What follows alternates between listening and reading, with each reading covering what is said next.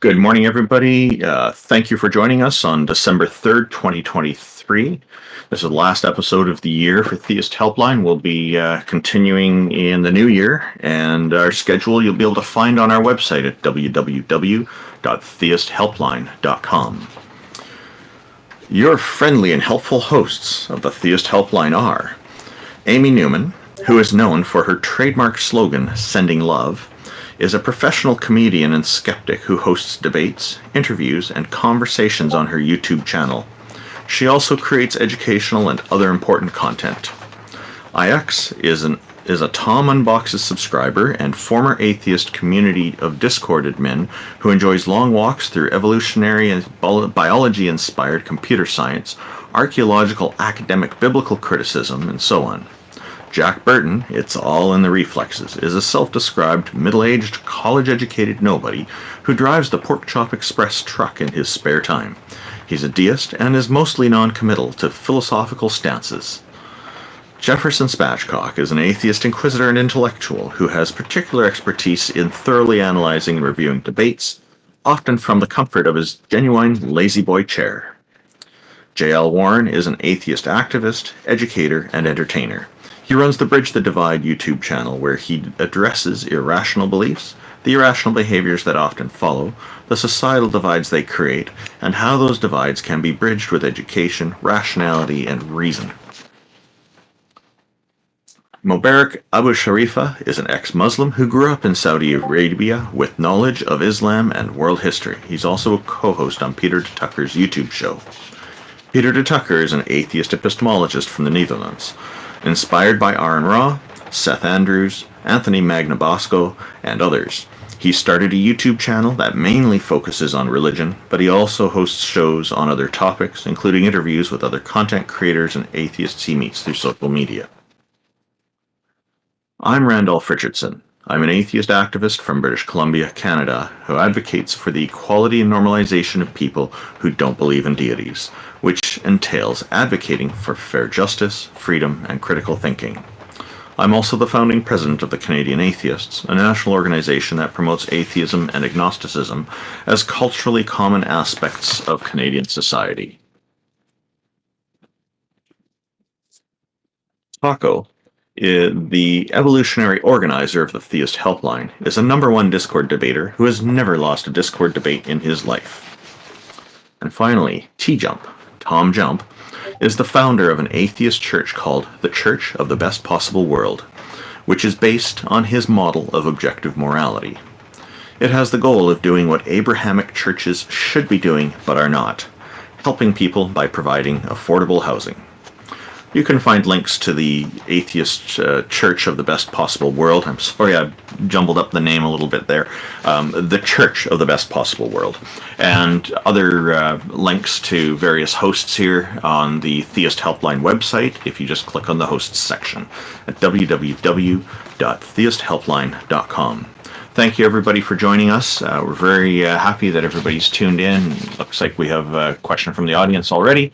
But just quickly first, I want to ask Amy and TJump how you're both doing. And is there anything you wanted to announce before we begin?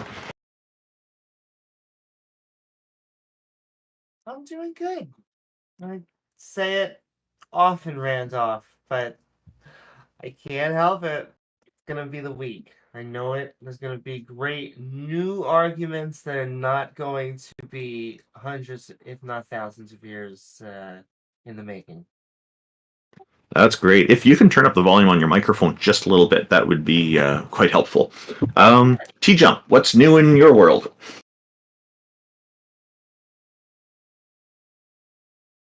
I guess TJump's a little bit busy at the moment, so what I'm going to do is proceed with bringing up our first guest, badols Mito. I sure hope I'm saying the name right. Welcome, badols Mito. If I'm saying your name incorrectly, please feel free to correct me. Hey, what's up? My name is badols Mito, and Badols Mito. Thank you, badols Mito, for joining us. Yeah, no problem. So I just want to ask you if you neither affirm nor deny the existence of God, or outright deny the existence of God. Me personally, I don't take a position for or against God existing. I'm just an atheist who doesn't believe in deities. There are others who take specific positions. Now, if you were to describe characteristics of your God, then I could work with that, and I could tell you whether I think it's garbage or whether I'm not sure or whether I believe it. So, like for example, some people will say that the Christian God is omniscient and omnipotent. So there is a paradox there, which I've explained before, but I'll just go over it really quickly here. If God knows everything and has the power to do absolutely anything, then if he knows that tomorrow we're going to have sunny weather in my neighborhood, and then tomorrow rolls along and he uses his all-powerful omnipotence to change the weather to say rain or snow, then he's invalidated his omniscience, his all-knowing from the day before. Therein lies a paradox, and so to me that seems like a good reason to discount that Christian God described that way. I'm not going to speak for TJump and Amy here. I'm going to leave it to each of them to tell you what their response to your question is. So go ahead, Amy. Sure. I would say that we can know that some gods don't exist. I am convinced the Abrahamic gods do not exist, but that doesn't mean that there are gods that could exist that we can't rule out. Right. So wait, Richard, Randolph, can you repeat what you said about the paradox of omnipotence and omniscience? Oh, I just explained it, but I'll certainly. Is there a reason why you want me to repeat it? Yeah, because I don't think I fully understood it. So you said that. Hold on. So you said that God first decided that tomorrow it's going to be sunny, and then changed the weather. Oh, not decided. If he knows tomorrow there's going to be sunny weather here in my neighborhood, and then tomorrow rolls along and he uses his omnipotence to change that weather for the whole day to say rain or snow, then he's invalidated what he knew the day before. Like his knowledge from the day before is therefore wrong, and then he's not all knowing. So he can invalidate his own omniscience with his omnipotence, and therein lies a paradox. Wait, but this assumes that he, knew, or not exactly knew, but asserted that tomorrow it's going to be a sunny day, right? When in fact it could have been that he knew that tomorrow it's going to be rainy because he decided so. I don't know why you're changing what I said. I said that No. hang on. I said that he knows the day before. He knows that the next day is going to be sunny. I didn't say he asserted it. I say he knows that. Yeah, the thing is, but like, why would that even be true in the first place? Like, why would he? Because the thing is that because that's not true, right? Tomorrow it's not going to be sunny because he will then decide that there's going to be rain there, right? Well, So he does it know during that the there day. will be. The day starts So out sunny and he changes it right on the moment, and so it's not sunny all day anymore. So he knows. He knew the day before it's going to be sunny, but the next day he decided to change the weather so it's not sunny. Therefore, what he knew the day before turns out to be wrong because we're experiencing that day, and that invalidates what he knew the day before. Because if what he knows is correct, then changing it, if it didn't change, then that omniscience would be correct. So therein lies the problem. yeah, but that didn't happen, right? Like that's not the case. He didn't know that tomorrow it's going to be sunny, right? It's like he knew that it's going to be rainy because he knew that he will make it rainy tomorrow. That's So not I what I mean, said. That is not what I said. right. So what I'm trying to say is that like that wouldn't even be obviously that would be contradictory, right? But I don't believe that That's why it's God paradox. is actually like that in that he knows X, right? But then, like I don't believe that he knows that some event X is going to happen, and then at the time that event X is supposed to happen, he instead, makes some other event Y happen instead, right? I don't think that would even make that would be contradictory indeed, and I don't think that this would even be possible. But I don't think that this outright, rules out, the existence of God. I just think that indeed that would be impossible to happen. I'm saying that what I said is that because of that paradox, I see that as a reasonable justification for the conclusion that that particular God doesn't exist. Because it's paradoxical. Are you trying to tell me, like, you're trying to change my explanation, and I'm rejecting that. But are Right, you okay, I see it are now. you? Sorry, I'm just I trying to see ask your you something. point. Are you Hold trying on, hold to? on.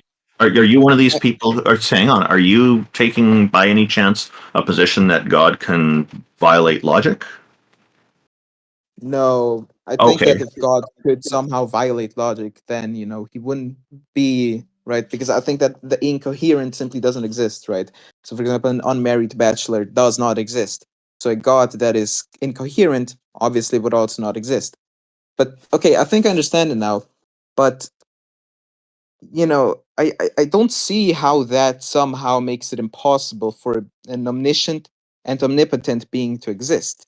It simply shows that it is impossible for an omniscient and omnipotent being to decide something, like hold knowledge of something and then contradict that knowledge, because that would imply that he is not omniscient. that's exactly what I was saying. Is that it implies he's not Right, actually exactly. omniscient. So I'm rejecting those Exactly. But I those don't categories. see, Hang on, hang on. I'm going to but I explain. don't see how So that leads. because hang on, I said because people put forward that there's those two characteristics, they're both absolute because omniscience and omnipotence are absolute categories. You have all knowledge, absolutely. If you're omniscient, you have all capability of doing absolutely anything if you're omnipotent. So by putting forward that criteria, my point was that that would be paradoxical, and therefore I would reject it. Now, you just confirmed a moment ago that you're not taking the position that the Christian God that such a Christian God could violate the laws of logic. So therefore, my paradox stands. Okay, so what I'm trying to say here, hold on, is that Also, like battles. sure that would be, paradoxical, right? For God to know something and then contradict it later on, because that Yes. will imply that before that, like that previously he actually did not know it. But the thing is, I just don't see how this leads to to the mutual exclusion of omniscience and omnipotence. Amy, you were going to say something. Did you want to handle that? I'm still saying it's a paradox. So you go ahead, Amy. Exactly. I just wanted to ask Bottles, is there a specific reason why you believe in a God? Because we gave our two answers, but is there a reason why you see it in the opposite direction?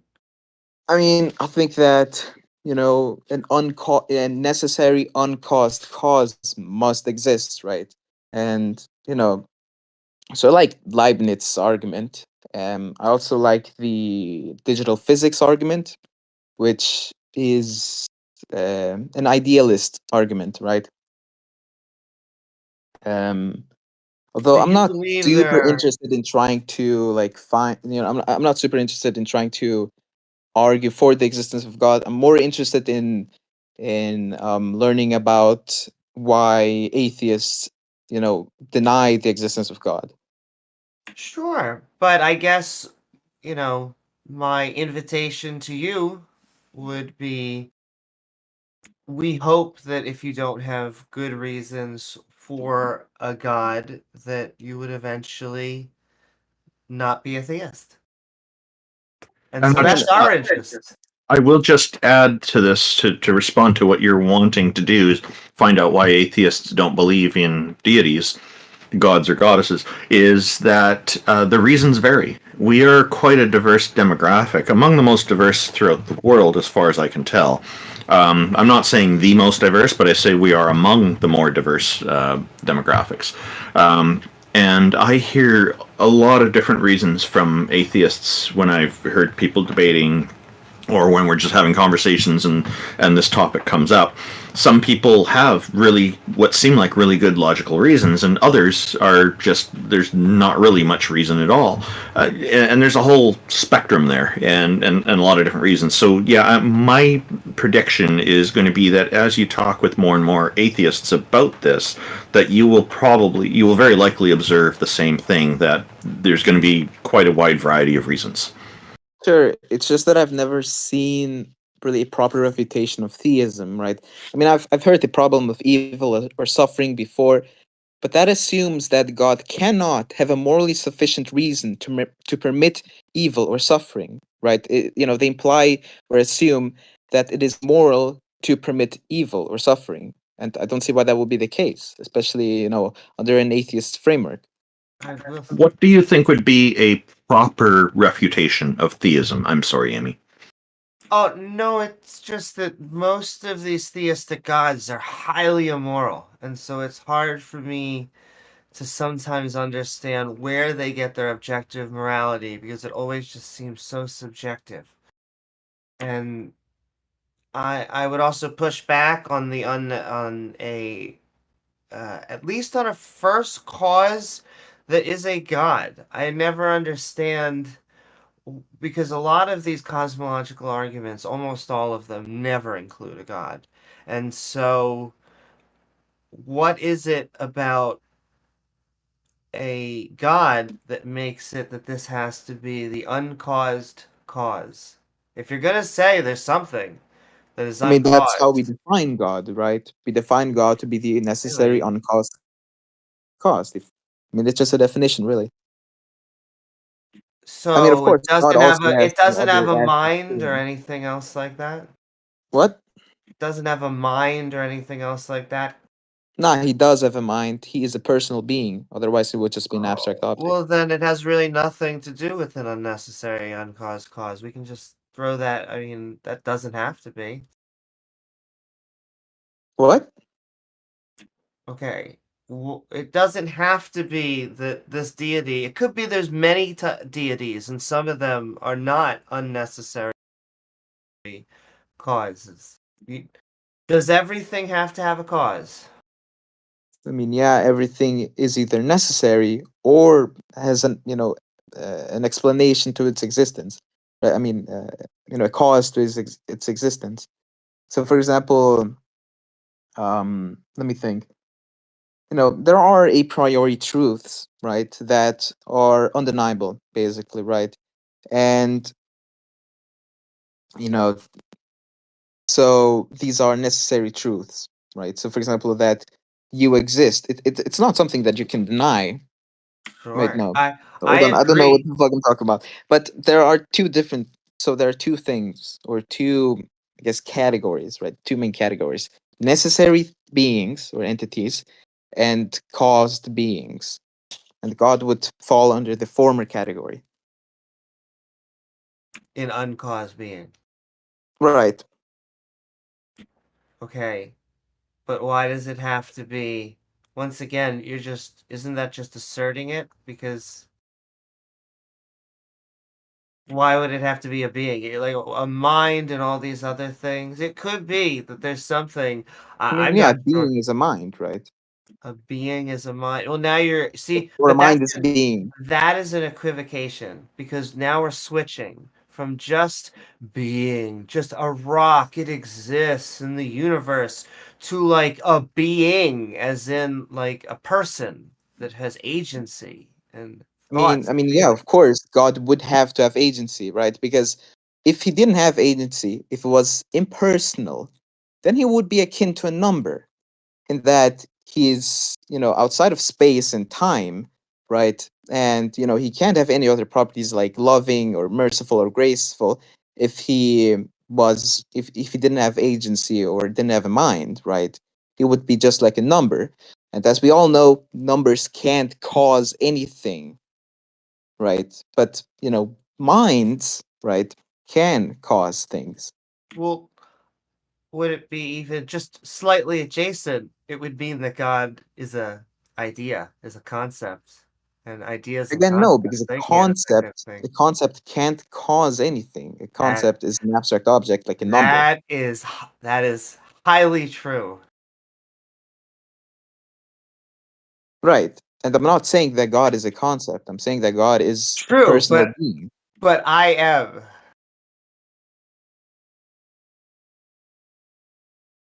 Okay, and what I'm trying to tell you is that God, God, who is the cause of the universe, cannot be an impersonal being because impersonal beings cannot cause anything, right? And we see that God causes the universe. Okay, but What's- why? Oh, what go, step- Randolph. Yeah, what steps have you taken to, if you have considered it? I don't know if you have, but have you taken any steps to rule out the possibility of it being a goddess, or of there being multiple gods and goddesses working together to create the universe? Okay, so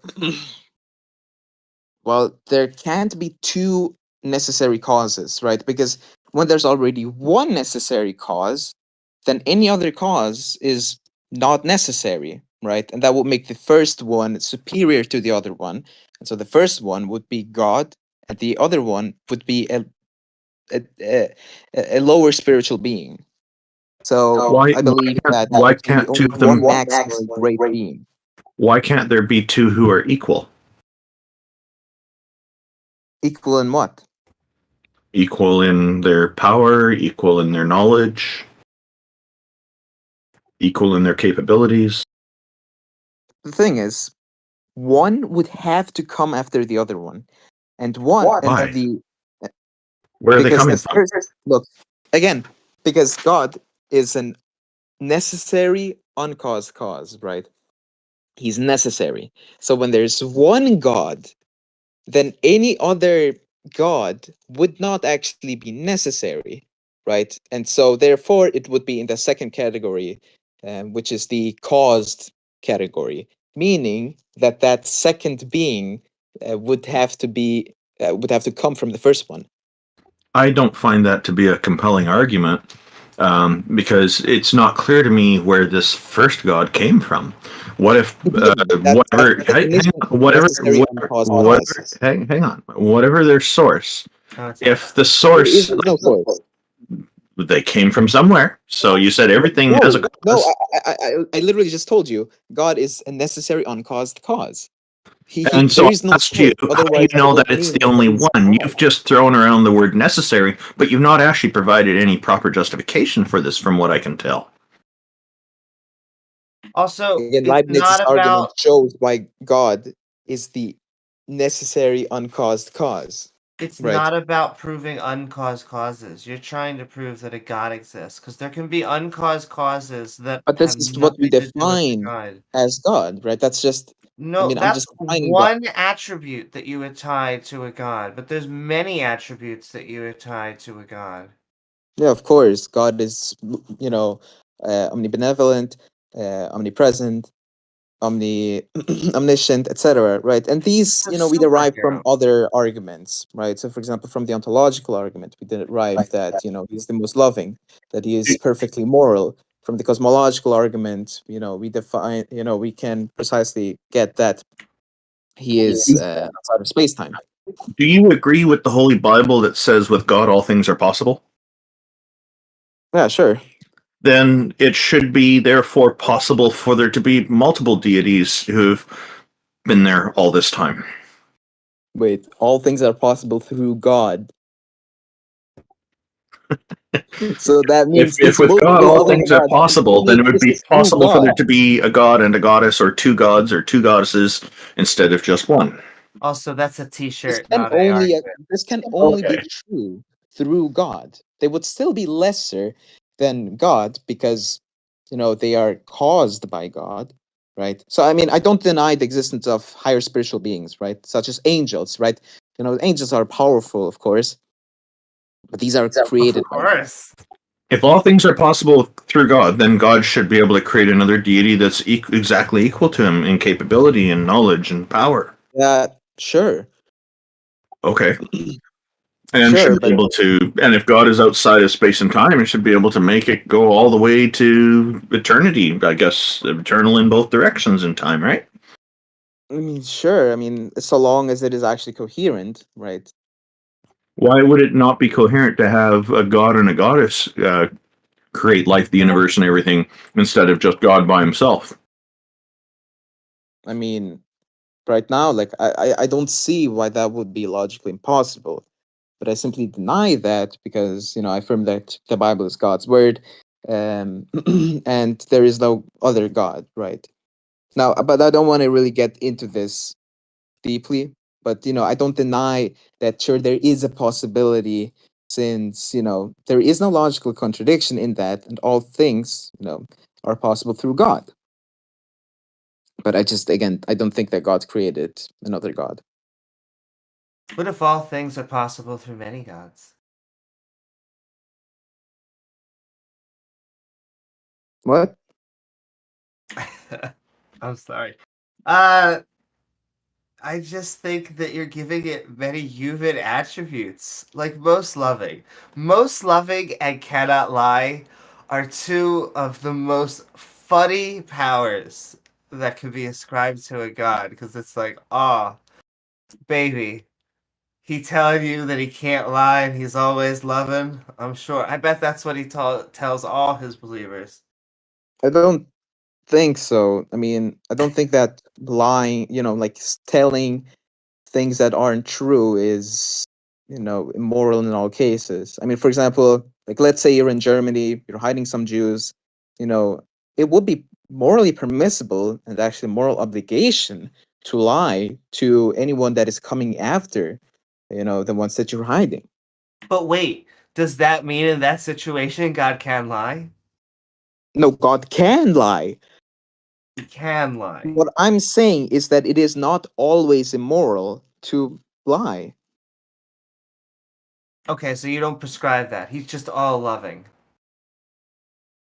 Yeah, and perfectly moral. I mean, yeah, Christianity preaches virtue ethics. So, Perfectly moral. Was he always perfectly moral? I mean, yeah, of course, because immorality is outside of his nature. So, like, even in the Old Testament, all that stuff. I mean, I haven't really looked a lot into, for example, the annihilation of the Amalekites, right? But I mean, considering how God is the creator of life, he can also take it away. That will be perfectly moral, right? So, Well, it would also be moral for him to order somebody else to take away the life of somebody else. and it would be perfectly loving. Yeah, Even if it were to be like a baby and he, were to drown it, it would I be. mean, yeah, but I mean, duh. I mean, yeah, of course, right? But the baby would also, in all likelihood, go to heaven, right? They would. I think that it's most likely that babies and other people that can't make, moral or, religious decisions go to heaven. So, for example, aborted babies, they go to heaven. I mean, now Catholics disagree. They believe that babies go to limbo because they still have original sin, and original sin must be washed away. I think during baptism or Oh, he whatever. washed people away. Sounds like you got some doubt about that, the way you said that. You said you believe it's probably. You didn't say 100% certain. Why do you Yeah, have some doubt I'm not about that? fully sure if babies that die go to heaven. I'm not fully sure. I think that it's likely because I think that that would be the most merciful and most graceful. Because I think that it would be more That'd merciful be of God. really bad if the opposite happened, wouldn't it? If, like, he killed babies and they went to hell. I don't think so. I mean, if this is what he did, right? Then I mean, I don't see why that would be moral. I do think that probably isn't the case, though, right? But we do have to at least come to agreement. God drowned babies. Yeah, you drown babies.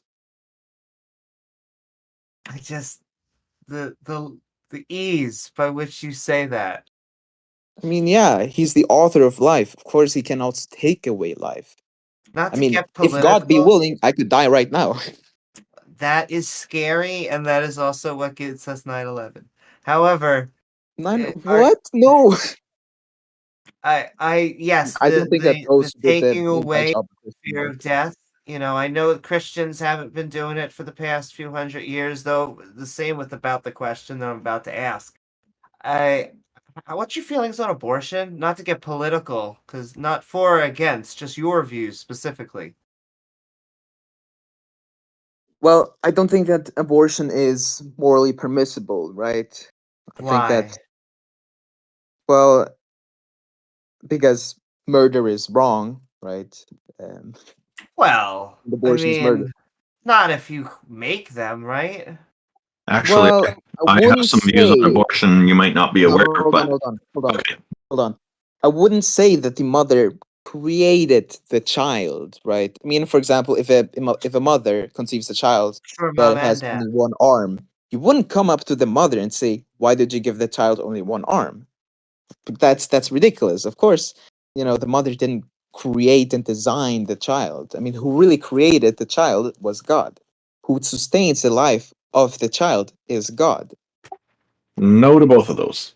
But I can tell you that I am in favor of reproductive rights. Abortion is, in my view, a necessary human right option available to all pregnant, must be available to all pregnant people without them having to decide, without them having to justify their decision to anyone. Sure. So that's my view because I think that taking human rights seriously means it has to apply to everybody. Now, to call it murder is despicable, in my view, because it's not. It's somebody who's deciding that they don't want this in their body anymore. They don't want I mean, it. you They can don't portray want it this part of their however you body. want to, right? You It's can it's call not it weird. reproductive rights. It's more You can like an call it amputation. human But rights, whatever. I don't really care, but right? You would have to actually, provide the proper before justification Sorry, for uh, abortion. you hang on. You don't care about human rights. I do. So we're definitely on the opposite ends of Don't the even spectrum believe here. in human but rights it's unless not you define about human that. rights to The only be point property is rights. the The point only is right I believe in is property rights. okay, but the point is that they make a child. They are the creators, and it seems to matter only when God does it. When God does it, he's allowed to drown babies. I'm not And making some. so I'm not making some case of special pleading. Okay, there's a difference between a yeah, mother and a father who conceive a child yes, and God, who they is the author of exist. life. I mean, God again, was God not is the one who involved. actually God creates the was child. not. God is the one who Sorry. decides whether the child is going to be born blind or not. God is the one who decides whether the child is going to be born with Wow. one arm or two arms. Wait, think about that for a second. Can we just hold on to that a second? God has Yeah. to think and be like, I'm gonna make a baby with one arm. Totally kosher. Boom. Go. Okay. And And you're okay with this. I mean, yeah. I mean, seriously, I this mean, you could. duh. I think it wasn't John chapter 9 where Jesus explains why the blind man was born blind, Why was he born blind? Help me out here. so that the works of God could be shown through him. Ew. You're telling me he was born blind for some glory to him thing? Yeah, everything that happens is ultimately for the glory of God. Badols, please, you're a henchman. Think about this. You're working for a No, I've supervillain. already gone through this, right? I mean, lately I've been struggling with mental health, panic disorder, and in retrospect, I'm actually grateful for what I went through because I've grown so much closer to God in these last few months, right? I know that I've suffered, right? But it was through this suffering that my faith has increased and God is glorified. And I'm perfectly fine with that. I don't have Uh, any objection of any sort, nor moral, nor theological, nor anything. We do have more people who would like to talk, so we can finish up this part of the conversation. But if we're going to move on to another topic, I just want to let you be forewarned that we need to bring our other guests up and give them a turn as well. And by the way, I do like your avatar, the kitten all lit up. That's wonderful. And I am sorry for that, Battles. I hope that you are getting into a better headspace. I hope that things are going well. Uh, However, I will keep on insisting that there are secular, healthy ways that we can find our outlets. We do not need these types of often autocratic belief systems. I'm not saying, look, hold on. I'm not saying that the moment you convert, every single one of your mental health issues is going to be solved, right? I'm not saying that my mental health issue is a result of, not having faith or anything of the sort, right? And to assert otherwise, it's just ignorant, right? And I've seen many Christians say something like that, saying that, oh, God will heal you from depression the moment you convert. When that simply isn't true, because, there are many faithful Christians who do suffer with depression or other cases of mental health problems. I'm not just how do they say it, like again, it's not just a it's not just a faith issue or anything like that. I have a lot of faith, right? I do believe that God can heal me, right? I am also going through doing secular treatment, for example, on medications. Well, good. I at least say if you're going to take a pill and pray, at least please take the pill. Sure. Um, that was actually just a normal saying. I didn't mean it to apply so literally this time. Um, but still, thank you, Battles, for the back and forth. Yeah, no problem. I also had a good time. Have a good day. Yeah, Battles, thank you for a good conversation. Feel free to come back again later. So, we have. And just before we start, we're going to bring up progressive is authoritarian. Progressives are authoritarian, but just a moment. Amy, somebody wrote in our YouTube chat something I think you might find interesting. It was from Captive Desk. He wrote, Amy, the stand-up counter-apologist, haha, with a heart. Thank you so very much. That somehow is correct. I am the counter apologist clown, but I am sending so much love to everyone out there. So, progressives are authoritarian. Welcome. Thank you for joining us. How are you today? I'm doing pretty good. What's on your mind? So I was listening to the conversation happening, and I was wondering why you were trying to apply a paradox to a supernatural being. Because I think that I can't speak for other religions, but I think that any Christian would at least acknowledge that a supernatural God is very paradoxical, because even the Trinity itself is pretty much a paradox. So I wasn't trying to apply a paradox to supernatural being. What I was doing was observing, following the logic of such a being, the logic of those two particular characteristics. And then, of course, the badols, mito, the person we were speaking with, did confirm that this supernatural being is actually not omnipotent, because he can't violate the laws of logic. So that kind of leaves us with a problem with whether or not this Christian God is actually omnipotent or not. This makes it really difficult to believe in such a deity. And what I was doing is using this observation of this paradoxical set of characteristics to say, I think this is a reasonable justification for discounting that deity as being a part of reality. Okay, so you think that it makes it hard to believe, right? I think it makes it impossible to believe if the claim is that it possesses both of those characteristics, yet those characteristics create a paradox. I've got good logical reasoning to justify saying this is an idea that just doesn't cut it.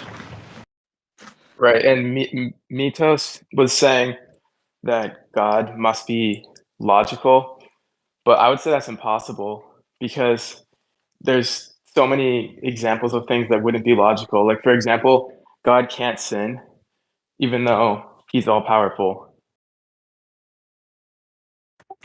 Okay, so he sets up a standard of what qualifies as sin, and then he does things that seem to be violating that standard. Like one of my understanding is one of the characteristics of sin is committing an act of murder, and yet he murdered many different people throughout the stories imparted by the Holy Bible. So to say that he can't sin, yet he's doing things that that the Bible that describes him also describes as sin sounds like a problem to me. I think that's a really good point, and I don't think you're wrong for thinking that because it's definitely very confusing, and I don't necessarily know the answer, but I do know that justice, meaning a government killing someone, is not a sin, or police killing someone is not a sin. So that can kind of relate to God being a justice. So it's justified because there's an authoritarian structure. I'm using the word authoritarian here, which I think suits your name quite well. Fits with your name, the theme. Yeah, I think. I think that's what the Bible teaches. Are you a Christian? Yeah. And what kind of belief do you hold About what, like denomination? about Christianity? I mean, do you have a particular label that you ascribe to? I'm probably close to a Baptist, but I don't really know. Okay. So are you not particularly active in church? No, I am. I don't really go by denomination, but I would probably align most with Baptist. Okay. And do you want to tell us about why you personally believe? That's a very complicated question. I don't really think anyone knows why they believe what they believe. I can explain why I believe lots of things. Maybe there's some things that I can't, but usually I can give a reason why I accept the belief in something, even if. I think that the majority of a belief in any religion comes by faith, not by evidence. But another thing that I wanted to question is when you were talking about the paradox of God knowing the next day, but why does it have to be a fatalistic one outcome? Why can't it be multiple outcomes that God knows every outcome possible?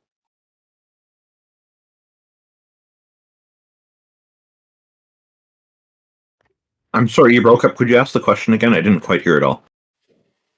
When you were talking about the paradox of God knowing tomorrow, doesn't that assume fatality? Why couldn't there be multiple outcomes instead of one predetermined outcome?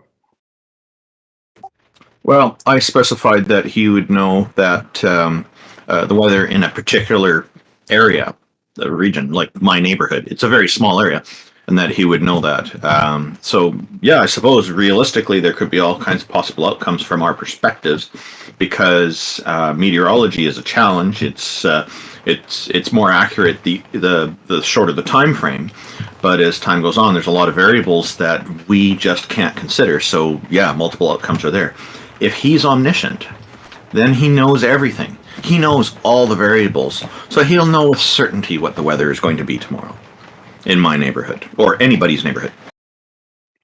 So, me believing in free speech would be paradoxical then. No, not free speech, but freedom of choice. You know, that's a really good point. I guess it would be. If you are omniscient, then yes, that would be, I suppose, paradoxical. Unless, I guess, I'd have to think about that. I don't have an immediate answer for you. Consider Travis Pangburn, a friend of mine. He suggested an idea once to me when we were having a lunch, and he said like we were talking about free will, and he said, "What about the possibility of there being a free will particle?" And I thought, yeah, that's interesting. A particle in our brains that is the way it operates that we've not discovered yet scientifically, but let's say it's there and it makes free will a reality. Well, that would be a very interesting thing. I can't rule it out. I also can't prove it. At best, it's only a guess at this point. But if your God was, say, to create free will particles and put at least one in everybody's brain so they would have free will, that way, then I guess he wouldn't be able to make predictions on those points. He would probably have to be settling for probabilities. However, the weather would have, again, if he knows all the variables, what we do know is the more variables we know, the more we can predict what the weather is going to be like. And as time is going on and we get better and better at understanding more variables about our environment and whatnot, we are able to look further into the future and make better quality predictions on what the weather is going to be. So, again, I don't think for an omniscient being, it's very difficult for them to, I think it's no challenge at all, for them to say what the weather's going to be like tomorrow in a small neighborhood somewhere. Progressives, can I also ask you, you seem to apply, or maybe you don't, is there a good notion to paradoxes? What do you mean by that? I'm not that smart. As in, is it a good thing? You said there has to be, or we have to accept paradoxes within religion, but to me that would be a clear indication that it's wrong.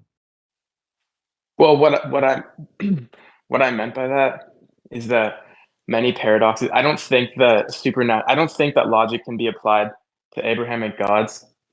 So if you're What? trying to what? Logic can't be applied to Abrahamic gods? No, like it can't be logically deduced. So then what are you using to when you say you believe in it? I mean, I don't know about other religions, but Christians believe in faith. But I'm not exactly trying to prove a god right now. I was just joining the discussion.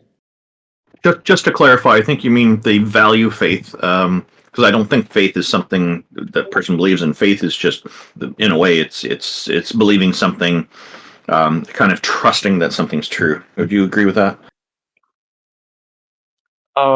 Yeah, but this also made me think of something. Something you said made me think about. I believe that God can change his mind.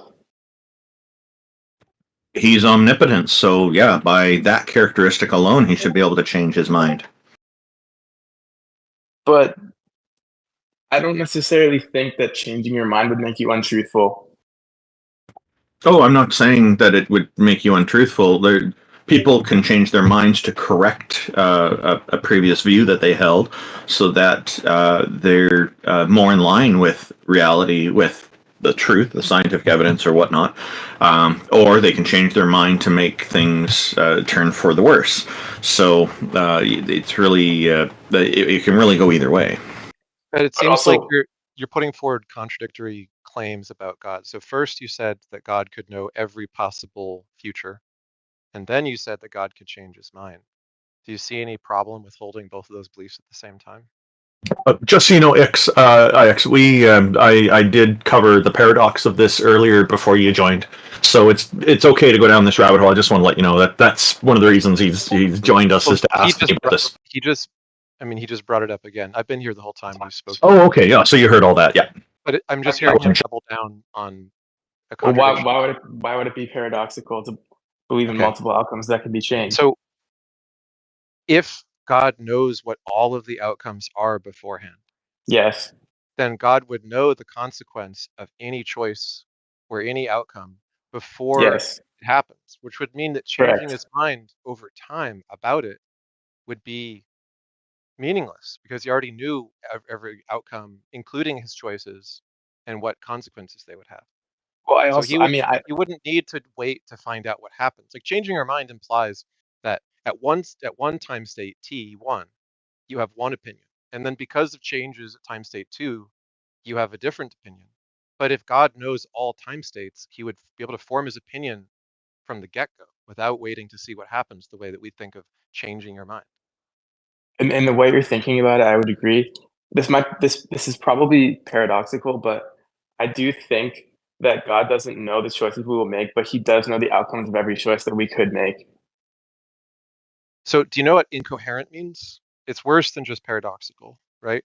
Like if something you're saying literally just is a contradiction that has no parsable explanation, it's not just the, like, maybe you need to like puzzle it out to figure out what's wrong. Is it just there's no version of it that makes any sense. Like if I say 2 equals 4, that's not just a paradox, right? That's just, it's wrong. Okay, but isn't everything about a supernatural being basically incoherent in the first place? If you think it's all incoherent, then why do you believe it? And I know you're just going to say, oh, faith, but like, what does it mean to have faith in square circles, or faith that 2 equals 4, or faith that, like, A does not equal A? What does that mean? That's basically just saying you have faith in blah, blah, blah, because no one can tell what you're talking about. I don't really think it matters why I believe it, but regarding other people, I think that everyone has their own personal reasons, but I don't think it can necessarily be proven or disputed using paradoxes. The point is simply, why would you put forward two beliefs that seem incoherent with each other? Like even Christians have different denominations because they have to think about the consequences of what they believe and try to hold a coherent set of beliefs within their systematic theology. Well, Like that, for, otherwise there for wouldn't be different denominations, because they think that there are meaningful differences that they have denominations. for me personally, I don't understand everything, obviously, but this is my best understanding because I mean, I believe that there's like actual freedom of choice. So whatever that makes God would have to abide by my belief. Okay, So so what? I agree with you about the freedom of choice thing. I lean heavily toward free will, by the way. I just don't believe that it's a God who gave it to us. Go ahead, But what Alex. do you? Yeah, but what do you mean by what you believe in is free will? What exactly is it that you think makes will free? Like I can change the future. Okay, so is that going to be different in a world where you deterministically can imagine different futures and then select one of them as your intention and then act to bring about the future that you intend? Or in a world where you would do the same process and there would actually be multiple futures that could happen regardless of your intentions? In other words, a different future than the one that would fall deterministically. Would either of those make a difference to the way in which you considered your intentions for the future you want to bring about? Could you simplify the question? Okay, let's just say that there's two different concepts here. One of them is choice, in other words, deliberation, thinking about the future, imagining it, and having an intention about it. You want future A as opposed to future B. We can call that choice, right? Yeah. Okay. And then the second is whether or not the future actually changes based on just your choosing something, as opposed to uh, just it follows deterministically regardless.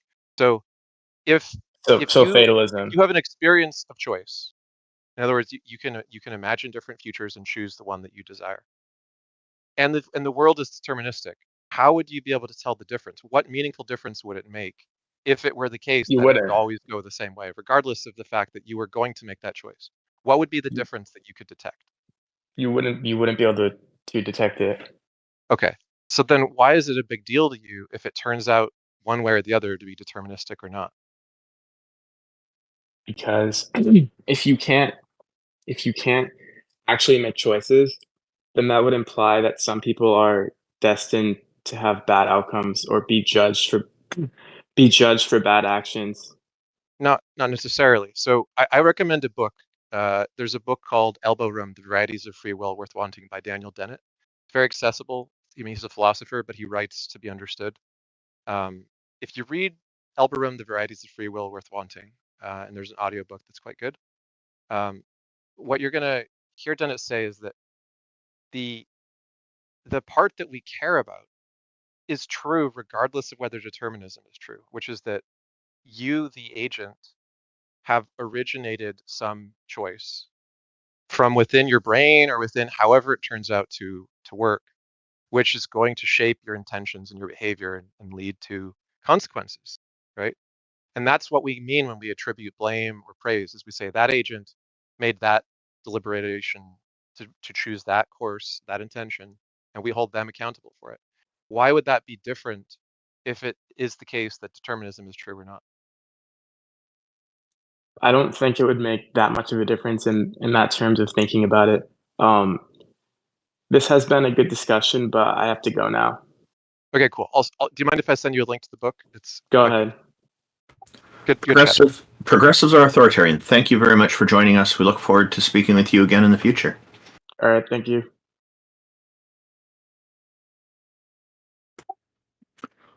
Amy or TJump or IX, did you have any final thoughts on that one before we move to our next guest? No, just I recommend anybody who's thinking about free will take a look at Elbow Room: Varieties of Free Will Worth Wanting by Daniel Dennett. Oh yes, please post that in the Heathen Hangout chat as well, and I'll share that with our YouTube audience. Will do. Welcome, Pampa. Thank you for joining us. Hello. How are you today? I'm good. The reason I joined this, I want to talk about like some paradoxes that you guys derived from like the attributes, the omni attributes of God, right? Sure. Yeah, that seems to be the theme for today. Everybody's got this on their mind since, I guess, the example that I brought up at the very beginning. Yeah. So I wouldn't say that I'm not religious. I'm an agnostic atheist, right? But Okay. I don't think that omnipotence is gonna be problematic in the sense that it's gonna be bound by logic, and things that are gonna go against the law of non-contradiction are gonna be that they're not gonna be like things that can be actually that can be actualized, you know.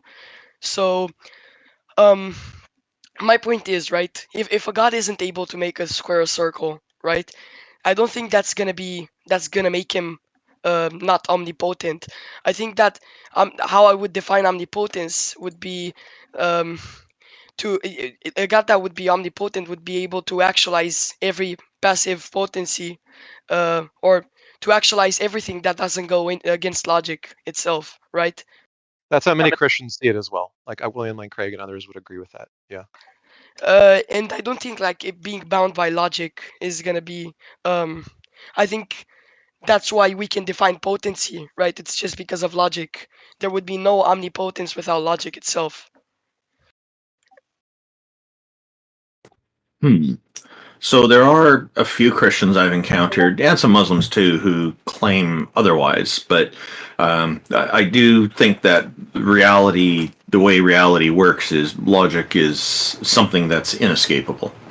And Yeah. so I don't see why anything that could engage with reality would have any special exemptions to that. So I agree with you. I'm just going by the definition that people often put out there. Absolutely anything is possible with is capable of anything, and yeah, within the confines of logic, it would then be a restriction on that, and that's, I guess, where things come into play.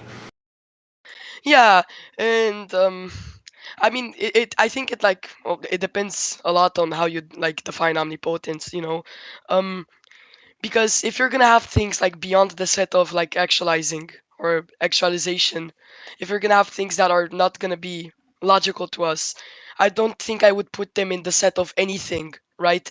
But when I say that like, God can do anything, right, I would put anything in the set that I first like filter would be if it is bound by logic and it doesn't break the law of non-contradiction, right?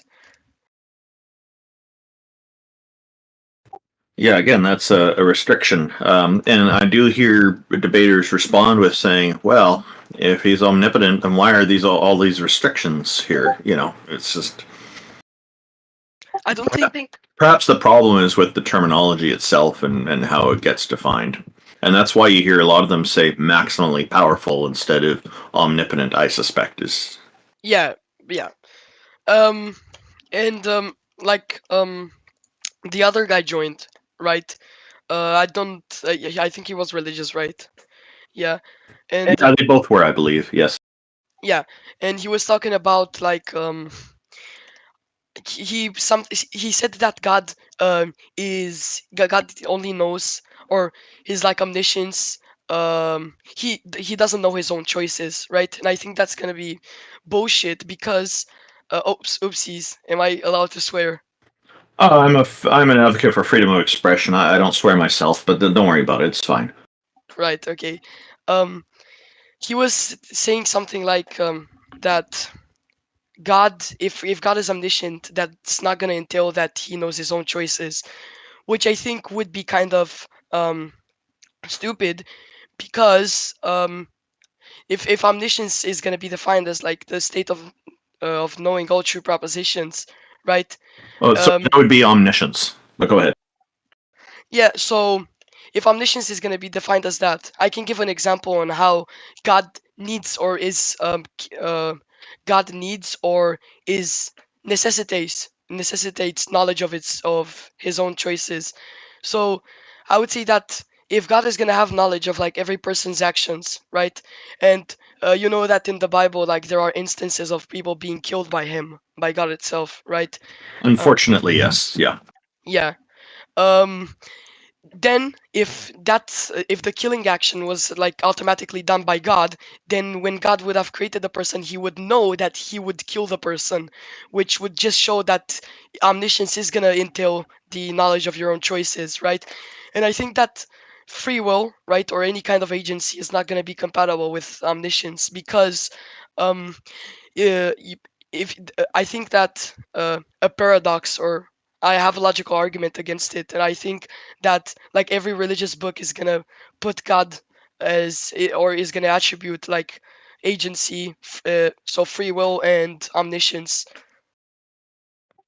Yeah, actually, I agree with you that free will is kind of an antithesis to omniscience. Yeah, because I can actually provide the argument, right?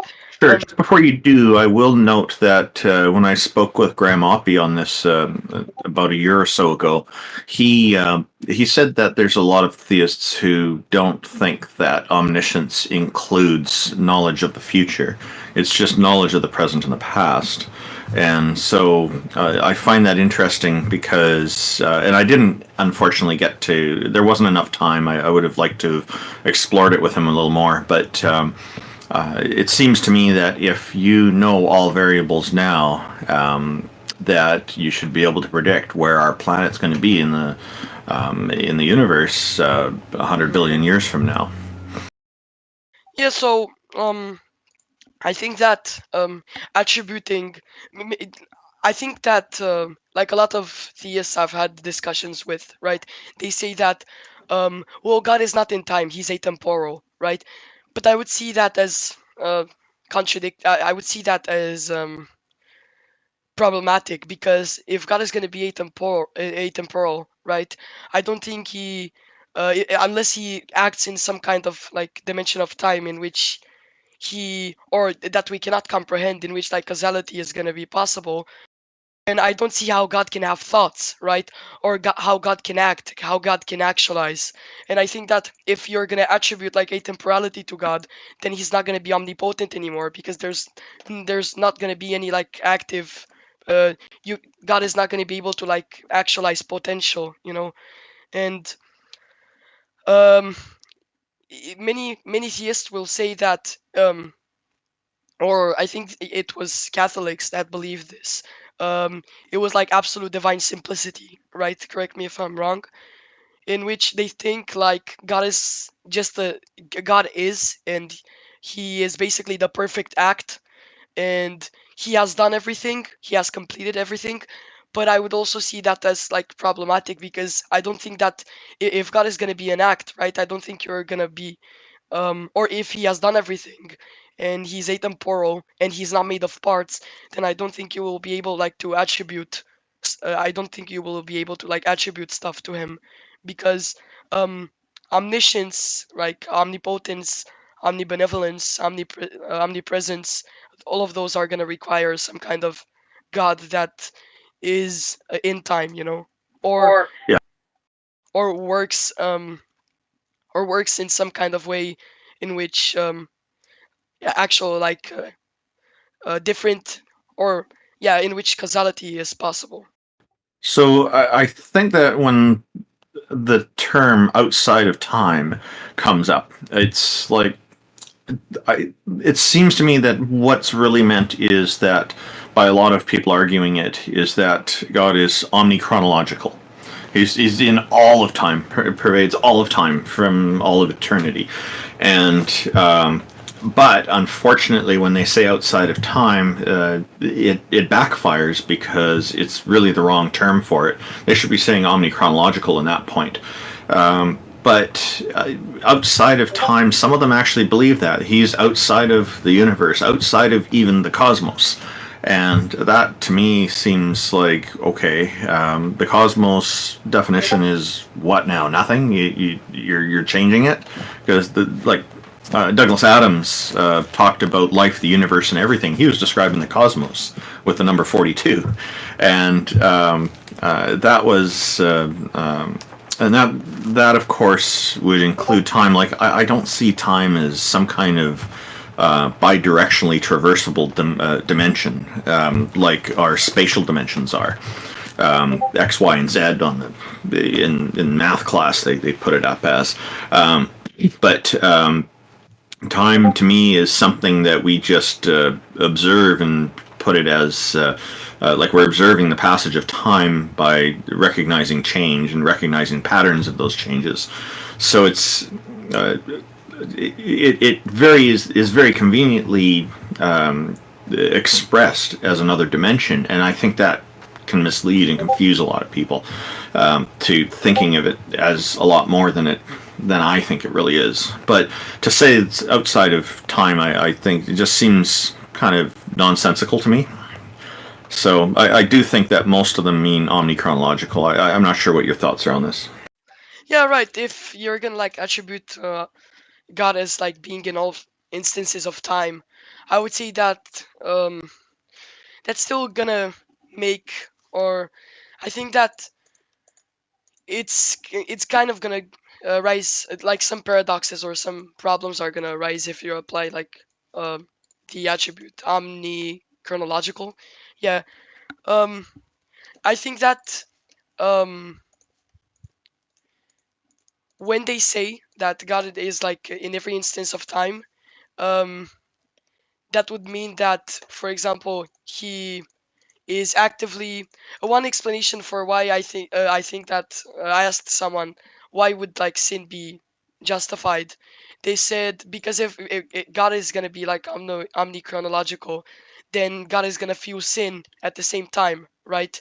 Or he's gonna feel the sin that you are um is gonna feel when you sin, right?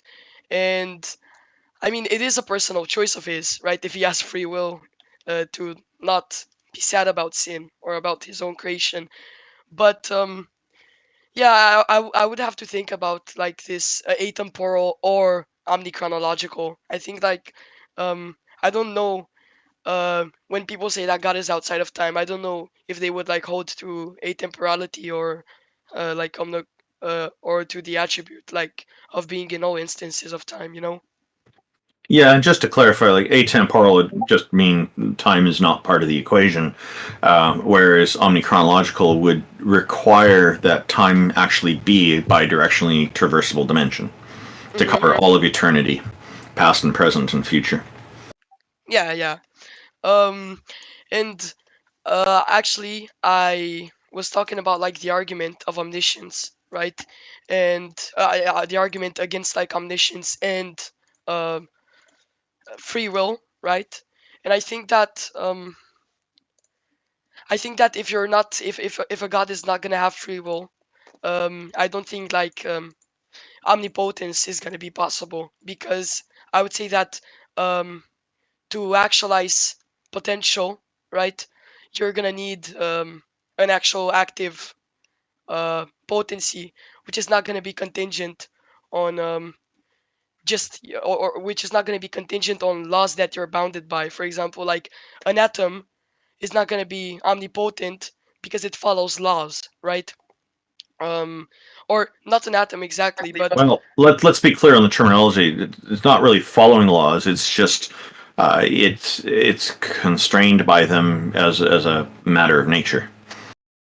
yeah. And my point is going to be that, like, if you're going to be predetermined, or you're not going to have any kind of choice that is not going to be contingent on past experience, or basically, I wouldn't call it I don't know if it's how you would like differentiate it from like randomness, but if you're gonna like be able to have to hold to libertarian free will, and like your choices are not gonna be contingent on anything, um, I other than that, I don't think like you're gonna be able to have omnipotence, because um if you're gonna be predetermined, right, you're gonna have a set of actions that you're gonna do, and the actualization is not going to be possible because you don't hold to the actual. You cannot actually um, actualize the potential that you were not predetermined to actualize. You know. So when discussions of free will come up, a lot of the time people think of randomness. They're very different things. Just because somebody's making a free choice doesn't necessarily mean that they're making a random choice. Yeah, I mean, it's hard. Usually, like when I ask Christians what their definition of like free will would be, they will usually say that it's gonna be like the ability to make choices, right? And when you're gonna ask them more, then I think that not many Christians have like a really good or stable definition for free will itself. You know. Just a second.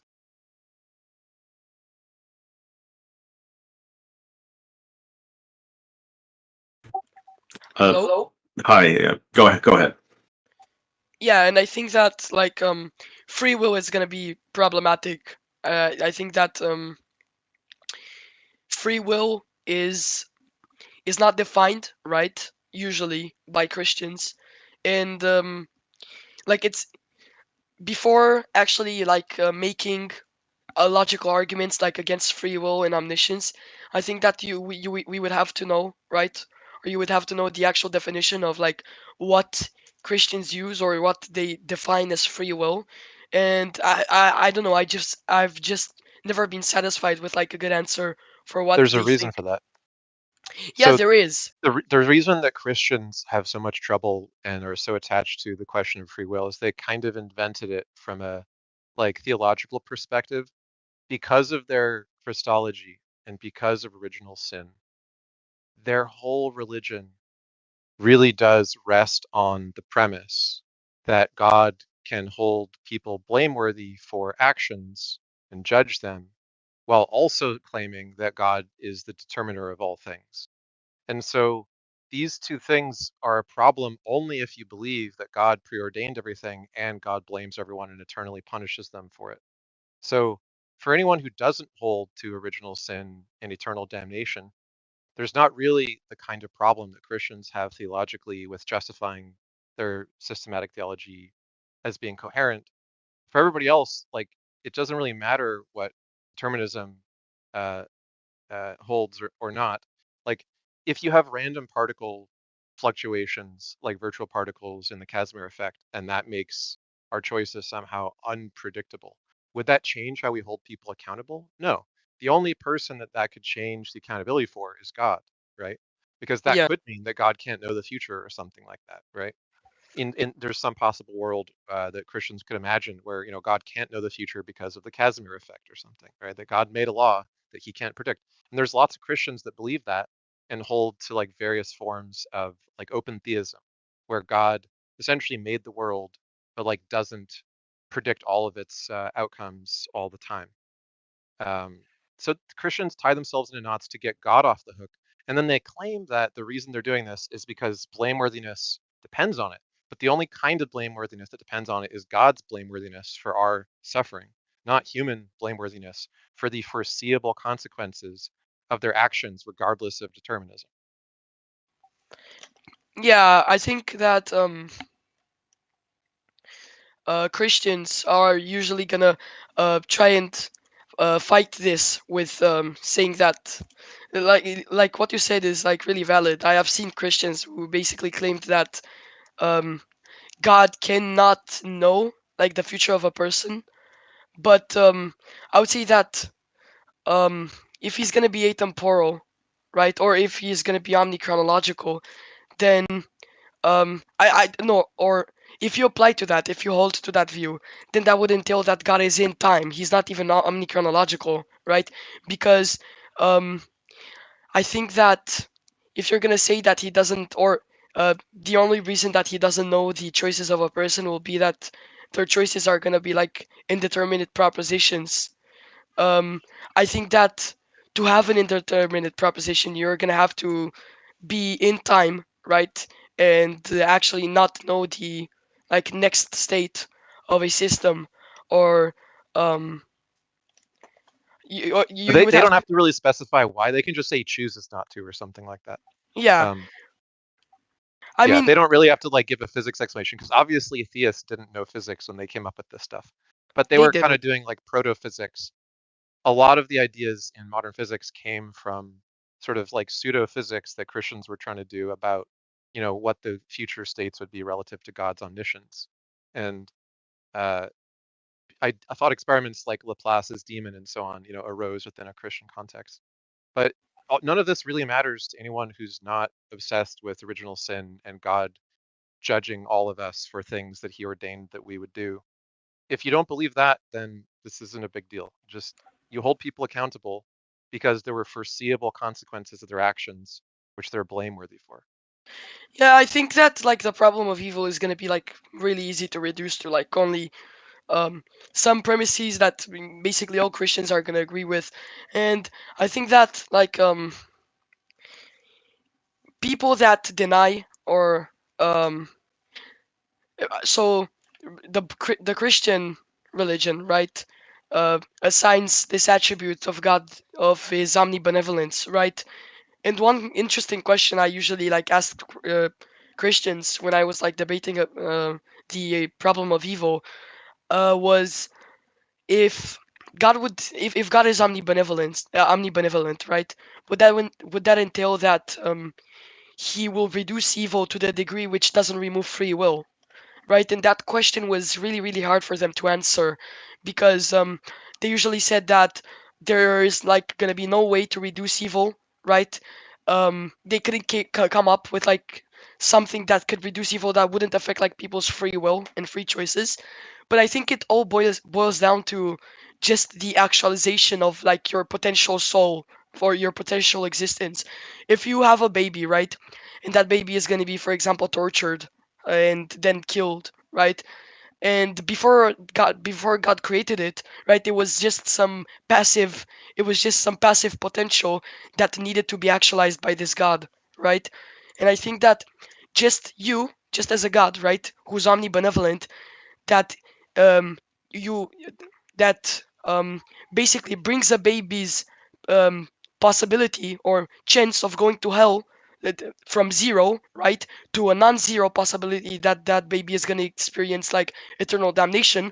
I think that's just going to be evil it's just going to be completely evil because um if God was omnibenevolent, he would reduce suffering to the degree that doesn't remove free will. And before the baby is born, the baby doesn't have any free will, right? And if you're gonna actually actualize the baby and put it from a no state, from a non-existent state to an existent state, in which the baby is a possible um, subject of experiencing eternal damnation, that's just not going to be benevolent. That is going to make God a non-omnibenevolent deity, you know? Yeah.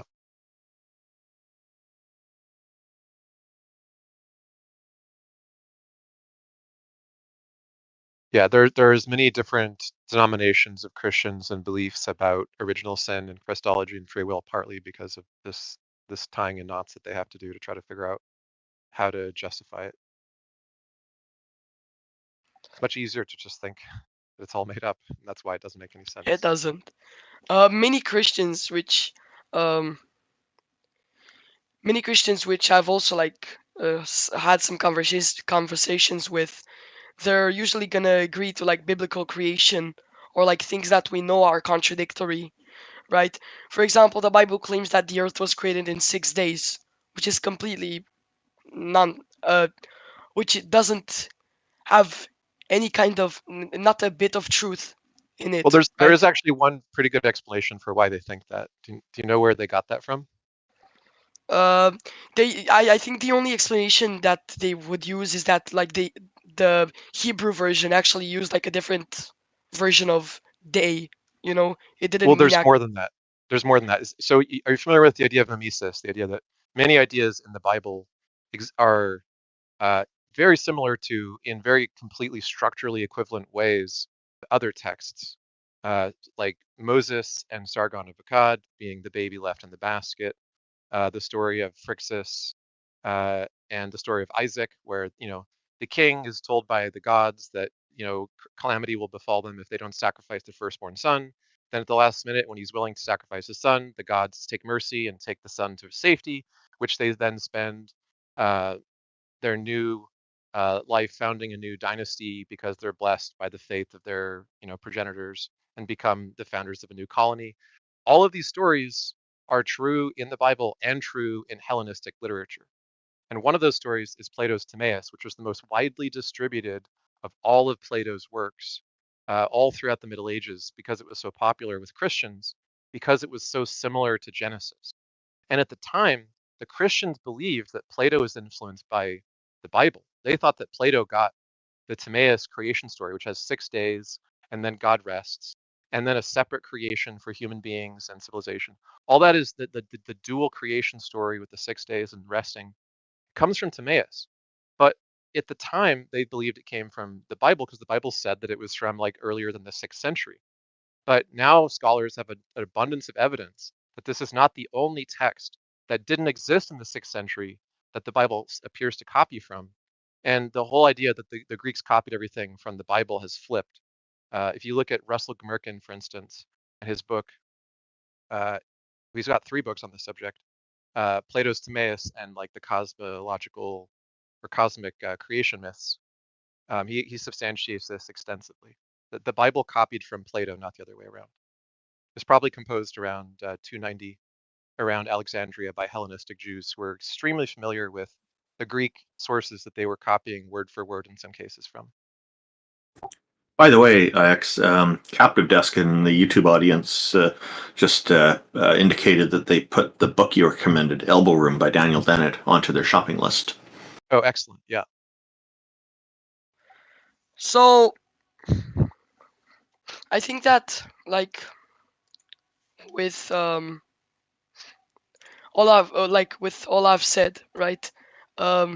Maybe I was a bit of help to like show or to wait like any Christian that's listening to show that I think that I find some like really or a lot of atheists can find like really good reasons not to believe, at least in the Bible, right?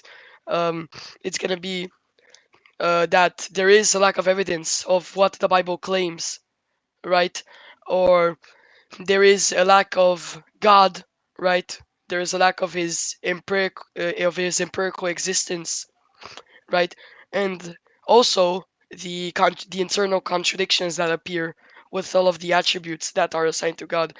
And basically, I think that's like all I've had to say. You guys can like bring up another person if you want to. Yeah, thanks for coming up. You made a lot of excellent points. And I think it's also helpful that you showed that, being an atheist doesn't mean just agreeing with anything that someone says against the Bible, right? Uh-huh. It's for most arguments and contradictions and issues that anyone could find in the Bible, there is at least one Christian denomination which agrees with it and has schismed with other Christians over it because they take it seriously too. And that you can find a version of Christianity to address almost any apparent contradiction, but it's very hard to address them all at the same time. So you end up with kind of a Swiss cheese of each version of Christianity attempts to address some of the issues, but appears Yeah. to just bite the bullet on others. I mean, I think that like a very great way to like destroy God completely is to like bring up arguments against like his omniproperties. I think that if you're gonna have to like solve that with like making a new denomination or like changing the rules, right? I think that you um are gonna have to change the whole religion itself, right? You're gonna have to change how what the Bible claims like completely. You're not gonna keep like the main points of God, and that just will not be a valid solution to like solving Christianity at all. Yep. Mm-hmm. All right, see you guys. Yeah, thanks for coming up. Thank you very much. Really enjoyed that conversation with you. That was not the usual kind of conversation we have, but I thought he started off with some really good points about the paradoxes, and then your clarification added a lot of value to that. So thank you for that. Yeah, that was fun.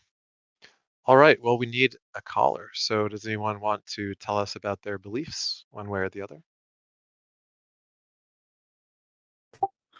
Yeah, I guess it's a quiet day. We usually have an audience of anywhere over 50 to 70 people.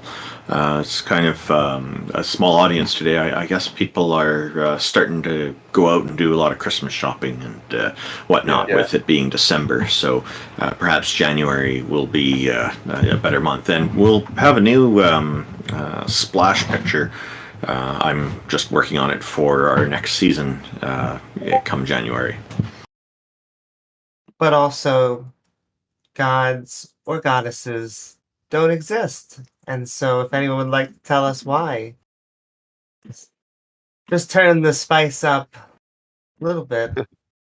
The gauntlet, if you will. That's right, tone it down. Yeah.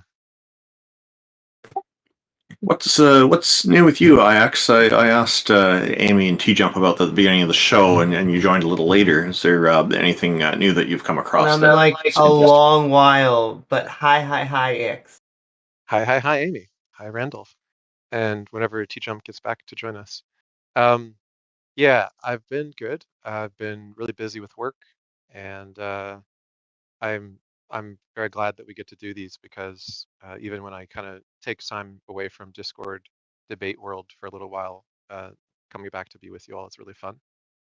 And I think as far as like reading and studies relevant to our discussions here, I've been continuing to read the Mimesis critics, and I think I already mentioned a link in the chat, which you graciously shared with your audience, Randolph, which is the stuff on Russell Gmerkin. And I think that is a Yeah. good starting point for just realizing how deep the rabbit hole goes on the origins of Christianity. But there's so many threads. I understand why people could be daunted at getting into where Christianity came from in the context of Judaism and where it came from and how these are evolutionary shifts in a lineage of beliefs, which there's evidence that it goes back at least 3,500 years to a text that the Greeks translated. There's a Greek named Philo of Biblia who translated a cosmogenesis of the Phoenicians. The Phoenician is just the Greek word for the Canaanites, right? And the Greeks were very interested in gathering the books and the beliefs of all their neighbors. And most of their great philosopher heroes like Democritus and Pythagoras were famed for having traveled the world to gather knowledge from their neighbors. They weren't shy about copying ideas. Like they didn't say, "Oh, reinvented math." They gave credit to the Egyptians for a lot of the ideas they got from them, for instance. But when they wrote about this cosmogenesis of the early Canaanites, they said some remarkable things. They said that the early Canaanites believed that El, the king of the Canaanite pantheon family of gods, which each of the different city-states within the Canaanite sort of city-state network usually picked one of these gods as their patron god, but they acknowledged El usually as the sort of the grandfather or father figure of all the gods. That El was the one who sacrificed his firstborn son and then commanded circumcision upon Canaanites to be in a covenant with him for the sacrifice that he had made of his son. Now, that's weird, right? Because we have it in the Hebrew Bible that this is something that Isaac did, making the sacrifice on behalf of God, or being told to make the sacrifice and then being saved from doing it at the last minute, and that circumcision was only commanded upon the Jews and not the other Canaanites. So it shows that when people resist the idea, oh, they couldn't have got this from the Greeks, it's not just that they got it from other religious traditions around them. They got it from their own primordial religious past within the Canaanite traditions, that the beliefs that became Judaism were part of a community of circumcision and like firstborn son sacrifice beliefs that were widespread throughout the Canaanite region at the time. So the rabbit hole goes 3,500 years back, not just to the Greeks around 290. And it's a long span of history to learn all of the things that influenced Judaism and Christianity. It's intimidating to get into, but I think for those who get into it, it's kind of like Indiana Jones. You know, it's like watching your first indie movie, and you know, after you see the first sort of delving into ancient history and archaeology and all the things we can learn from it, it becomes kind of addictive and fun to learn more.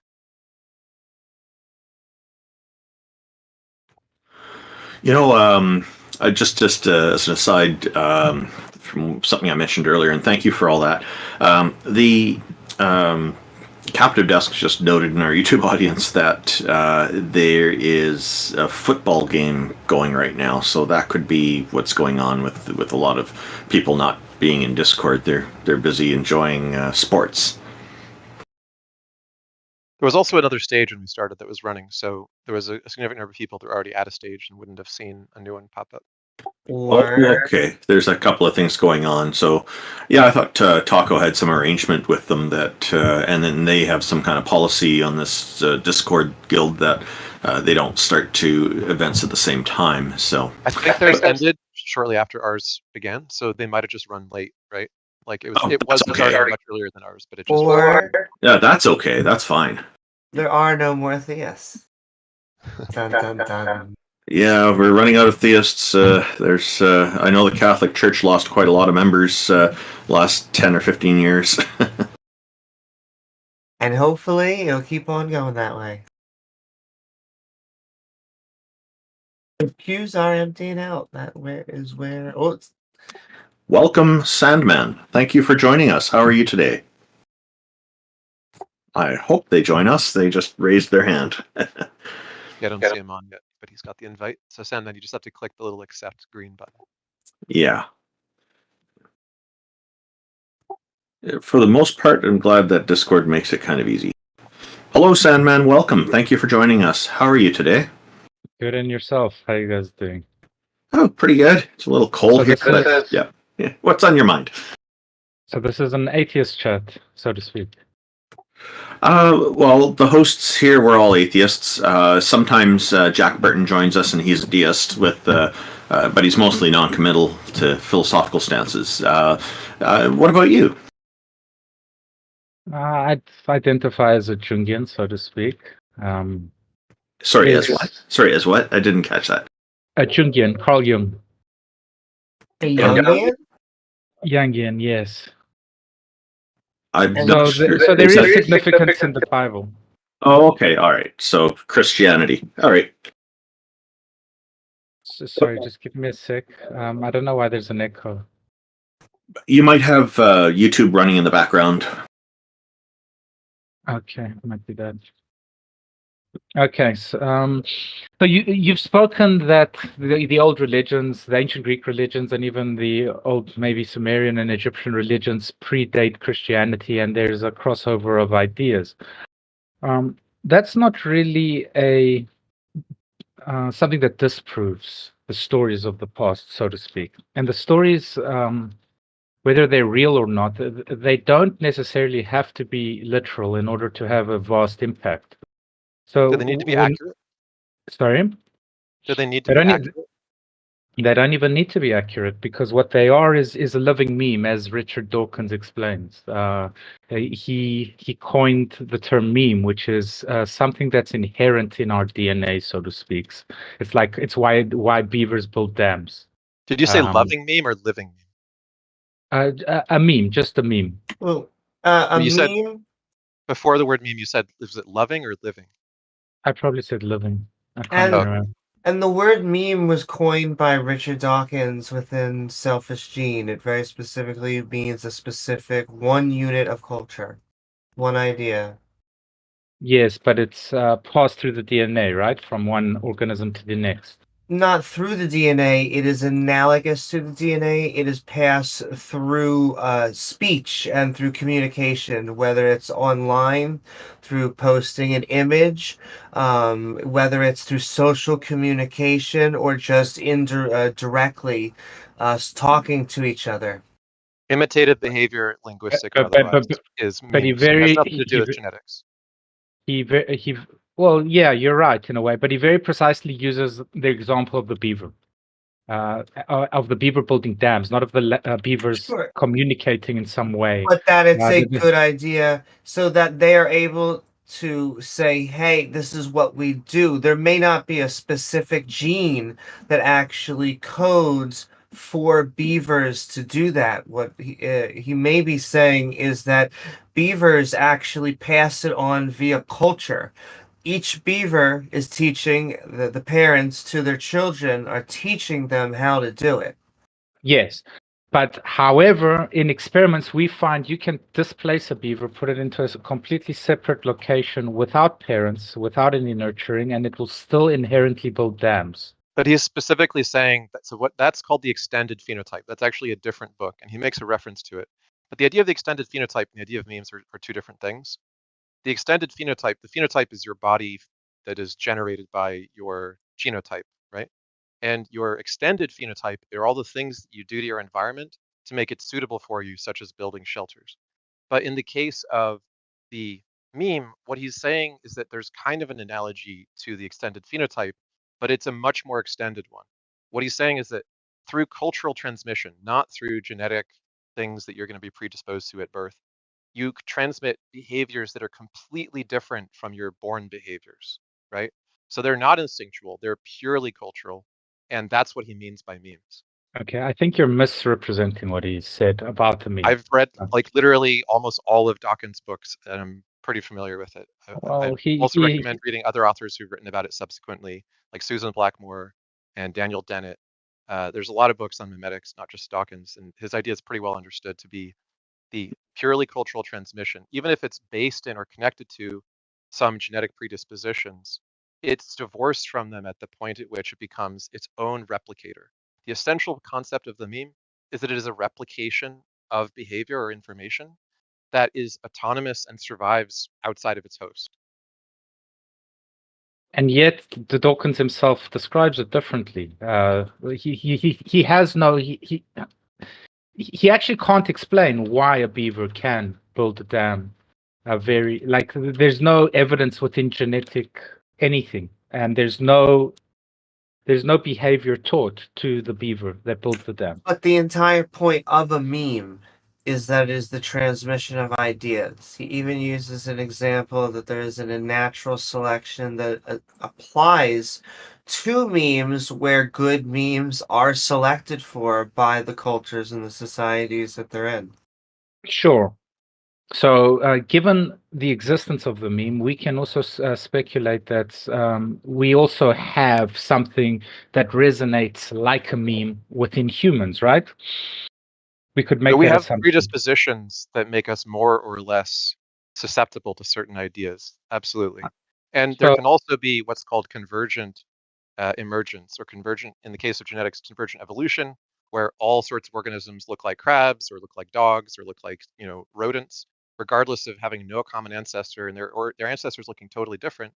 The same situation will provide a constraint which will force an organism to emerge with the same behavior, whether it be mimetic cultural adaptation or genetic physical adaptation.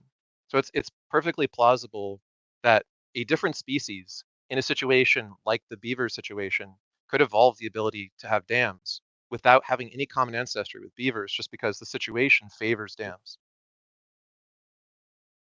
Okay, so how would you? Well, one of the best authors that would actually explain the human me more is actually Carl Jung, when he talks about the collective subconscious. There are certain variables that share us. We can also go into the work of Yuval Noah Harari, who's also an atheist, and he talks about how important religions are from a historical perspective in uniting us, in helping us find tribes. Now, the work of Carl Jung and even Jordan Peterson is extremely interesting, because Peterson just takes it to the next level. He combines things from Nietzsche, Carl Jung. He doesn't agree with them completely, but what he essentially does is he shows us that the story that we create echoes in the real world. There's consequences, almost like birthing the AI god, right? We are on the verge of creating AI, and we are the gods of AI, so to speak. So the religions, in turn, are. It's like, what came first, the chicken or the egg? Is this a simulation? Is it? There's a lot of predispositions in which a god can occur, even if it's a metaphorical god, a god of the book, a god of that we created ourselves, and yet is inherent in us. And then when you look at the Holy Trinity, what are we looking at? We're looking at the Holy Spirit, Jesus, and God. The Holy Spirit, it's all representative of us, right? We are all God. We are all the Holy Spirit. We are God is one, in other words, the representation of what is the chaos, the order, and the Son given birth to the Father. So when you look at how this hyperlinked textbook is perfectly pieced together and includes history that comes from the ancient Sumeric religions, the Egyptians, you start realizing that this is a template for 10,000 years of morality philosophized into stories. And it becomes even greater than what some of the religious folk would tell you. Even in the Catholic Church, it becomes a marvel of which God's glory is even greater than the literal interpretation of the Bible. Well, there's a great. Oh no, go ahead. Go ahead, Amy. Well, it's just that I understand a Jungian way of making characters that we can try and make archetypes. You know, there are things like the thief and the hero, and but I don't believe in a collective unconscious. We can talk about what conscience even is, but I mean, I will accept that we can have value from mythological stories, and that we could. I think the only value from religion is when we understand a non-literal interpretation and we just put it within the pantheon of the other books that we tell. I guess it always just loses me with the Trinity stuff. I just never understand the child coming from the Father, and then there's this Holy Spirit over here. I understand within mythic structure, someone's supposed to die like 2/3 and have resurrection, but it's not. It's a that's just a template. It's not supposed to be Jesus. But yeah, X wanted to say something too. Well, I'll let you Sure. respond to Amy first. Okay, so the rebirth, right? The baptism of Jesus, of others. It's almost like a second chance. Are you going to get your life in order? So it's a template for the betterment of your life, and it's based on certain moralistic codes. Now, you could say Harry Potter is also a Jungian idea. Certain kids grow up thinking, okay, I want to be Harry Potter. Look what a nice kid he is. He's got his friends. They're living this dream world. And they might actually envision and fantasize and even have dreams about living the life of Harry Potter. But what we have in religion is a much deeper story, a much more all-encompassing story that has shaped not only our own morality, but that of our forefathers. In other words, logic is like the idea of slavery. Should we or not Wait. have slaves? Oh my. Can I just stop you for a second? Because I was really going with you, and then you just took like a turn where it was like, because I would say the only value we're going to get from it is if we understand that the Bible and Harry Potter have exactly equal value. Unless we're talking like a historical context. Like clearly, there's 2,000 years of historical context, but like from just picking a book in the library, Bible, Harry Potter, basically the same. Well, why wouldn't they be any different? Well, they are absolutely different because without God, without the Bible, Harry Potter does not exist, first of all. Language How do you know would that? not exist the way you know it. When we talk about historical figures, like, say, one of the most influential people in history, like, say, Alexander the Great, who conquered most of the known world, he is less significant in impact to the human race than this idea of God that was followed by many, and his moral structure came to be what we know as the free world, as Western societies. It is Christian nations that abolished slavery, nobody else. There That is is still slaves in the Islamic world. nonsense. There is. I mean, the Bible condones slavery, and at least in our country, it took a civil war to actually stop them from continuing to own people. The Confederacy was the only constitution which quoted having God within it and also saying that slavery was a God-given right. And to say that language should be not as we know it now without the Bible in human history is, you could say that of just about any book that's become popular throughout the ages. So that doesn't mean that the Bible deserves credit for how our language is today. It is definitely not a linguistics book. It's not teaching us language. It's just a bunch of books put together into a bigger book. So I'm not sure what you're trying to attribute to with that. Well, it's the unification of the gods, right? The ancient Greeks had 12 gods of Olympus, plus several more. The Hindus have also very many gods. The ancient Egyptians, same thing. So when you're trying to formulate logic and morality and whether slaves should exist and how you should treat those slaves, which is all in the Bible, how to abolish slavery is also in the Bible. No. There's It's not in the Bible, and Jesus didn't come along and well, you fix can't it. just correct my statement. There is a way to end your slavery or your servitude within the Bible. It exists. Move away from the religious concept teachings of exists. slavery. Yeah, It So, exists. Sandman, Okay. I got to plug a book by a homie. Have you ever heard of Dr. Josh Bowen? No. Okay, so Dr. Josh Bowen is an expert on ancient languages, including Sumerian and Akkadian and so on.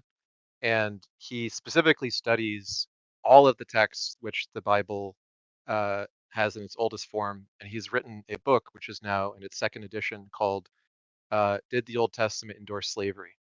It goes very extensively through the actual context of ancient Near Eastern legal codes that existed at the time of the Old Testament's introduction and shows similarities and differences between it and all the others around it, and shows that it definitely does endorse chattel slavery, which is owning people's children's children's children in perpetuity as slaves, which you can beat violently and do any number of things to and still own them in perpetuity, unless you cause such egregious harm that they lose an eye or don't get up after 3 days. So the problem with saying that Christianity, like and God liberated the world from slavery while also giving a very sort of equivalent to everybody else's how to take care of your slaves handbook is absurd. I highly recommend you read the book. It's called Did the Old Testament Endorse Slavery by Dr. Josh Bowen. So and there's a new audiobook in the second edition. Of course, the Old Testament condones slavery. That's like you don't really need to do much research to come to that conclusion, or write a book for that matter. But I'm sure he had a fruitful use of his time, stating the obvious. What the Bible does provide is a way out. the idea, the notion, because before you would kill your enemies and then you would make use of them. The concept of not having a slave is a revolutionary idea, and it Wait. was taken through a revolution in some countries, and in other countries it still exists to this day, and people say nothing. When and how? So run it through for me. How do you stop being a slave? I have to get into biblical text. I'm not actually a biblical scholar to quote everything. I'd have to search it now. So you're saying that when it says to take all of the daughters, all the virgins from a people that you have genocided and keep them from yourself, you're saying it's because these virgin daughters are a threat to you militarily and you would kill them Well, otherwise? That's a moral innovation? the distinction of Christianity especially is it takes old textbooks, old morality, and then it somehow magically interlinks the New Testament with Jesus Christ. And there's a great book written that the New Testament actually echoes some of the traditional Greek religions. It's inspired by the Greeks, not so much of Judaism. And what it does in a very nice way, it takes the old morality and brings in this liberator, this figure called Jesus, that carries his own cross, goes through his suffering, and keeps doing the right thing towards what God really intends. So it's quite beautifully intertwined in how the logic. The Old Testament shows a barbaric world, and it's obvious that it's barbaric. Course, and then we see the hope by God Himself coming, enacting, and giving us a better solution, a better morality, a better way of being. Do not cast the first stone, and neither will I, he says to the prostitute that did deeds that would, in the Old Testament, lead to her death. God says, no, don't do that. He actually contradicts the Old Testament.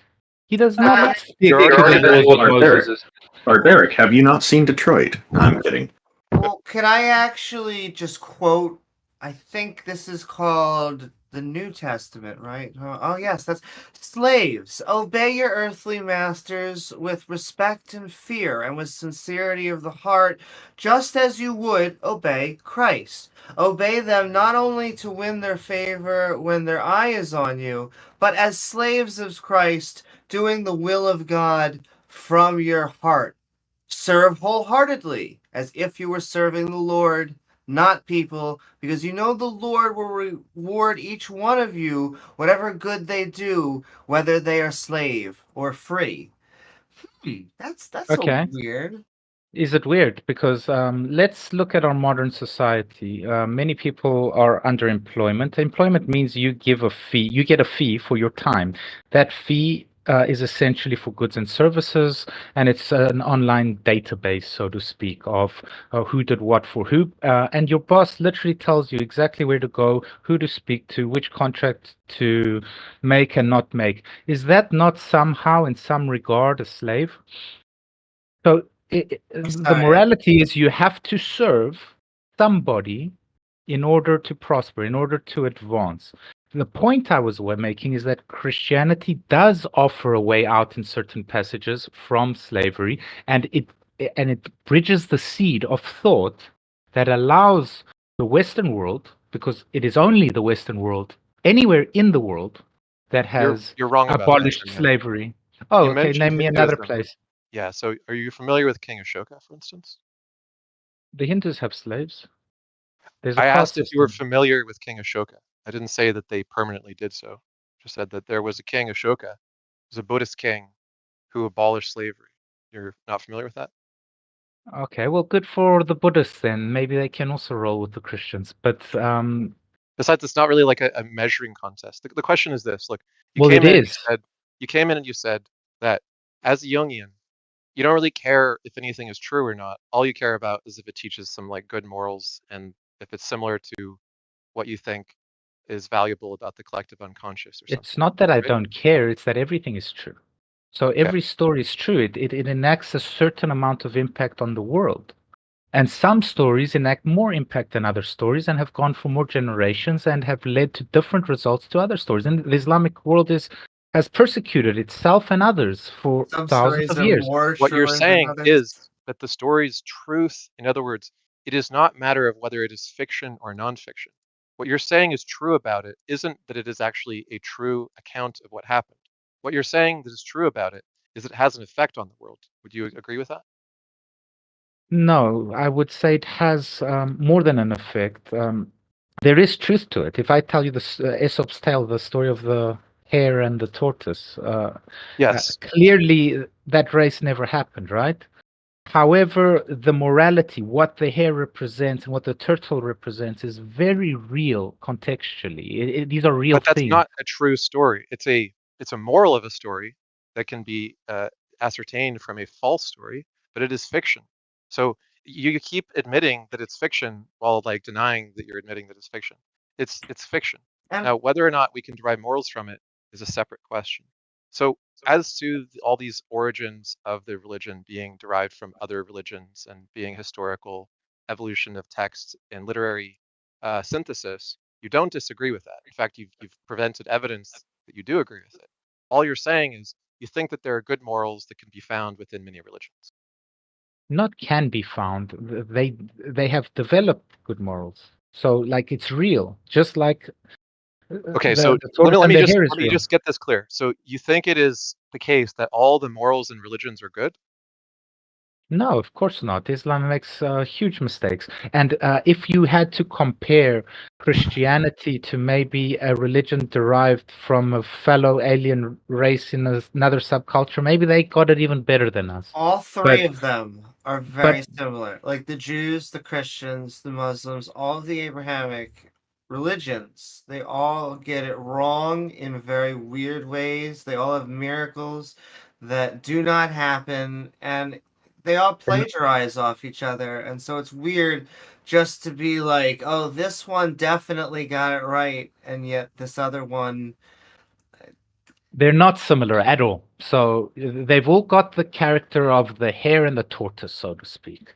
However, the embodied values in the hare and the tortoise in each one of those religions and the conclusions they come to are disproportionately different one to the other. In fact, they're polar opposites. You Because could you call the Prophet Muhammad subjectively. you could call the Prophet Muhammad the Antichrist to Jesus. They are completely different characters. The one's a warlord, the other's a hippie. Like, you cannot make that statement. Only if you believe in one, because Jesus said that he came to bring a sword. And so, once again, he endorsed slavery. So, you just pick the parts that you like. They're just going to point to the prophet making peace in Medina. Don't you see? He brought these tribes together. He Also, is a peacemaker. We could do this No. all day with any religion. Well, Yeah, yeah, also you're because they're taking all it out of wrong. Jesus encouraged people to think that the end of the world was nigh, and early Christians widely acted as though the world was about to end and were confused and shocked when it didn't and made up new Christologies and explanations for why the end didn't come, right? So it's not the case that Christianity is just this perfect set of beliefs. I would Christianity have has said it many was problems. perfect. The question is this, Sandman. Do you believe that a supernatural being created the universe? Well, does it really matter what I believe? How So you how don't believe in God. You just Yes. believe that the morals of no stories are valuable. no, but look, deep down, it doesn't matter if you're religious or not. What?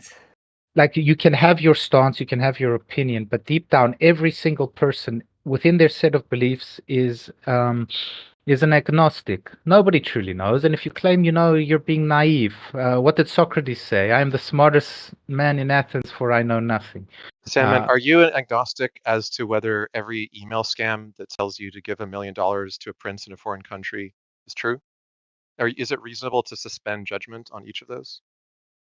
you make a calculated decision about everything, but even the apple on Absolutely. my table isn't certainly there. It could be like The question is, it if might be in a something is simulation. okay, look, if a claim is made on spurious evidence within a literary genre of fictional literature in its composition and derives from numerous sources, however enjoyable the tale is, whatever value or meaning I might derive from it, I shouldn't believe it's literally true on the evidence. And it's not justifiable to say that I'm actually withholding a judgment on the proposition of a piece of fiction being fiction, right? So, on your view, you don't believe in God, but you believe that the morals of religious stories are valuable to people, which is perfectly compatible with any other atheist who just likes religious wisdom literature for its inspirational content. And yet my conclusion is that God exists. Because of the dialectical argument I'm making. There's a great discussion. I'm sure you're a fan of the Four This is not an Horsemen. argument for God existing. You haven't made an argument for God existing. To do that, you would have to present evidence that justifies the conclusion, which you haven't done. Dan Dennett has a great disagreement with Sam Harris over free will. Now, essentially, Dennett agrees with Sam Harris that free will does not exist. Yet he rages at Sam Harris. No, free will does exist, and he gives all these dialectical sort of sidesteps in order to disprove Sam Harris. Why does he do that, do you think? Because I don't know why you're changing the subject from giving evidence that God actually exists. No, because there is a consequence of free will not existing, of the perception of free will not existing, of not being accountable to anyone or anything, of just doing as you please without an ingrained collective subconscious of what is morally right and wrong. The atheists of today they cannot find coherent moral values. These days, we don't know what sex we are, if we're male or female. Like the letter of reason disappears when you don't have a template that is greater than each human. But Sandman, we've always had definitions of gender. For example, they believe this God is a he, but it doesn't have XY chromosomes. It doesn't have male genitalia. And so what we're just trying to push for is actually only the good stuff that you've been, like the Jungian. I think Jungian, and then even more something like a Joseph, a hero's journey that we can actually push, that you're seeing in Marvel and DC, a replacement, an alternative to religion, because the only real players on the game for morality are the skeptics, are the agnostics, the atheists, the people that go away from these theistic moralities, which ultimately always end up being a mafia boss mentality, which is, I created you, I have the biggest weapon, and I could take you out. Yes. Well, Nietzsche, we can't ignore Nietzsche at this point, because he writes in Thus Spoke Zarathustra of the Superman. What is to replace God? God, we have killed him. And he talks about the Ubermensch, the Superman, the ascended human. Okay, and a lot of people say they talk of this as a triumphant proclamation, right? As that God is dead, but in truth, he's warning us. He's saying, "Who is your Ubermensch?" Nietzsche basically predicted the rise of Hitler, the rise of Stalin. Today we have the World Economic Forum, we have things like BlackRock, we have institutions that are, through accelerationism, which is very dangerous, by the way, changing our moralistic landscape to the point where people don't know their left from their right. Don't have... Sorry, I'm still waiting for you to present evidence that God exists. All you're talking about is reasons why you don't like secular morality. God exists because everything we've talked about is God. It's just a metaphor for your lived experience. Everything is God. So then you It's don't the believe order. in a supernatural creator of the universe. You believe in a metaphor for your lived experience, which I accused you of earlier, and you just confirmed it. Well, how can you make that claim? Maybe we're in a simulation. Maybe we do have a creator. Maybe an alien came down. Maybe there is a person that created us. Like, And maybe who we am should I? believe things only when we have justification for the belief. Indeed. But my whole argument was we don't need justification. It's irrelevant to the morality of the story. What? It seems like it's immoral to believe things that you don't have justification for the belief. I Seems think like that violates an ethics of belief with warrant. And if you do things without warrant, then you're essentially not just morally culpable because you don't seem to understand the problem with what you're doing. You're morally reckless, which is to say you're confused as to how dangerous what you're doing is. You're believing things without reason, and you don't even understand the harm that that can cause. I'm giving you the reason, the procurement of our ethics. Again, Yuval Noah Harari describes how we ended up an atheist, by the way, and one of the most acclaimed historians has written reason. how... Huh? Logic, reason. Yeah, well, he talks about how we get along in large numbers and the importance of religion, and he dabbles on into AI and how that's going to replace it. And I'm like, oh my God, this guy's calling for Terminator 2 and the Matrix to fall upon us. But nevertheless, he can still acknowledge how we got to the world wars. And you can only have a world war if large amounts of people actually get along.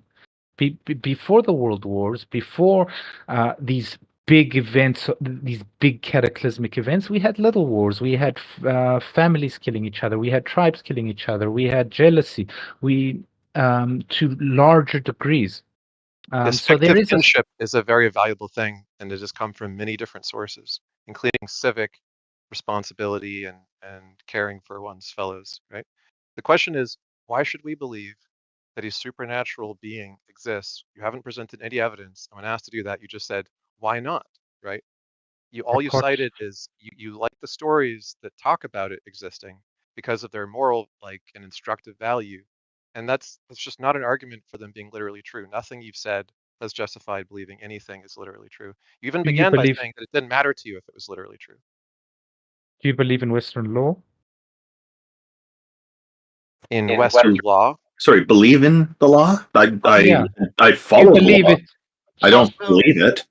I question it sometimes. I even have fought back against it and been successful as part of a campaign to change it on a few occasions.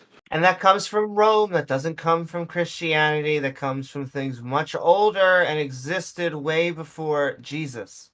But with religion, there is no option to do that with the religious doctrine, which is probably part of the reason why people just say, oh, let's avoid this and just start a new religion.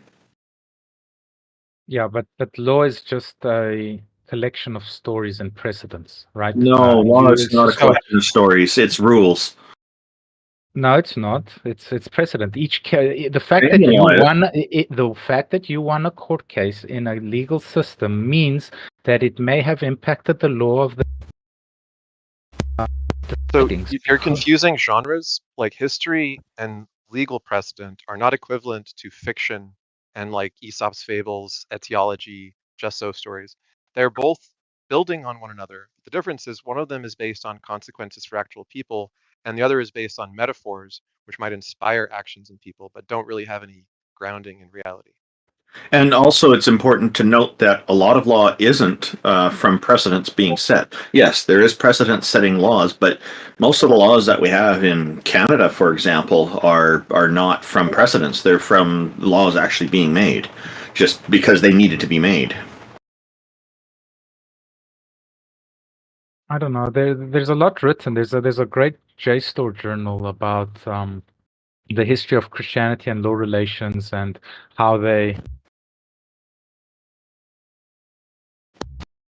way of the Your audio's breaking up. We can't hear you. While you fix that, I'm just going to say that the whole reason that human societies create laws is that whatever the religious rules are didn't suffice. We needed to do better than that. We needed to make changes to what was there because the religious ideals are oftentimes out of date. So we need something more modern that's going to serve the current society because the religious doctrine can't be changed. So we can't change that. We might as well make new laws. Absolutely. And that's why the American Constitution is such a great document, so you don't overchange and break the rock. Of course, you've got tyrannical people like Ginsburg who tried to destroy the American Constitution, one of the greatest constitutions ever wrote, and almost leading to disaster. Thank God she's dead, but... Well, that was a degenerate thing to say, but, you know. How did she try to do that? I'm curious.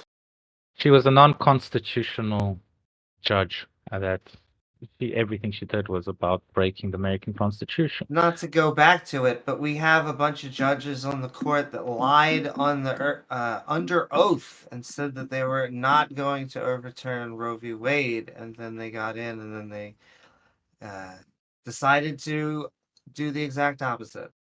And so I guess that just makes them D-bags? I don't know. They didn't overturn Roe v. Wade, though. That's the thing you're Roe and Wade then did get still, people they're passing laws in certain states. to banish abortion. Abortion prohibition is on the rise in the U.S. It's a new form of prohibition, and it's a violation of human rights. And they wouldn't be doing that if Roe and Wade was not overturned. Okay, so the problem with Roe versus Wade is you've got to understand that the U.S. is not like a normal country. It's a federation. I can accept that. Well, it's a federation of states, and you had the Civil War and all that stuff, and there's a certain amount of independence of each state, and Roe versus Wade basically forced each state into subserviency. Now, the decision of each state is what matters. So Roe versus Wade is unconstitutional because it goes against the state's liberty. It's got nothing to do with abortion. Roe versus Wade was overturned not because of its stance on abortion, but because it forced people. It forced states, each state to abide by something that was unconstitutional. Now, each state can either have or not have abortion. Okay, you've said that a few times. Once again, it did not force them to do anything constitutional. The states do not have a right to force pregnancy on women. That is just subjective feelings being pushed. They lied under oath. They should be committed to perjury, but that's not how our system works. So it has been going in each and every state. Each and every state so far, abortion laws have passed unanimously, overwhelmingly, because that is where the country is. And so I am looking forward, hopefully, to the 2024 election, just because I think this is going to push back on them. I'll let you say something very quickly, maybe, Sandman, but we have to go back on topic. The only reason I normally bring it up is because I think that it's something that I just think God is just, if he existed, would be the biggest abortionist. I just want one quick thing. Like, if people are not allowed to get abortions, they're being forced to be pregnant. Is what's being there. They're forced to continue to incubate a human fetus against their will, against their human right to bodily autonomy, and that is a form of human slavery. So slavery's coming back if abortion gets prohibited. Okay, or murder. But this is no. I didn't say anything about murder. I didn't say anything about murder. I don't know why you're throwing that in. No, I said about murder. So you're killing a fetus, right? No. The fetus is part of the pregnant person's body. No. The fetus is part of the pregnant person's body, and they have a right to have that removed from their body if they don't consent to continue to be an incubator. So that's not murder. Well, I don't want to have this discussion. The point I made was because in Germany it's only 12 weeks. In the US it was whenever the hell you wanted. You could literally butcher a child and tear off its limbs when it could literally survive by itself. That's not true. The Democrats were pushing for abortion after they were born because of the damage some abortions did without killing the baby. Anyway, you just contradicted yourself. And I'll stop you there. You just contradicted yourself. It's impossible to have an abortion after the pregnancy is over. An abortion only operates on the pregnancy. So whatever you're saying is just utter incoherent nonsense. There's also long-term abortion or late-term abortions do not happen unless someone is going to die. And so, no, that's not how it works. They're dangerous to the human body, actually. I come from a Yes, they're dangerous. I come from a family going to die. Do you understand what going to die means? An abortion is not a good medical procedure to avoid death in any way. It's actually very harmful to the human body. No, it's not normal medical procedure. You would not prioritize killing a baby to save a person's life. That is fake news, false information. So you're saying, sorry, we were talking about abortion. We were talking about abortion, and you're changing the topic to babies. Why are you moving the goalposts here? Because you've moved the goalposts. No, I haven't. Very vehemently onto no, you changed it to babies. Now you're going on to infanticide, which is a very different topic from abortion. Well, that's what the Democrats were pushing. But anyways, I'll stop. No, I don't believe so. There are failed abortions, okay? And sometimes to end human suffering of such babies, they wanted to allow post-pregnancy abortions to alleviate. They were going to die anyway. You're contradicting Post- yourself Sometimes again. There's they're no alive. such thing as a post-pregnancy abortion. That's nonsense. It's incoherent. It doesn't. Yeah, well, that's what the Democrats were trying to push. They That's how were. radical they They were. were trying to Incoherent. push death up to like age 4 or 5. I'm pretty sure that's what the law said. No, Why don't we just let him return to the topic he originally brought up, which is Let's do that. he Yes. thinks Yeah. that God exists, but he thinks that God doesn't literally exist. And I asked him present any evidence that God actually exists, not just as the metaphorical, inspirational character in a story that he thinks is valuable. And his answer so far was, well, like a lot of people believe in stuff, the collective unconscious, and why not? Okay, so I'm just Do you going have to anything leave else, you Sandman? because you've got obviously lots of viewers, and there's at least one person that wants to get on here. So I'll leave you with this. I'll leave you by a quote from Spinoza, and you can talk about maybe Spinoza's God. God is one of infinite substance who possesses an infinite number of attributes, each expressing an eternal aspect of his or her nature. So, like, God is all around you. It's everything you define as not being God, every little miracle, every sunset, just watching the moon, the stars, the wind, and the beautiful seas. Like, God is everywhere, and it's just a metaphor for existence. Have a good day. Thanks for coming on. So God is a metaphor. Yeah, thank you for that conversation. It was a bit heated, but there's no ill will here, just so everybody knows. We do welcome heated conversations as well, although we do generally prefer conversations that are a little more civilized. And most of that conversation was quite civilized, I think. By the way, can we get Walker up here as well? He's been in the audience for a while. Yeah, Duke was in line first, so I'm going to bring Duke up first.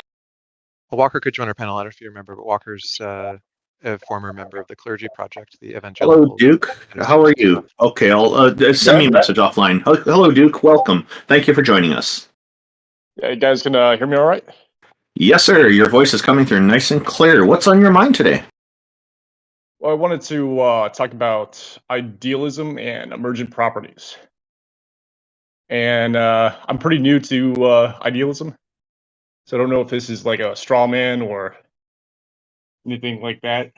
Are you trying to argue for a god or against it? Or against it, yeah. It's Against actually it. a question for TJump, actually. TJump's not at the microphone right now, but we can talk about it. It's fine. Okay, so I guess you're an what I was atheist. gonna say is it seems like the argument from idealists is that the mind or the consciousness can't be produced by material because like you can't get a thought from from an atom and you can only get I think the materialist argument is that through emergent properties you can get consciousness.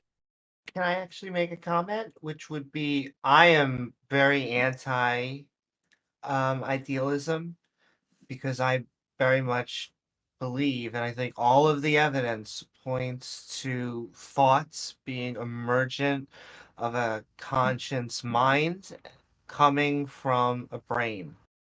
And I think that the only separation that we have is that the systems are hierarched under the body. And so, while they have dualists may have some sort of separation or even something extra, I believe there's only, if we were to create the parts necessary, we should be able to create other conscious beings, just like there are now. Right, and if idealism, the argument is that consciousness, by definition, is not material. So you can never get consciousness through material means, even if you have some sort of emergent properties. Like you can have Whether we should emergent accept their properties definition or not is the question, though, right? So, right. like, neuroscientists generally don't accept the idealist definition of consciousness, right? And the whole idea of qualia smuggles in a lot of like poorly justified claims about privacy, for instance, when we can already deduce the content of people's inner thoughts with MRI, fMRI, and EEG combined signal data. It's like 80-ish% accuracy of the words you're thinking in your head silently to yourself as you think them. We can do the same with your visual field. So most of the claims that have been made about consciousness being in a sort of mystical Platonic theater of the mind Cartesian theater of the mind, they don't really work anymore. And so the other claim is that there's no explanation for how consciousness can arise from matter. That's also not tenable anymore, because we do create systems through biomimicry of the brain with artificial neural networks that are structured in analogous ways to the physical biological neural networks that we find in brains, and they perform similarly in respect to their ability to understand and respond to their environment.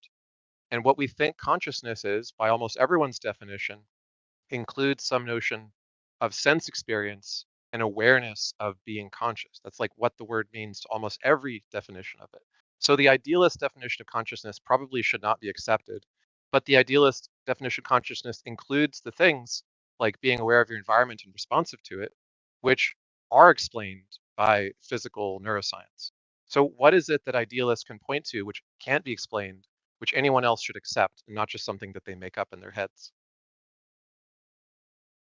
Yeah, it's another thing is I wanted to bring up is obviously consciousness or self-awareness is not the only way to determine consciousness, even by their own standards, because I think you and I are conscious without experiencing our thoughts. Well, can I tell you? I'll give my once anecdote that I say once a podcast, because I feel like they never take consciousness seriously as a medical term until their consciousness is messed up. And so when we're dealing with consciousness, someone either losing it or having it, there are very clear defined medical terms of alertness. And we have tests to tell whether someone is conscious or not. And so it just makes it, I don't know, makes it very odd for me that they want to add either some sort of supernatural force or some sort of secret force, some ghost in the machine. Right, which is why, to me, it kind of, I want to be careful not to like strawman the worldview, but it kind of seems kind of incoherent. I agree. Like, if consciousness can't be determined by just your self-awareness, if you can determine that somebody else is conscious without experiencing their thoughts, then I mean, even if you're not talking about materialism, I mean, wouldn't it follow that, well, not necessarily follow, but wouldn't they need emergent properties that are immaterial to produce consciousness? No, the idea is just that it's a product of not that there's a different immaterial emergent property of the brain, right? So look, if I arrange neurons such that in response to the stimuli of their environment, they form a coherent model of that environment, which can predict that environment in its future state and predict what the consequences of any actions they take upon the environment will be, and then select the kind of intention for the environment that the organism finds favorable, and then enacts that. We would call that an agent generally, right? Right, yeah. Now, if the agent is artificial or biological, doesn't seem to make any difference to any of the things I just described. And the arrangement of the neurons can be almost the same, which is to say you could have biological brain neurons in the same number of layers as the neocortex. In the artificial version with the same number of layers, the artificial neurons and the biological neurons can perform almost identically in their inputs and outputs.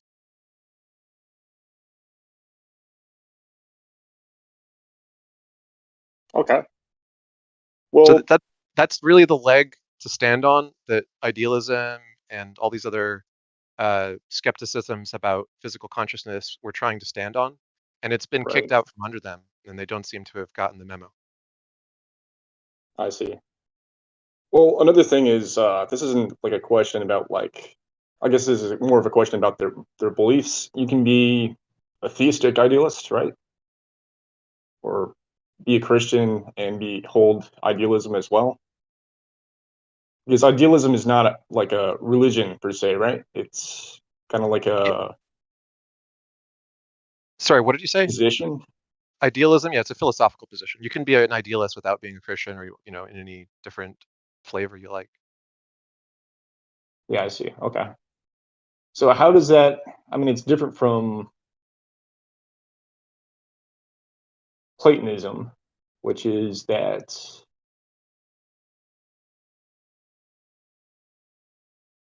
trying to describe it. That what the laws of logic are actual like objects, kind of like that. Yeah, like you want to find a Christian idealist to read, check out George Berkeley, Fichte, Schelling, Hegel, and Whitehead, all well-known Christian idealists. I see. Okay. In a form. I mean, some of their idealisms vary quite a lot. This is the problem with idealism, right? Is because it's so unclear what they actually mean, and because it's so sort of made up on the spot how they explain and justify it. There's many kinds of idealism as there are well, not quite as many, but there are many kinds of idealism similar to there being many schisms of Christianity. I think nothing can compete with the number of schisms of Christianity, but idealism is doing its best to try. I see. All right. Well, thanks for the info. Yeah, thanks for coming on. Thank you, Duke. Thank you very much.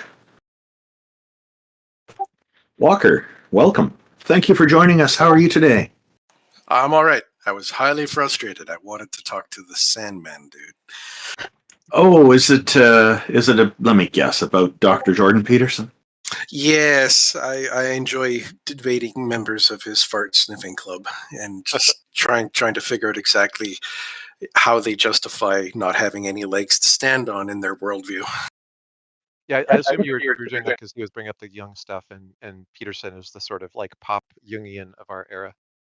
Yeah, which is also a very painful topic for me because in the very beginning I met Peterson as a sociologist, and in his field, when he stays in his lane, he's actually quite good in many things. But when he thinks that he can start delving into areas outside his specialty, it is patently absurd. His understanding of theology, I think, was handed down from Dennis Prager and other nonsense thinkers, and just it's absolutely ridiculous. I would like to caution a little bit on that. Like, he's good, I think, with when he's doing a presentation. He in his own lane, of course, and even probably some other areas if he's researched it well. But when he's in a situation where he's getting asked unscripted questions and under pressure on the spotlight, he seems to get some of the statistics mixed up. So that's what people have been reporting, and I think that happens to a lot of people. I'm just trying to be fair here. Oh, I'd agree that he probably misspeaks from time to time, but one of the best ways of not misspeaking on a subject you don't know anything about is to say nothing. To be humble. To actually admit that you don't know what you're talking about and you're just sort of spitballing as you go along. Sometimes you have fantastic conversations that way. Yeah, exactly. Literally the first time anyone ever mentioned him to me and sent me a video of him talking, literally the first thing that came out of his mouth was literally wrong. It was, and you can find this if you look for it. It was a thing that he's repeated many times, where he says, "Well, you can't give money to poor people because they're just going to spend it on drugs. I had some clinical patients that were drug addicts, and they spent their money on drugs. So it's just a mistake to think that giving money will ever help poor people."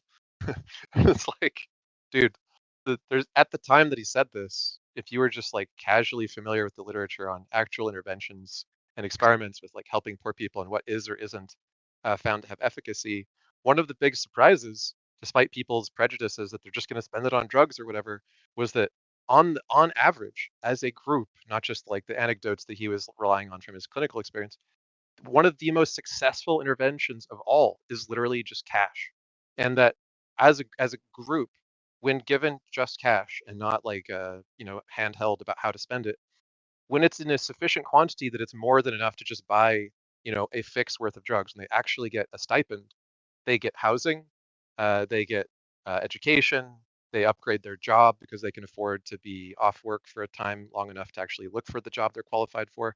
And it's dramatically successful and considered the benchmark for all interventions to alleviate poverty, to try to beat the cash benchmark, which is like the baseline. And he's literally just saying the opposite of the truth, because you can tell he did no research. Like he literally hasn't even Googled the question, how effective is giving money to poor people?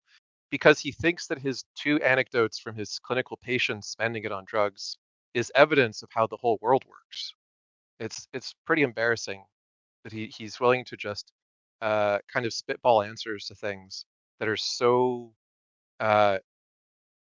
zero effort.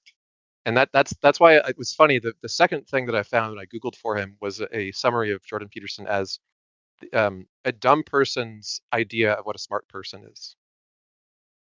No offense to anyone who Yes. likes Jordan Peterson. Well, there's even more recent data that we can go to. During COVID, there was certain monetary supports given to people, and childhood poverty dropped to nearly zero. And then it wasn't until those provisions were removed by the government that childhood poverty came back. So And Sandman's back. Cool. Do you want to talk to him? Absolutely. Randolph, do you want to bring him up? Yeah, I'm going to bring Sandman back. And just before I do, there's one thing that I really strongly disagree with Dr. Peterson on. He said publicly in a conversation with Matt Dillahunty when they were in Canada a few years ago, hosted by Travis Pangburn again. He said that atheists are all Christians and then we just don't know it. And then when asked by, I think it was Matt who asked him if he's... what he thinks a real atheist would be like, and his response was something along the lines of he'd be like Raskolnikov from the Crime and Punishment book, and they'd be going around murdering people. So I've offered him to debate on this topic numerous times, but there's never any response. I always assume it's just because he's probably overwhelmed with being famous, but yeah, it's one topic that I dislike about the things that he says, and that's a point for me that I really want to confront him on and get him to kind of either clarify it or correct himself, So It's one of the detriments of having such a flimsy definition of truth is that you can just make up whatever you want and then claim it's truer than true. Yep. So this is an unusual situation. We are bringing up a second guest here, Sandman. Welcome back. And I think Walker wanted to discuss with you differences of views on Dr. Jordan Peterson. The first thing he brought up to criticize the honorary professor from Harvard as University of Toronto. He's taught at Harvard. But anyways... moving on, let's be clear.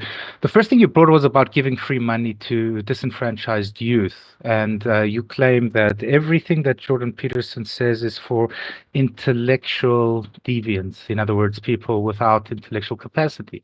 So let's bring up one of the most well-known landmark studies about giving a youth group social grants and having precarious results. Do you know the name of the study? Because So he didn't isolate it to youth. He said poor people in general. No, but he wants to talk about youth groups, so he's going to latch on to something that wasn't mentioned to support his argument. Go ahead, Sandman. Please strawman me as best you can, please.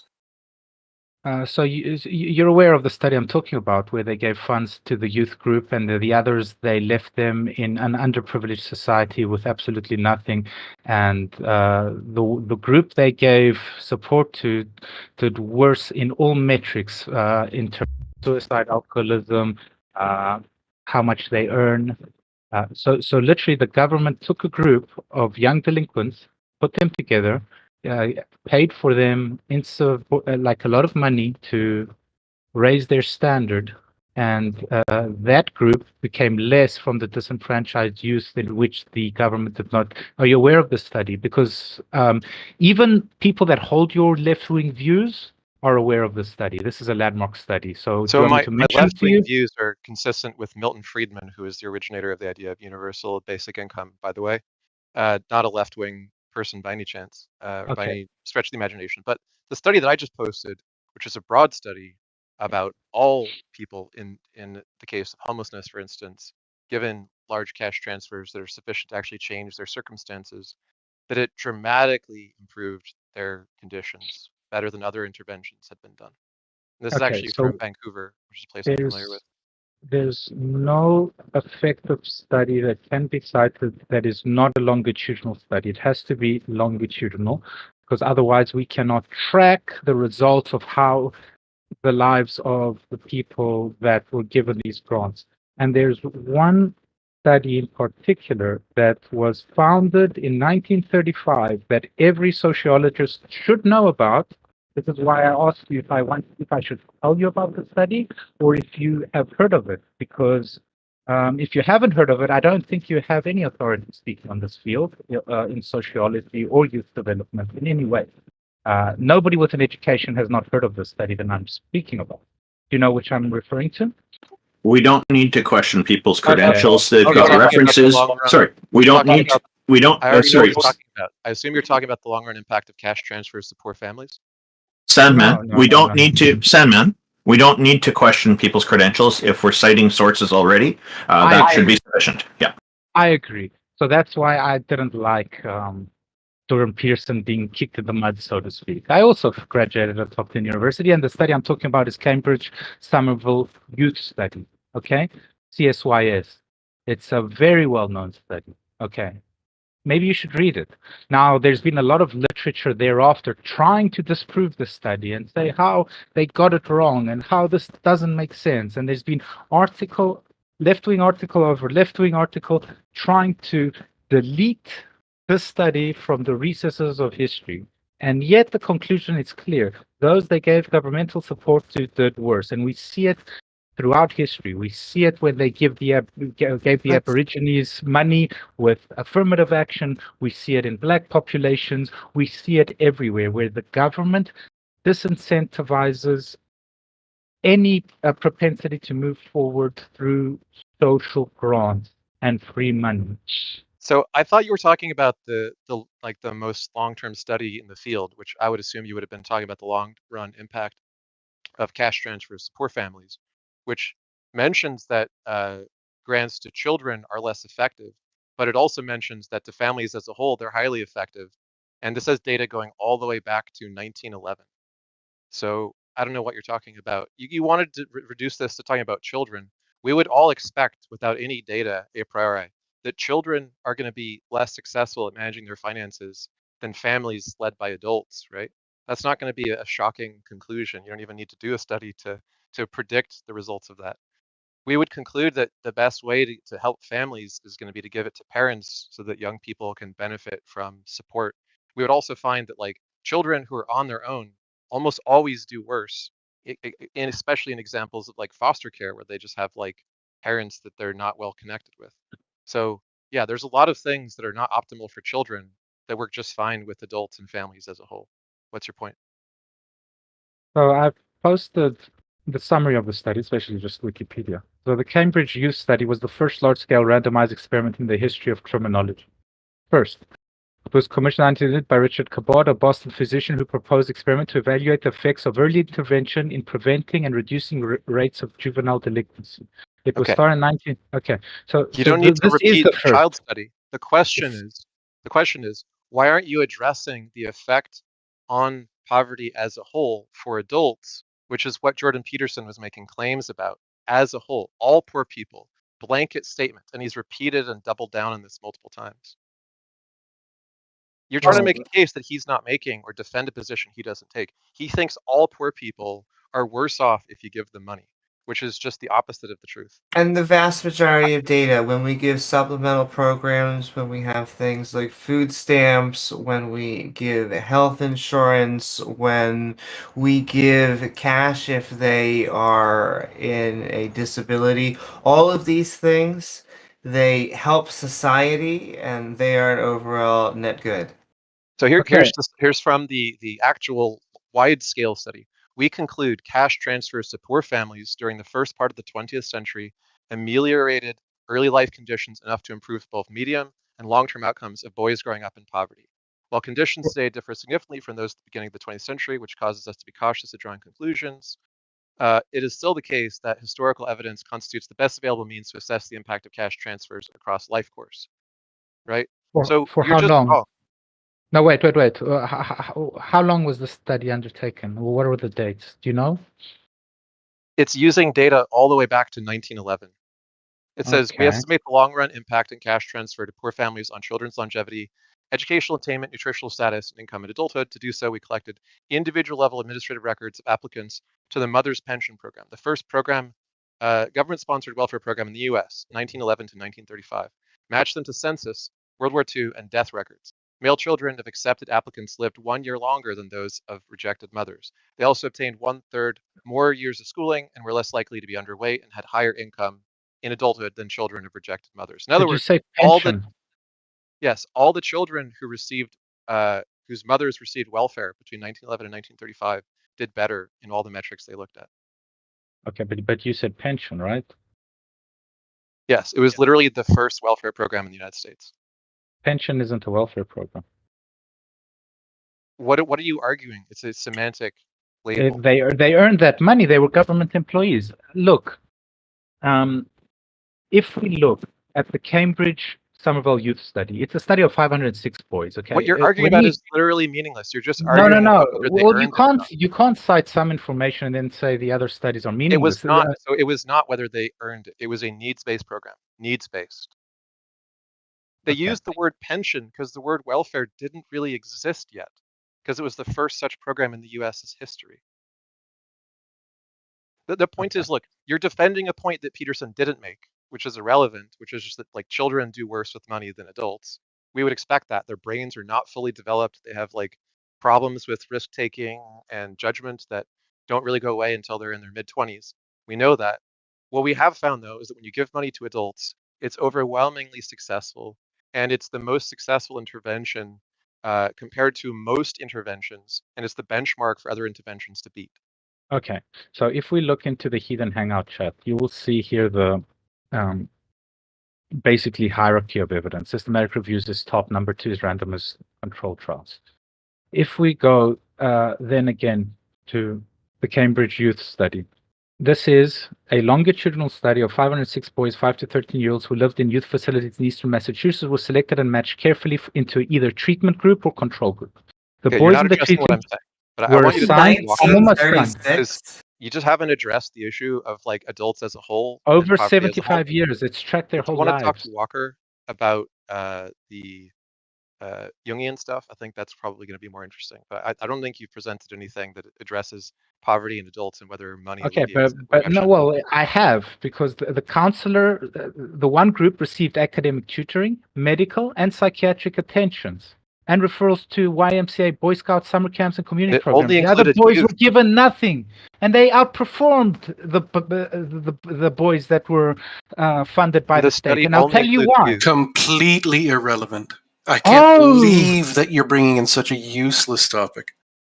And what's interesting is Amy goes, wow, 1935, as if it's like a bad body of evidence, because it's outdated. It's a completely irrelevant body of evidence. We're not talking about children. You are. You keep trying to bring in children because you think you have a gotcha. But that's not what's being discussed. But You've that is my point. you've strawmanned the entire discussion.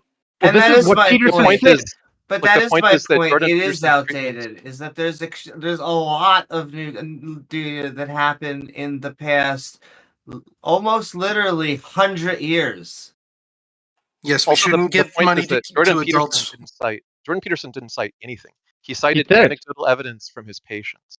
No, he cited the Cambridge Somerville Youth Study many times, and if you're going to give governments to grants to anyone, who better than to children? Okay, Adults that know how to spend the money. That's who's better. The fact that you can't figure that out is very annoying. So, do you have something that you want to talk to Sandman about with regards to Jordan Peterson, Walker? Because I am questioning my will to live currently. I mean, it's All easy right. to You attack wanted someone. to. You were mentioning Jungian archetypes as though that was relevant to the discussion, because we weren't discussing things as metaphor. We were talking about the damaged form of religion, the form that religion takes when people take it seriously, not when they treat it in such an aspect that like I was once a Christian. I would never have called Peterson a Christian, or anyone who thought like him or acted like him a Christian. They would have been, by definition, the ones that the Bible claims are manifest by faith of mouth, but not through acts. You know, are not proving true to the power of Scripture, that sort of thing. And so, why are you keying up? As long as I have my button pushed down, I'm not going to be able to hear you, by the way. So I was very curious to know why anyone would want to go down the path that 100 years ago would have been labeled a heretic, or 1,000 years ago would have gotten you killed. Because there is either a concern that our beliefs map to reality, or they don't.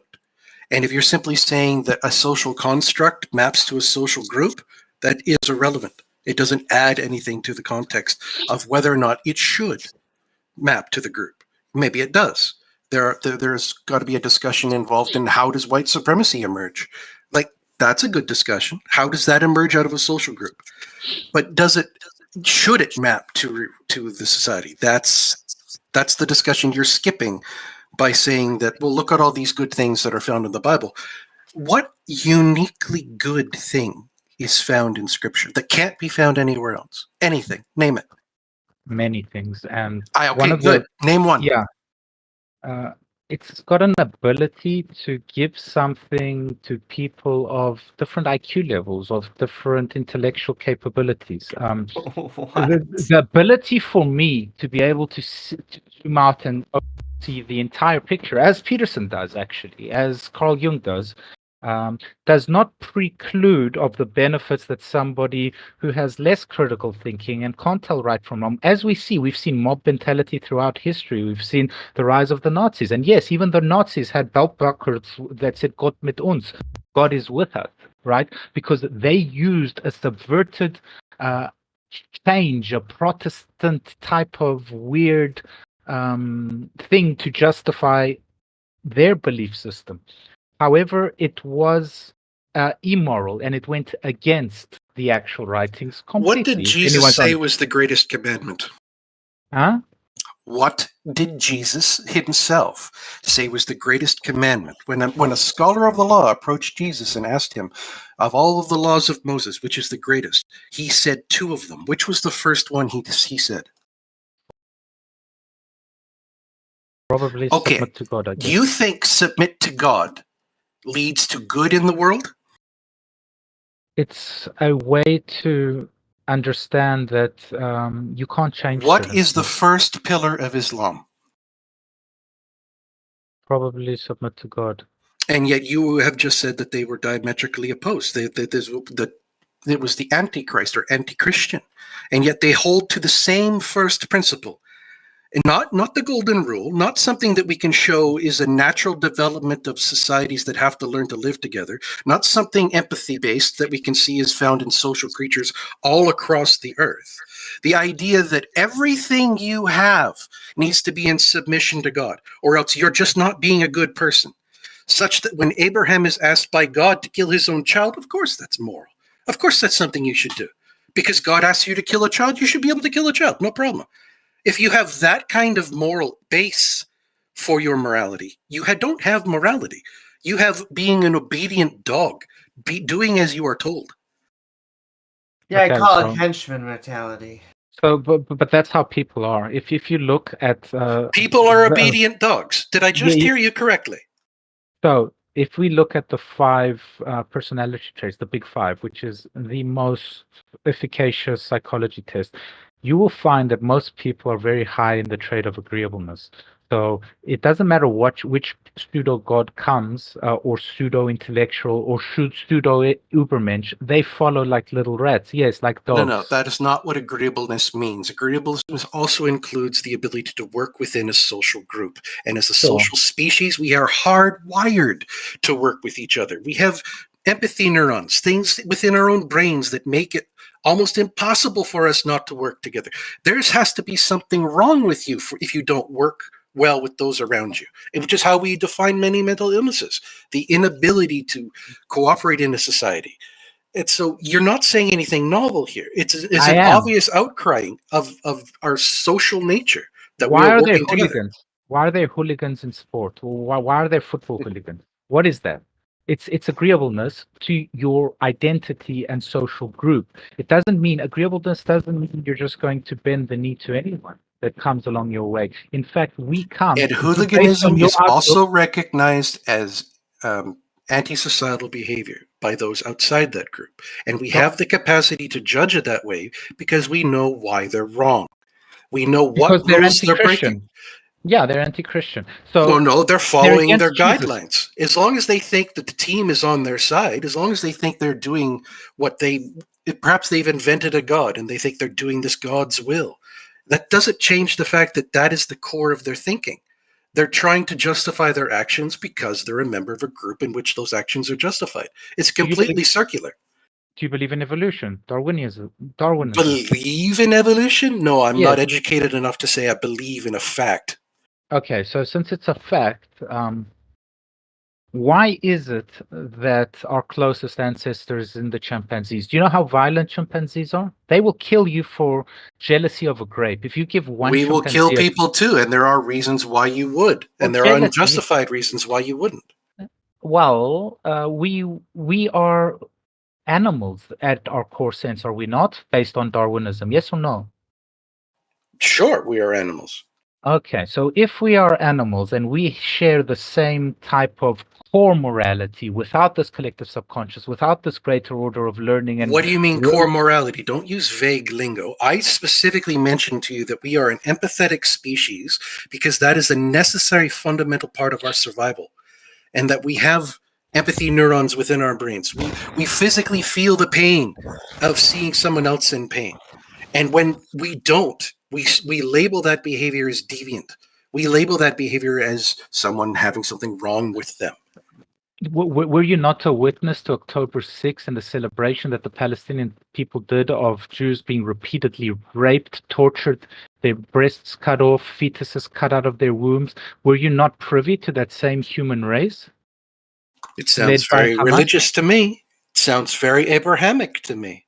I don't see why I should be expecting anything less from such a debased moral position in the first place. It's also why we shouldn't look down on other apes, because we're always like, those stupid other animals not acting so sophisticated like us going to war. Well, this is why we went through colonialism, to civilize the other, so to speak. Colonialism was barbaric. That's the goodness. entire point. Is that if you've got a society that at its base core has something like Dunbar's number built into our psychology, where we maintain intimate connections with anywhere between 100 and 150 people. But then because our ancestors didn't really get into troops that were much bigger than that, we didn't learn how to expand that beyond the borders of our tribe. But it was not impossible for us to adopt greater and greater communities into our families, and to make our tribes grow and grow until finally it became a clan, and then finally it becomes a town or a community, and then that grows to a country. Because once you identify the key component, the act of empathy, the act of all for one and one for all, this kind of thing where I respect my life, and it is a fundamentally good thing for me to extend that concept to you. Because if you defend my life and I defend your life, we treat each other with that kind of equality, then our society flourishes. And we get more done by combining our efforts than we would ever independently. It's fundamentally part of why we are here, is that we learned how to work together. Okay, so the first great city of the Greeks, not the first, but the one that's known as the Golden Era, let's call it Athens, right? The Athenians. What is their city named after? One of their deities, I assume. Yes, Athena, the god of wisdom. It was almost named after Apollo. After Poseidon, actually. She won a certain moral victory through mythological stories. Very appealing. What are you getting at? Well, that's the root of democracy, is it not? A theological happenstance of a They deity. may have been the first ones to have attempted to establish the democracy, but the ideals of democracy come from an understanding of how you derive life, liberty, and the pursuit of happiness from the individual outward. And that is something that tribes have done since time immemorial, is recognizing that the individual survives if the group survives. So no, democracy may have been instantiated on a large scale from them, but it is definitely not an invention of theirs. Okay, so what about the Persians that predate the Greek strength? I'm just a little unclear. Unless you're attempting to say that our African ancestors didn't work together in harmony, you have no point to make. Yeah, I'm trying to see why Sandman just keeps bringing up societies, saying, well, look, they had a religion, therefore they couldn't have done X without religion. So, like, if we look at the African tribes, the Zulus killed millions. Okay. You've got to understand that our natural state is not peace and agreeableness. It is war, killing. If you're a great farmer, or you have certain skills, it is not you who will be the flag bearer of the land. It is the warrior. Okay. And then our natural state is to live in small collectives to the success of the collective, thereby bringing success to the individual. That is our natural state. It is not one of war. War comes in when you start having problems breaching Dunbar's number, where you have cliques form, where you have factions form, because you don't maintain that intimate personal connection with your 150 closest connections. That's where the conflict begins. And that's where the discussion needs to start to occur. And well, how do you engage in politics? How do you engage in the societal application of ethics? That's something I wanted to mention before, because you mentioned how something about politics, you didn't define it very well. Politics is the public application of your individual ethics. That's why you can have a political party affiliation, because you think this party aligns more with how you feel. And someone else can have a different political party because that aligns more with how they feel.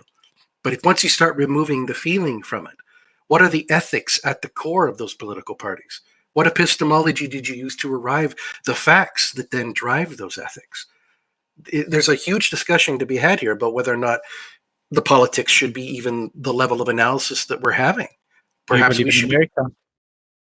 I don't believe in America. I know America exists. What do you think believe means? Could you define your terms that you use, please? If America was obliterated... No. Please define what you think these words you're using mean. Don't pull a Peterson on me. Actually commit to definitions. Are you for or against America? What do you think belief means? What does America spend most of its taxpayer dollars on? America as a concept was formated back in the Enlightenment, where the idea of life, liberty, and the pursuit of happiness was one of the largest intellectual enterprises engaged at the time. It is derived from an understanding of the ethics of reciprocity, the idea that I can't deny that I exist and that I am clearly a valuer giving value to my own existence. And I don't have the ability to measure your life against mine. So I'm extending, as a matter of civilization, the fact that if I hold myself as having value, I will regard you as having equal value. And I will not impact your capacity to spend your life, and you will not spend your life impacting my ability to spend my life. And that is how we'll define liberty, and why we should have maximal liberty, because we don't hold a limit to our own lives. And so who gave you your liberty? It is an agreement between the two of us that if I value my life, I get to spend that life how I wish. And if you value your life, you get to spend your life how you wish. And the only conflict that's going to occur is when one of us devalues the liberty or the life of the other. That's where the conflict's going to. No, I'm not missing the point. There is no America that matters. There's no America without George Washington. There's no America with the Great Revolutionary War. There's no great America without the military. America ceases to exist. It's a nothing burger without the Enlightenment values are what established America, and it is a sad, state of affairs that those days are long gone, and that the America that is in existence nowadays would be an embarrassment to the values of the Enlightenment. And then you refuse to acknowledge original sin. Well, why did you have to kill the British soldiers? Why couldn't you just let live and let Original live and get along? sin is What? fake news personified. I'm sorry. That, the ultimate cultural meme. You know, that, hey, you've got something wrong with you that's wrong with you from day one. It's a passed down to you metaphor. from, yeah, I'm sure you think it's a metaphor. And there are people that would have killed you 1,000 years ago for daring to say that. And yet we live in a world that was formed by those same people. So you don't get the right to just declare it a metaphor when people are attempting to put it into actual practice today. That is Okay. intellectually vapid. I'm you sorry, but didn't my answer. patriotism is now acting up. But the reason that we killed those soldiers when they came onto our land is because we decided we were not going to have a king or a queen anymore. And Well, it is your also land, you were them. recognized under law that if someone has decided they are going to kill you, it is not you doing something wrong to What's the defend yourself. subject? What was the actual topic? He was talking about Jungian archetypes and Jordan Peterson and stuff like that, and we were trying to establish why he has no concept of reality. He also said, why couldn't we just be really nice to the British soldiers? You were the British. That's what you don't realize. You No, were no. literally a British enclave, Yeah, okay? we and were. You decided to get your independence. Like literally, you would have British citizenship without. Yeah, but what's the subject? So my native ancestors were British. Thank you. Yes. So what you're missing is the fact that people had to enact the revolution. They had to enact force by the sword in order to gain liberty and create America and the revival things and philosophies of France. And France was a bloody mess, to be fair. Under Wait, what is Napoleon therefore? and France. Okay, so therefore what? Therefore, the point originally, because he keeps deviating going to other things, but the point is our base reality is one of conflict and an inability to get along in large groups until you introduce a shared story, something to follow the king, follow the god, follow the religion. You have to believe in something greater than yourself in order to get humans to work in large numbers in peace. And this is a sentiment shared by Yuval Noah Harari, which I've mentioned many times. Well, so He writes a brilliant I'm not book. quite following you. So, like, there are lots of people who don't believe in anything but still obey the law because if they don't have to go to prison.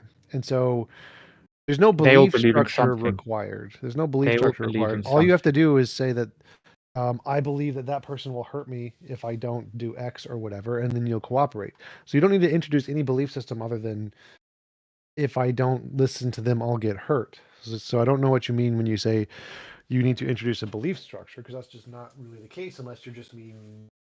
I mean, this is why America's. This is Wait, the logical You're logic of changing. the You're American changing the point. computer. You're changing the point. The point you made a claim that you need to have some kind of a belief structure or whatever for people to function or something. That's just not true. You know, you don't. Yeah, you do. You need to say prayer in the morning. You need to sing your national No. anthem. Wait. At school. I You need just to see have that. pride in your school. Stop giving lists. If Stop you giving had lists. these things, you wouldn't have school shootings. Stop. So I had a counter argument. I gave a counter argument. I said, like, Attila the Hun did not introduce a belief system. He just conquered, and people obeyed him not because he introduced a belief system. No one cared about his belief structure. They cared that he'd kill them if they didn't do what they said. And so there was no belief structure introduced, but he still got large numbers of people to work together under his idea. So I don't know what you're talking about when you say you need to introduce a belief structure. It's just false. I love that you brought this up, because Genghis Khan is probably the most brutal conqueror that's ever lived. And yes, he ruled. Attila the Hun is also brutal. Is one of the most brutal. I can say the same thing about Attila the Hun, even if I said it wrong. So yes, but there was no substance to anything that he led. There was no Rome. There was no Great Britain. There was no USA. Wait, so you're changing the argument. So the argument was, your first argument was, you need to have a belief structure for things to function. And then I said, no, you don't, Attila the Hun. And then you said, oh, no, you need a belief structure for things to function better or like Yeah, sure. something, and then that's wrong too, because no, you don't. Attila the Hun's, like many of the Chinese empires and the Japanese, lasted longer than anybody else. They didn't introduce any belief system; they just conquered. So that's also false. Like I don't see any relevance or substance to what you're saying. You don't need to introduce a belief structure to have a thriving society. No. But you believe in nothing. Bro, they believed in Attila the Hun. Attila the Hun became a demigod, Ubermensch, so to No, speak. most of them still had their own religions. They didn't care. They just knew he'd kill them if they didn't obey, which is not a belief system. So, like, knowing that there are consequences if you do things isn't a belief system. You're just diluting the idea of a belief system to mean, I know they're going to hurt me, therefore I have a belief system. Like, no, it's not what it means at all. Well, Like, the in minimum order, requirement, the only thing that's really required to have a functional society is people have to obey a set of rules. That's it.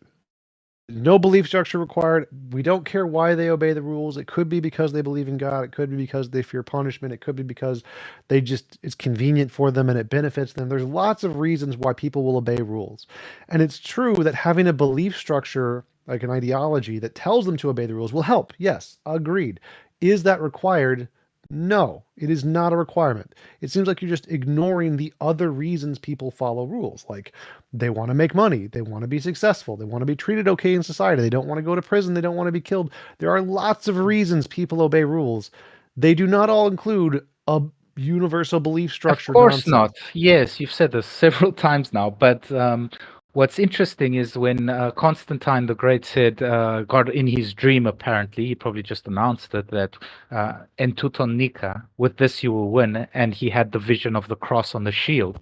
Or when the Spartans would paint the Medusa on the shield, which is a mythological figure known to turn their enemies into stone, it brings a greater ferocity, a greater unity, a greater strength, a structured existence. When we look at all the So great you admit you civilizations, don't. Your first statement was wrong. You do not require a belief structure for a functional or a well-functional society.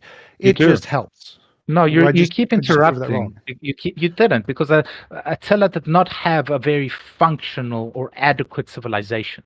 He Nothing had compared an to extremely functional nothing society. compared to the Greeks, the Romans, or the British, or even the USA. Like, please, these were tyrannical, bloodthirsty religions. So Oh, you mean like absolutely the proved your own Romans point. and the Greeks No, there and was a the semblance of USA? law. There was brutality, but there was a semblance of law and order and a senate, and it obviously got out of hand, and then corruption and Attila the the whole Hun had story. one of the most successful groups of people working together with the least crime rates because they respected him. There was He's no one ideology. person.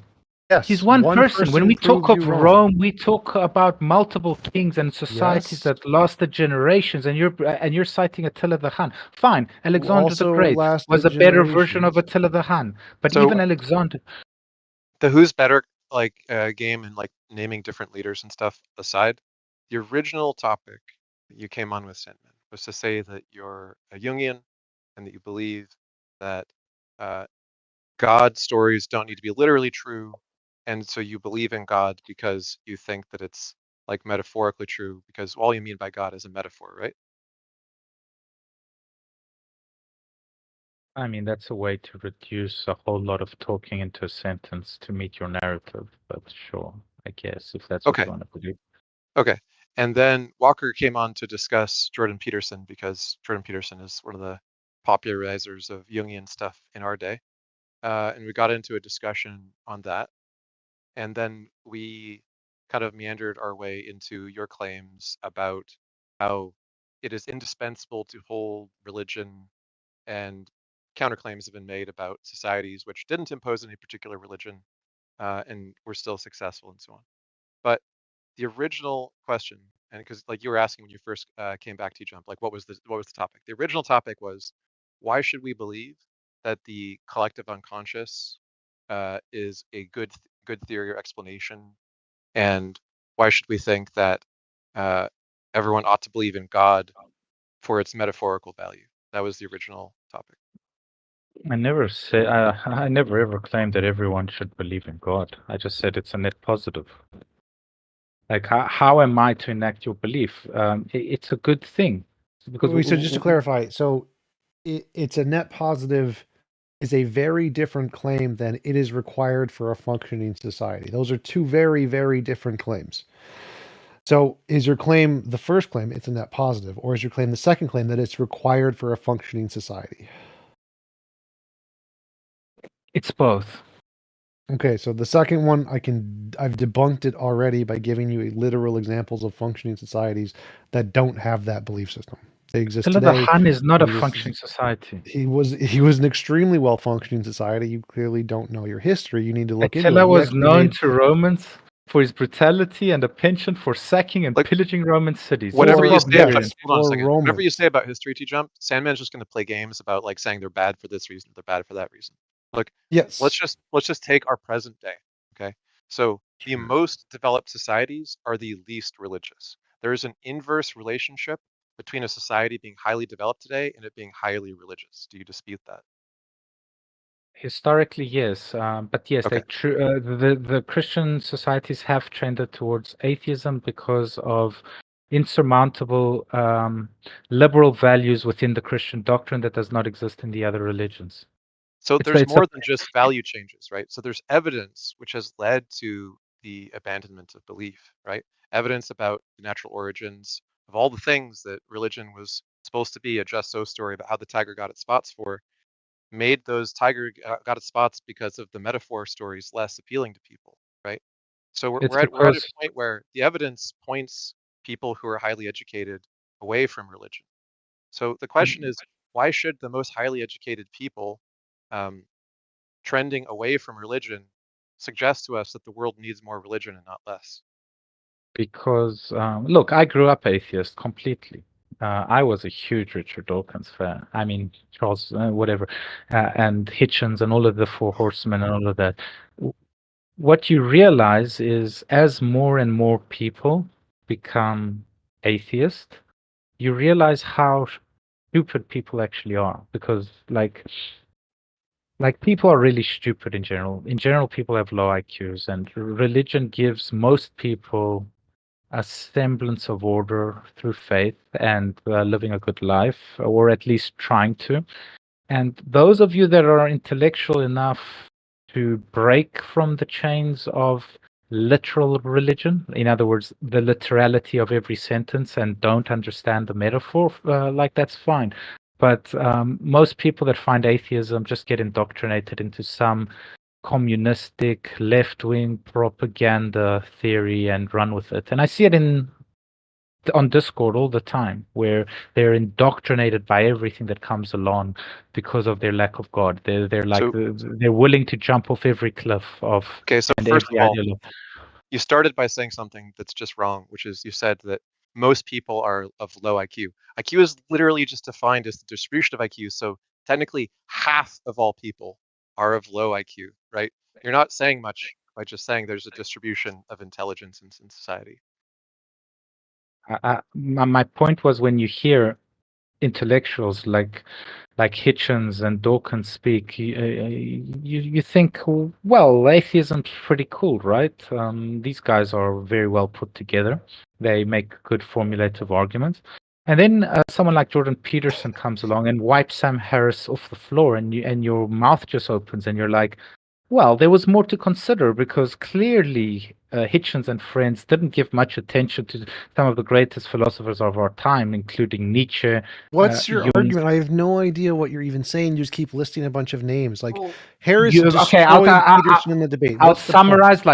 summarize like this. There's lower IQ pseudo-intellectuals like yourselves who are jealous of Jordan Peterson, and you're trying to be relevant. And sorry that there's only 12 people watching your stream on YouTube. Have a good day. My stream has What? 150, but I don't. That's not. Please that's don't not ask gonna him appeal to to count. authority. We don't Brilliant. want him to take his socks off. But that Simon, seems it like sounds not like an you're trying to argument. exit the conversation, but we're still waiting to hear an actual argument. And the point was, I guess he was trying to come back on to defend Peterson's viewpoints, but I also just remember that conversation, just like TJump said, Didn't he have spend like 2 hours trying to define the word truth? Yeah, they kept dodging around the fact that Peterson doesn't use the normal definition of truth. He uses like a coherence kind of definition of truth, which he then attempts to apply to foundational claims about reality, and that's why he falls on his face, because you can't make that gap. If you're impaled on one horn of Agrippa's trilemma, you can shoot shit all the time you want to the other horns, but it doesn't. That's not an argument against them. Well, I think the best argument against Jordan Peterson is that he was so badly hurt by his debate with Matt Dillahunty, he refused to ever debate Matt Dillahunty again, which is kind of sad. Like, I think it was probably because that was what he tried to point out, was the fact that, if you're, first off, you're not using the correct definition of truth. If things are truer than true, you don't know what you're talking about. And two, what happens if the metaphor that you're using is the same metaphor that Islam uses as the first pillar? That submission to God is the most important thing. Then all of the atrocities that can emerge because of that lack of thinking, a lack of reasoning, the lack of moral integrity, is going to apply not only to Islam, but all Abrahamic faiths. Anyway, we have other people in the audience, Pampa and Sebi, who might have a more interesting argument. I think Sandman thought he's not here, like he left, but he's still on the stage. We've He did spoken like a with mic- Pampa mic before, drop. so we should probably go to the Sabi first. Okay. Yeah. Thank you for coming on, Sandman. Appreciate your time.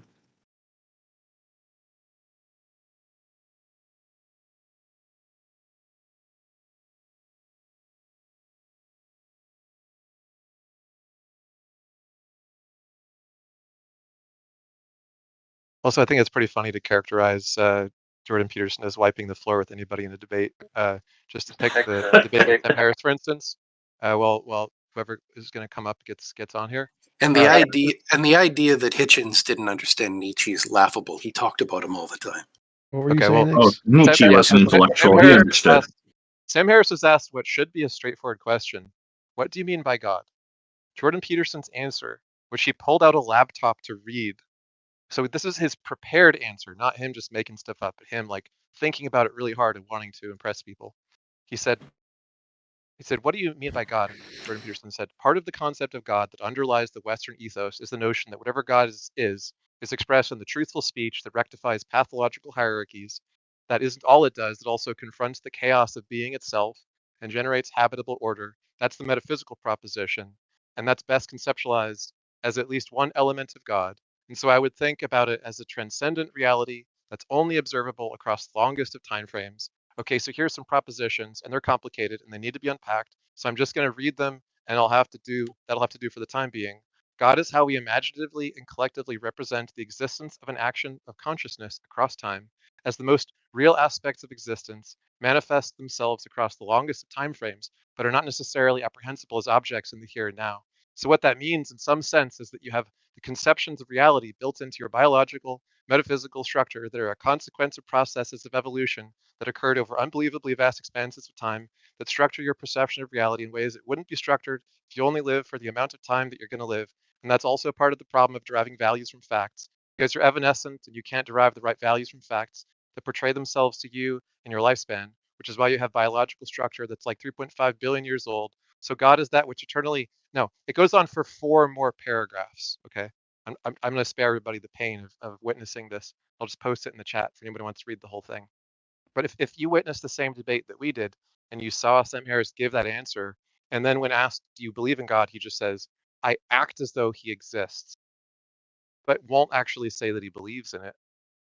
I think it's hard to say that that Peterson came away from this debate not looking silly.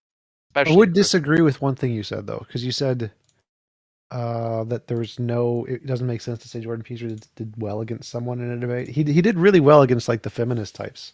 Like I forget, there was like a couple debates he did with some lady on a show, and he did actually wipe the floor with her, which was pretty funny. Yeah, I'm talking about on religion, right? Sure. But yeah, like the other debate that we've seen, the debate of the century, Peterson versus Slavoj Žižek. Peterson shows up to a debate which is like a heavily sold subscriber event that people are paying money to see, and he says, "Well, last night I didn't have time to read any of Zizek's writing, so I just read the Communist Manifesto, and I'm just going to summarize what's wrong with communism. And that was his preparation for a debate with a writer who wrote like 20, 30 books. Wow. He's admitting to incompetency. So I see we've got Pampa and Foxx up here. Why is Foxx here? Oh, I invited him because he has a hand up. So, well, we just bring up one person at a time, so I'm going to just put Foxx back for now, and then we'll talk to Pampa for a bit. Sorry, Foxx, Pampa was here first, and then we'll talk to you.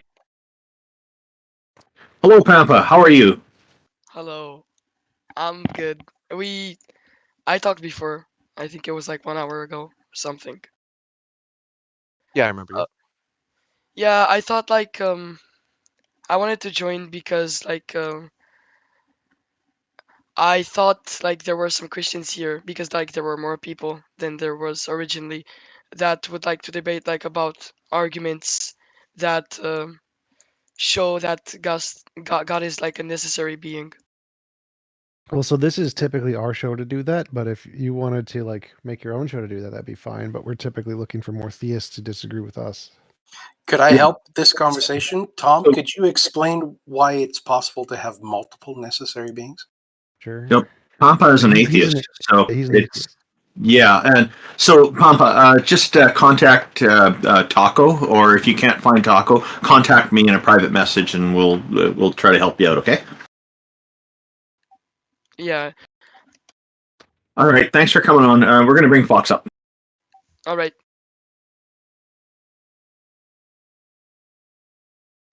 Hello, Foxx with 2 X's. How are you? Thank you for being patient with us. Not a problem. So, I want to ask a general question about religion. Well, more about religion's role in modern society. Is that all right? Sure. Oh, of course. Are you Which one?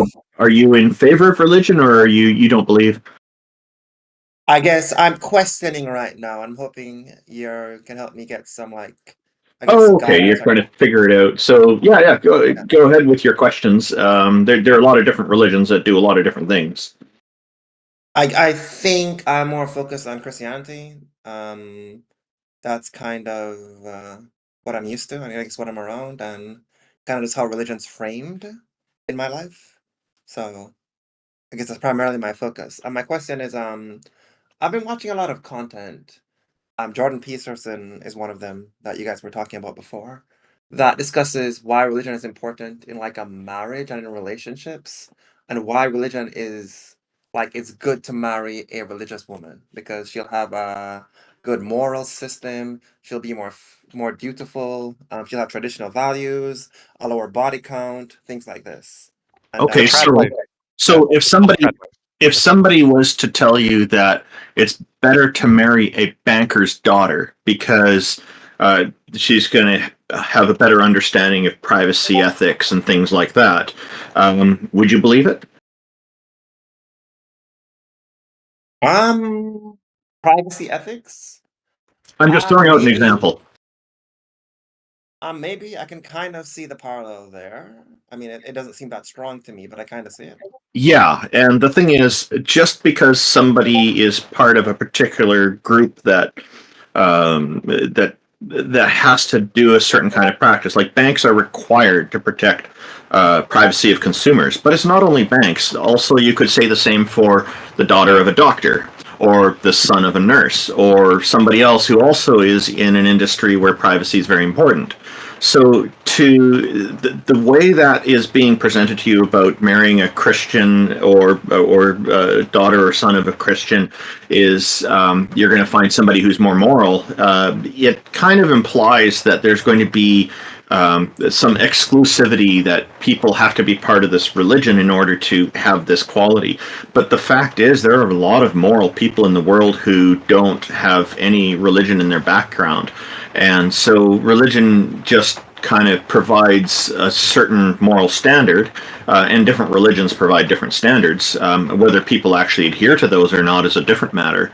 I think my suspicion is that if you queried a lot of people on moral and ethical issues, you'd probably find that religion is rather incidental. The pattern you might see is that with religious people, some of them will probably tell you that morality can only come from their religion or from the deities in their religion. But aside from that, I think you'll find that you basically you got to get to know the person and find out if their morals or ethics are compatible with yours. Just to, I think in what terms exactly of was your question? So, like you said, you were questioning I religion, didn't actually get to the point right? I was gonna Right. get to, but I guess Walker, what I'd ask you is in terms of, I mean, I don't know if you agree with this premise or not, but in terms of the kind of values that would make like a good traditional wife, some of them I mentioned before, right? Like being dutiful, being more passive, having a lower body count. Do you not think that if you were to query, find this to be more consistent with a religious group than non-religious groups? I would agree that those particular things seem to be common amongst certain religious groups. Was that a You did- question for Walker or for Randolph? Randolph was the person talking to you before. I I'm think sorry, Foxx that was would be just asking Randolph. Walker. Yeah, we were able to round off then. I'm sorry, I thought it was Walker who was talking before. I want to answer afterwards. Oh, sorry, Fox. I thought you were saying Walker earlier, so I thought you were asking Walker. That's why Walker responded. I'm sure. You're wondering if it's more common in certain religious groups. Well, if people are conditioned in those religious communities to be like that, yeah, you'll see those commonalities. But I think again, you will find those character traits also applied to certain individuals, regardless of whether they're in a religion. There could be other factors that are causing them to be that way. It could just be their own natural personality. It could be the other people who live around them. There could be all kinds of different things doing that. And I think Amy has an answer as well. Well, just my armchair opinion, that seems an unhealthy way to go about both of those things, is that you shouldn't choose your religion because you want to find a woman, and you shouldn't choose a woman because she is seemingly into religion. We should just be trying to find if a God is true and applying towards that. And we should just be going towards our spouses, whatever you're into, that should be the type of people that we go for. Amy, I think the point is that if you were to select a religious woman, you will kind of not filter, but you will put yourself in advantage in terms of the type of woman you're looking for. I think is the point with that. Well, it depends on what type of woman you're looking for, because it sounded a little bit like you want this specific type of Broken body type. slave. Yeah, well, I was trying to say it almost sounded a little Stepford, and I mean, it almost Is that an depends. exaggeration? When you say slave, No, are you being hyperbolic? you said that you were a Christian and you were talking about the Christian kind of religion, in which case you have to accept something like Well, no. complementarianism. He was specifically only saying that they are less likely to have multiple partners. They are have more values that align with like typical Western modern things. So, but what's the point here? So, yes, there are certain kinds of values that are more common in certain religions than others. Therefore, what? Okay, the point I was getting at is while all this stuff might be true and she makes a good wife in this regard, what you also find, and what I'm experiencing, is that she is so into God, like God becomes more important than you, and you can't compete with God. It's like no matter what I do for her, I could take her on vacations, buy her cars, houses. I can't compete with keeping her alive. So I'll always be second to God. And is that really what you want in a marriage? No. It's not what I would want, and I don't have that. My wife and I, neither of us are theists. We've always been atheists, and She is definitely not the subservient type. She's a free thinker and confident and all this kind of stuff, well educated. So, I prefer, for my own self, I prefer to have a spouse who can challenge me in my thinking, help me to improve when I'm going wrong on things. To me, this is what makes a good relationship in a marriage. One of the many factors when you're with somebody that you're each contributing this way. But some people don't want that. Some people prefer to have a submissive spouse, and there are people who want to be that submissive spouse. So if people can find each other and it matches, great. So my advice to you is to figure out what it is, the values, the attributes that you really like, and try to find somebody who's compatible with that with you, and figure out what they like and see if you can be compatible with them as well. Yes, so there are positives and negatives to people with ideologies, correct? And what is the underlying question you're looking for there? I think I asked my question, which is that what you want? Like, does that really make for a good marriage? I think that's the question I'm posing here.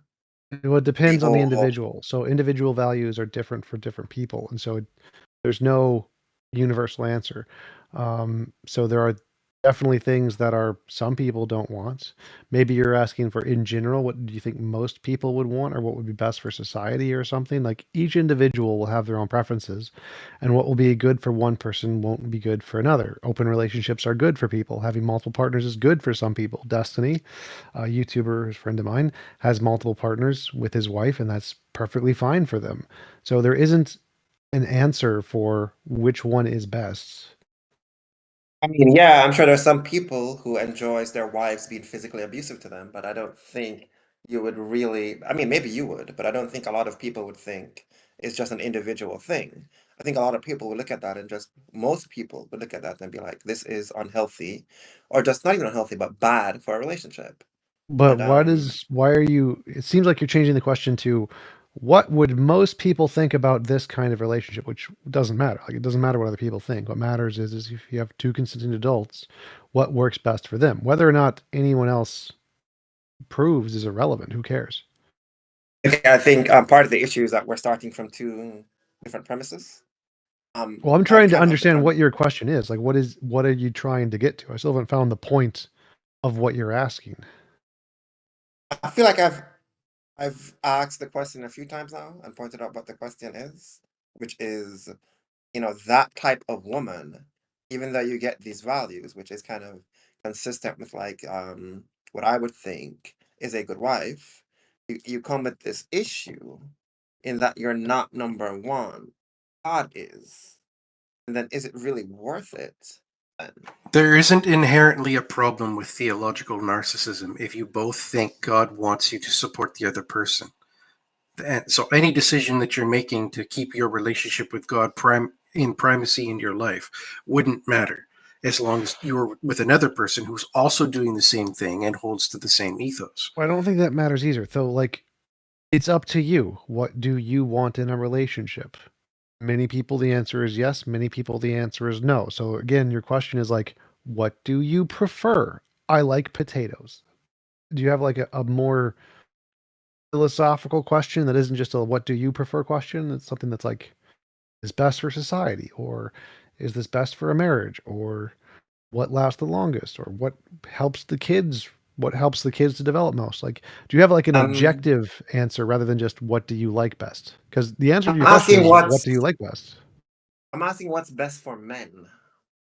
That's not a thing. Men are not a category. There are individuals, and individuals have different values. And so your question is, again, just subjectively, what does that man like? There isn't a category of men that you can then just lump together and say this is best for men. You could say this would work best for most men, and by be like a small minority of men that it would work for, as opposed to other men who have different values. And it would depend on the time in their life and what they're looking for. And so your question doesn't make any sense, because men isn't a group. They're a bunch of individuals with a bunch of individual values. Okay, I guess the group I'm referring to is men who are not blue pilled. Men who are not what? Blue pill. Blue pilled, again, that's not a coherent question either, because blue pilled isn't actually a thing. It's just a subjective insult that people use. So, like, Blue pill is it an seems ideology. it is not. It is not actually an ideology. If you actually try and look it up, it's not actually an ideology. But like, I'm like left, mostly center, kind of right, kind of left. But your question seems to be something like, what would be best for society, or maybe mental health of men, or something. Not really mental health. What's going to yield men the best results and most fulfilling type of marriage is what I'm getting at. Subjectively, Finding- whichever Again- one their values obtain. So, like, for me, it would be a harem. That would be the best, most fulfilling one for me. Yeah. Spoken like a true man of culture. I love it. Thank you. It sounds good. Hardcore yeah, I red think that- pill. Sure. But Foxx, you should be picking a partner that loves and supports you, and you love and support them. And if that's multiple partners, that works too. But I don't think that we should be going off a specific religious tradition, because there doesn't seem to be any inherent literal truth in it. Well, As a are you asking Christian specifically Trinity. for you, Fox? Like, are you asking what should you be looking for in a relationship? Or are you asking for men in general? Men in general, I'm not really Right. concerned with me. I Right. started this thing talking about the kind of content I've watched and what they recommend, right? And I think that Yep. what they're recommending men to do, it comes with this caveat that I'm just now experiencing and was never explained to me. That God will You're be experiencing dating a for religious me. woman and you're realizing it's a problem? The whole That God he's- thing, I don't know how I feel about it. Well, if they're not it's- making you the priority, and yet they're committing to you, I think that should be taken as a danger sign, because the one of the points of having a spouse, getting married, is you want to be with somebody who's going to be committed to you, right? You're committing to them, and they're going to make somebody else, fictitious or real, a priority over you. That could be a problem. That's I most disagree. likely not going to end well. Oh, I disagree. There you So I go, think Randolph. I would say that That's the individual, like, you always prioritize yourself normally, unless someone is like, there's a specific condition where they care about someone else more than them. I forget what it's called. Usually not very healthy, but I did say people- someone else. Yeah.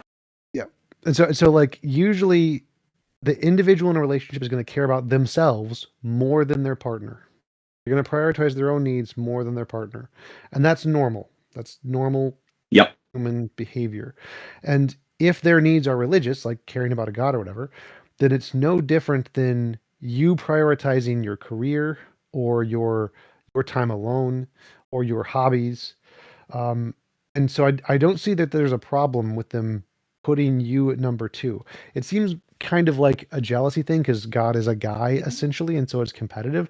But there's no real difference from dating a woman who cares about a religious ideology as opposed to dating a woman who cares about art, and she will not give up art for you because she cares about art. It's so important to her in her life that she won't give it up for you. That's not a problem. Like, that's her values. That's what gives her a sense of purpose in life. And asking her to give that up for you would be asinine. And there's no problem with her saying, no, I'm not going to give that up for you. It's perfectly normal. And just because it's focused on a god, guy, dude thing doesn't really make any difference. And so there would equally be no problem with her prioritizing religious beliefs over you, for the same reason. If that's what gives her value and purpose in life, it's perfectly normal for people to have such things that supersede relationships.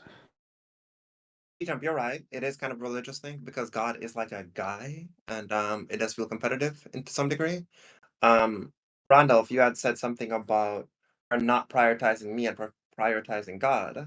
What I'm seeing is she is prioritizing me. I don't feel like she isn't prioritizing me. But she does seem to, in at least some ways, prioritize God more. Like, she'll just be showering and say, thank you, Jesus. You know, she'll just be cooking and say, thank you, Jesus.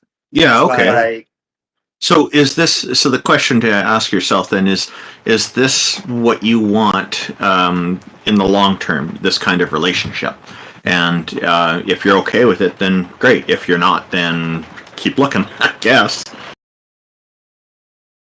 Is that kind of like your like respectfully your blanket advice for everything? Like if I don't know, my wife was cheating on me, would you like give me a similar advice? Like if you want this, then it's okay. If you don't want it, then it's not okay. Is that also what you'd Yes. say? Yeah. For the most part, yeah. Like, there's certain things that could be a problem. Like, if somebody's committed a very serious crime, like mass murder or something, then probably I would be saying, yeah, you might want to keep your distance from them. But There's also generally, it should be, there should be nuance there that's considered. Like, is this something you're comfortable with? Cheating is not the same as people who've agreed ahead of time to be swingers, for example, but a lot of people mix that up as well. And I know that's not what you're asking. You're asking if they're actually cheating. They've actually lied to you and all this kind of thing. Now, are you comfortable with keeping that going? Or maybe there's another circumstance, like both of you has kids. You've made kids together, and you want to make sure the kids grow up with the family unit, and once the kids are out of the home, then maybe you'll split up. I don't know. There's all kinds of different possible scenarios. It really depends on the situation. It's a situational kind of decision, I think. And there's an inherent contradiction if you're saying that they're cheating what they wanted, because there is a sexual kink for that, but then once again, not the same thing.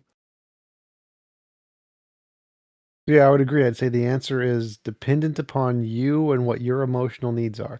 Some people, it's totally fine if they cheat in a relationship, and they're okay with it because they're not requiring monogamy, in which case it's not really cheating in that case. Whereas some people do require monogamy for their emotional health, and so the answer is what is the emotional health of the individual, you or any other man? What do they need to feel fulfilled in life? And does their partner provide what they need to feel fulfilled? If yes, then that's all you need. Yeah, you're good. And I know earlier you had mentioned that blue pill isn't a real thing. It's just an Yes, insult. correct. I feel like, and I've heard a lot of blue pill people refer to themselves as being blue pilled. And I Yes. think the blue pill mindset is to kind of not have standards, which is kind of what I'm hearing in this call. Like you shouldn't have, there are no standards to be had when you're in a relationship or a marriage. It just depends on what you want. And I mean, That's the uh, same thing. That's literally this. So, like, it seems like you're saying when you say standards, it seems like you're applying a standard to all men must have this standard, which is false. Each individual must have standards based off of their needs, their emotional needs. There isn't a standard for all men. That is just crap. Each individual person, go ahead. go ahead, go ahead. So each individual person will have standards based off of their emotional needs, and they should have those standards. Like you shouldn't let someone abuse you if that is emotionally damaging to you. You should have standards and say, no, you can't abuse me. You need to have standards based off of your emotional needs. And if your emotional needs are being met, that should be your standard. You shouldn't then add extra standards beyond that to constrain your partner in a way that maximizes your happiness in every possible way. You need to make sure your emotional needs are met, the things that are absolutely important, and then compromise to meet their emotional needs in the same respect. And that could include multiple partners in some I hope this relationships. doesn't And so the standard, go ahead. I hope this doesn't come off as reductive, but I think this is why I said earlier that I'm kind of referring to non-blue pilled men, because I think non-blue pilled men would have a standard, and I would say like all or most, because you're saying that, you know, you can't apply a standard to all men. I think they'd have a standard like I'm not okay with my girl flirting with other men, especially not in front of me. But I think a lot of blue pilled men would be okay with that, which is why I'm kind of saying I'm talking about non-blue pilled men here when I'm talking about standards. Once Well, that doesn't again, make Would you sense, 'cause be it- so kind as to actually define what that term means Well, before you forget use it? forget that for a second. Some men have been okay with women flirting throughout all time, before blue pill was even a term. Some men were okay with women flirting with other men because it's a biological thing. Your brain, the way it works, certain actions release dopamine, certain don't. And so having someone flirt with someone else can be a turn on and has been throughout all time prior to any blue pill, the term even existing. So this isn't about blue pill or red pill. That's a social garbage thing that came about pretty recently. It's about biologically what things stimulate your brain emotionally to give you fulfillment. And having multiple partners is a thing that has made people fulfilled for thousands of years. There's evidence Totally too. fine. So there's a lot of Yeah, but evidence that early Christianity, just a second. Early Christianity included numerous sex cult sort of offshoots, which were attempting to be stamped out by the Catholic Church, but which kept springing up again. That whenever people got together in like big religious throngs, it tended to lead to intimacy, and some of those groups like emphasized the intimacy above all other things until they were basically having big orgies and like partner swapping with each other because they thought that got them closer to God. It's just throughout time people have had their own preferences and reasons for it. The idea that there's a universal standard is just like appealing to one particular culture or another. And it's fine if you like a particular culture, go for it. In fact, can I TJump. just ask? Well, before you go on, Foxy, can I just have your definition of what blue pill is? Blue pill's kind of hard to define. No, it's not. Can you define it then? Yes. Wait. No. Just let Fox finish. Let Fox answer Amy's question. Yeah, I think blue pilled is pretty hard to define, but I think a loose and don't hold me to this. You could probably find a different definition if we're to do research on this. But I think blue pilled, especially within this context here, is that a modern woman is kind of okay, and it's more the modern man that's the problem, right? That's kind of the No. What? kind of Do reduced you to, not like, understand where kind the idea of the red pill and the blue pill came from? Like the entire of- idea it's behind it? Walker, I think it's evolved from that. Like, I think the original concept of the red pill has kind of evolved from its original definition, right? Which kind of Well, comes from, how like, would the you know? You haven't provided a definition. The original definition was whether or not you wanted to know uncomfortable truths or not. That was it. Red pilling meant that you were willing to embrace the harsh realities of life, where blue meant you weren't. You were going to live in some sort of self-deluded utopia. Now, everything I that you've think described in depending those on terms was how you were actually using those terms. Walker, I think that definition you're using is very outdated. So just to Then clarify, provide one that works. So By it seems dozens of months. it seems like you're saying blue pilled is more sexually open, more or less traditional Catholic monogamous values where you want a wife who is essentially only yours, kind of a thing. It seems like what you mean by red pill and blue pill is red pill is like classic male female monogamous relationships of the 60s. Blue pill is more like open, less constrained relationships. That seems to be what you mean by red pill blue pill. It's somewhat like that. TJump, you had mentioned Destiny before, who Yep. is very blue pilled. I don't know how much you keep up with like YouTube content, but like if you've ever seen Destiny debate like Fresh and Fit, that's a very clear dichotomy between blue pill and red pill. Right? Okay, but Are you yeah, familiar with so that? Are you familiar with what I'm yes, talking about, TJump? yes, Okay, I'm then very I feel like familiar. you know what blue pill and red pill is. Then. Okay, so but that's again, it just seems like you're focusing on a very specific social group of a modern culture and saying this is some kind of an important standard. That this red pill standard has some value other than just it was made up by a culture in the 60s. Like this is not the original value of men. It is not the most prevalent in human history. It is not the most successful in human history. So I don't know why you're hyper focused on this red pill ideology as if it's important. And you seem to be talking about how most red pilled men think as if this is a significant or valuable point of view through history, as opposed to blue pill, which predates the red pill ideology through all human history. Multiple partners was again the thing we started with, pre-religion, pre-everything, like chimpanzees. So the idea that this red-pilled monogamous woman is specifically mine kind of an ideology, you seem to be placing a value on this, and I don't know why you're placing a value on this. Jump, I think you are incorrect about what you're saying because the red pill is a throwback to traditional values, like maybe even 30 years ago, right? The And blue what pill is happened kind of 30 years more before modern that? thing. What You're happened still red before pilled. society? No, Okay, like if you want to go back to before society, before a civilization, then maybe you're right about that. I'm just talking about like for the past 2,000 years or so, red pill has kind of been the no. has been kind of the No. dominant. That in the is- Monogamous relationships started within the past 200 years. It is very new. It is not at all a thing we saw 2,000 years ago. What? Greeks were not monogamous. Romans were not monogamous. Italians were not monogamous. Egyptians were not monogamous. This is not a thing. Like if you research the TJump. history of Since monogamy, Christianity and Islam rose to prominence, Christians like around and 2,000 years ago, Islam isn't was a monogamous. thing. Christians and Muslims were not monogamous for the vast majority of history. It's a new thing, past 200 years, completely just inserted into Christianity. Like even in the Bible, most of the men were non-monogamous. You had the wife, you had the servant slave ladies, you had the what I forget what they're called, the concubines. Like there were monogamous relationships are a new thing that has never been a figment of Christianity or Islam or Judaism until the past 200 years. Everything you're describing is it being open on the male's end and closed on the female's end, and red pill is completely okay with that. Well, what you're also saying is basically just liberals are blue pill and conservatives are red pill. That is basically your. It's not that far latest apart. argument. I I mean, mean, that's why kind of not the truth just of that. use? Then let's just talk about liberalism and conservatism. Why are we using buzzwords?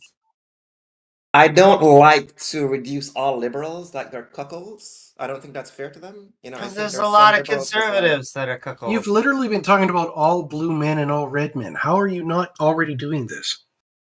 blue-pilled.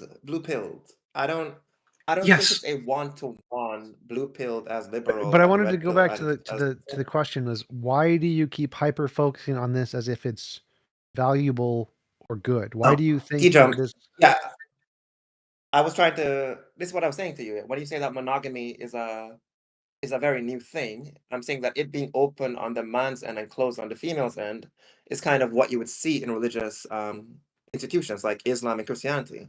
That's Yeah, how but my it's question is been why kind of do you since the think that's religious- important? Why do you think that is valuable?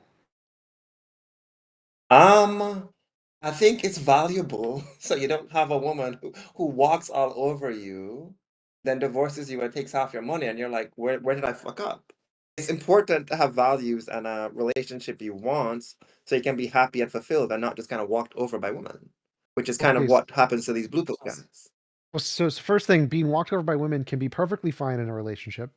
So it's whether or not Yeah, you want to. God. Secondly, my advice would be don't get married in the United States under a legal system. Then you won't have to give up half your money. Problem solved. Doesn't matter what kind of relationship you have. And so it seems like most of your problems have absolutely nothing to do with red pill, blue pill, at all. Like, if you TJump, don't want to be walked over. You're making some assumptions that are just weird to me. I Okay. do want to be married within the United States legal system, and the way to do that is in a red pill relationship. Sure. So like, yes, if you want a successful marriage in the United States, which was built on those kinds of values, yes, having a relationship with those kinds of values would be more likely to be successful given our current legal system. Sure, absolutely. Yeah, that's why I'm fixated on it, to answer your question. Okay, yes, that is a fair answer. Yes, our legal system is garbage and was built on a patriarchy, which I'm leaning towards the right. I hate feminism, but yes, it was built on a patriarchy, which means the laws are built in a way that advantages men. And so if you want a marriage that is the most likely to be successful for a man, you want one that's traditional because that's the way the system was designed to benefit those kinds of relationships. Sure. Cool. Now, the issue with those kind of relationships, to go back to my original point, is that you end up with this problem where, yeah, she has the values you want and kind of the attributes you want, but then there's just this obsession with God, and you're number two to God. Is it a net benefit for men? Is what I'm trying to figure out. It's completely normal. And so again, her being obsessed with God is no different than her being obsessed with art or books or fashion. Women have interests because they're human beings. They have passions. And just like you have passions that you're going to prioritize and not give up for her, she has passions that she's going to prioritize and not give up for you. The fact that it's an invisible imaginary sky daddy is more of a subjective feeling for the guy because that's kind of a dude. And so the only problem there is your perception that the imaginary sky daddy is a dude that you're competing with, as opposed to it being a hobby like art. TJump, I think part of why we're having a disconnect is that you are kind of treating men and women like we're the same. You know, you're saying she's gonna have hobbies and values, like you're gonna have hobbies and values. Yes, those would be And the I don't same. think it Yes. works like that. What's Yeah, wrong yeah. with I treating don't them think the it works same? like that. I'm getting there. I don't think it works like that, given the dynamic of most relationships, right? For example, the man is investing certain things that a woman is not. Like the man is going to spend a lot more money. Wait, what does And that have to do with the well, values I thing? guess That is not a given. no, it's These are not all just about the values. Not about consequences values, of TJ. like marrying a trad wife, right? Like if you date people that are as successful and educated as you are, then it's just as likely that they're going to be bringing in as much or more income than you are. It's not like this is some inescapable thing. It's a consequence of going after a traditional housewife type partner because that's what you want, that there's going to be some imbalance, right? Well, sorry to Like interrupt, I but I don't wanted think to. that's I true. wanted to, because like you said that there's the thing I said was the same, is that women have hobbies and values, just like men have hobbies and values, and both have certain hobbies and values that they will not give up for their partner. And then you said something about money. Like I don't care. Everything about the hobbies and values is independent of money entirely. Why would we No, treat men and women TJ. differently when it comes in context of the fact that they have hobbies that they value? No, in terms of it's important. Like if I'm putting in a lot more money in the relationship, what am I getting back in return? Right. This is why I'm saying you can't treat men and Love. women like they're the same in a relationship. Did Oh, you commit I'm sorry. yourself Let to me. Stop, be Walker, the sole provider? Walker, stop. So I don't understand what you're saying here. Like the fact that they're a human being means they have values and hobbies. Now it seems like what you're saying is that because you have a bigger financial investment, a woman is more obligated to sacrifice her values in order to accommodate the man or something. I think what am I getting in return for my financial investment? And part of Oh, what you see marriage as a like transaction. It is. So that's fair. somewhat. Yeah, I don't think you can kind of remove the transactional component of marriage from a marriage. I think there's absolutely a component of it that is transactional. All relationships are transactional. It's just usually an emotional kind of thing. But so what? Um, I still don't understand what you're saying. It seems like you're saying, yes, women are humans and do have hobbies, but because I make more money, she should feel obligated to make her hobbies less important than me. Um, is that what I think? I think when I think about what I'm getting in return for the financial investment, right? What I'm thinking of is certain things like a great deal of sex, like cooking and cleaning. What does that have to do Me with the God personally, I thing? don't Because the care. question was, she cares about God more than you. That was I what you think said. That was the original. I think part of what I'm getting is her putting me as a priority for the financial investment. I think that's part of what I'm getting, teacher. Right. So the question is Getting back to should the woman be obligated to give up her favorite hobby and put you above her favorite hobby because you have money? That's the question. it's not yeah, you can't remove the fact. Should my woman be putting a Okay. male deity above me despite my financial investment and my role as her husband? I fully That's the understand his problem now. He's saying, look, all of the conservatives are telling me that I need to find a religious woman, but all these religious women that I find, they're all going crazy for God and not me. What can I tell you? I think so you nailed again, it. so let's imagine that the God deity is just a hobby like art and no different. Would you have any problem with it at that point? She puts art above you. She's not going to give up art for you. Doesn't matter how much money you make. She will never give up art for you because art is too important to her. Would you have a problem with that? all things remaining equal, like how our relationship is now. Probably not. You'd be okay. But when you make it into a imaginary guy, now you have a problem with it. Well, I don't see it as imaginary, right? I'm not as religious as she is, but I think God's a real thing. But he's like So a I totally don't real see it as guy. not. I don't like. Okay, I asked her this question. I'm kind of going off. I'm kind of branching off a little bit, but I asked her if God came down and asked you to have sex with him, what would you do? Right? She thought about it for a while, and she said no, because the way I see God is like a father concept and not a like a Not a sexual horny concept. Zeus who fucks all the women and like steals them from their Yeah, husbands. then I asked her, what if God demanded it? And at that point, I'm thinking it's more like rape in a way, right? Because there's kind of this context that if you disobey God, he could just kill you. So if at that point, I would be like, yeah, sure, you should do it because I don't want him to kill you, right? So I kind of thought about this a little bit, right, in terms of what I'm okay with and what I'm not okay with. But just like her always thanking God all the time, it's kind of hard to process how I feel about it. Because you're jealous. Do you think I shouldn't be? It's a Yes, I sign think of you should be. insecurity. You probably want to fix that. I Yeah, but no, concur. is it if your woman loves a man more than you, is it really insecurity? In I don't think it's right to fairness, Yes. frame it. I do know for a fact that God lifts, and so I don't know.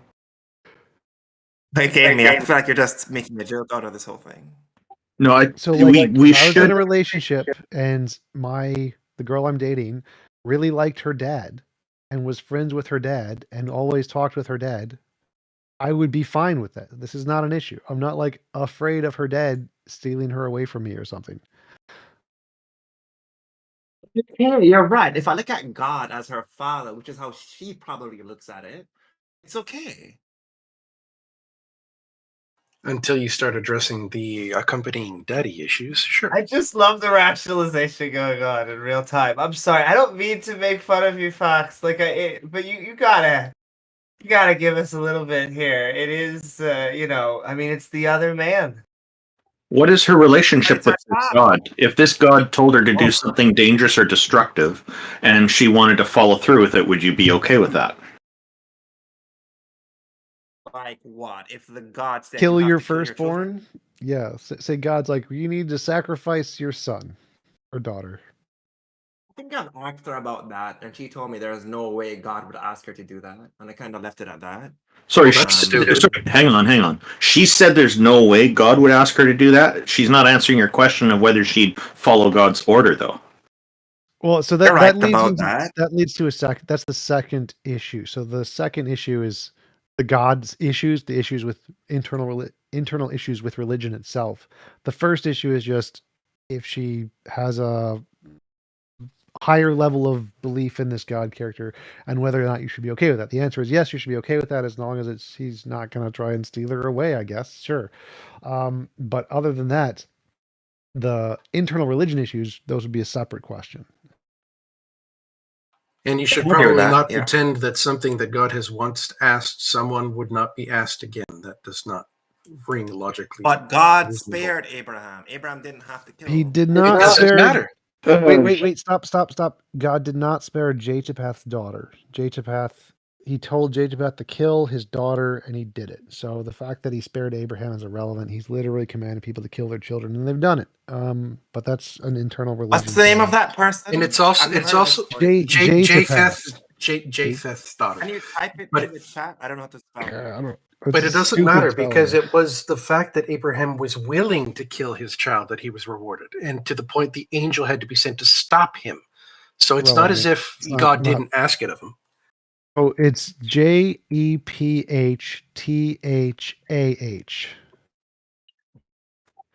We need to. Go ahead. Jephthah. Just look it up. There's no way you could look it up. It's such a stupid spelling. Jepththah.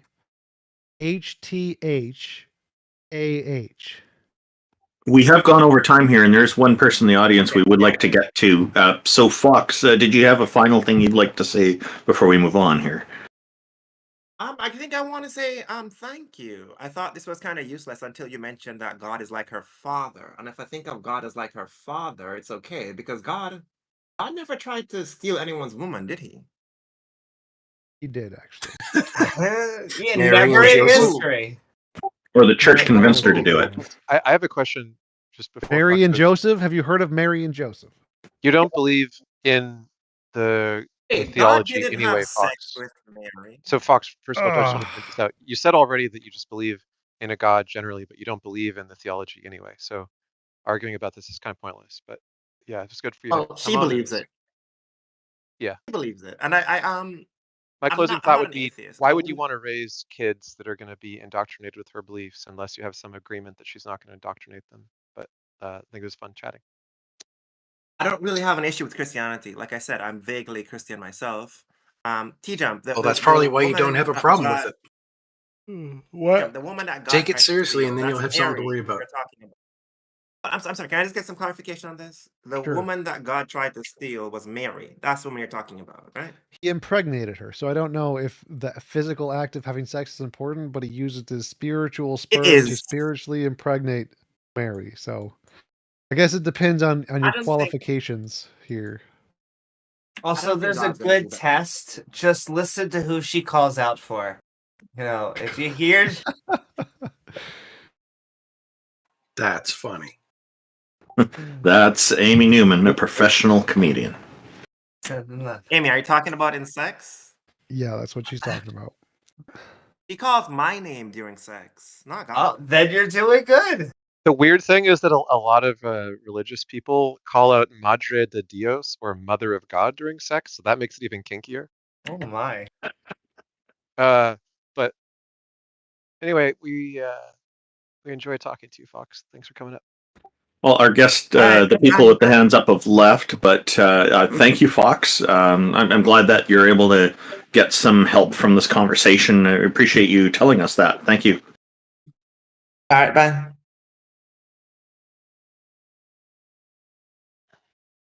All right, I'm gonna head out. So- I'll talk to you guys later. I gotta poo. Yeah, I think we are. We're at time anyway, right? Indeed. Okay, take care, TJump. And Walker, thank you for joining us today. What did you think about the conversations you were part of today? Well, all I can say is that I have the ability to put a Jesus hat on from time to time and see things from that particular point of view. And all I can say is that it would have been heretical. It would have been an obvious sign of Peterson and those that follow Jungian philosophy and stuff like that. They would never have qualified under any definition I have ever known as an actual believer.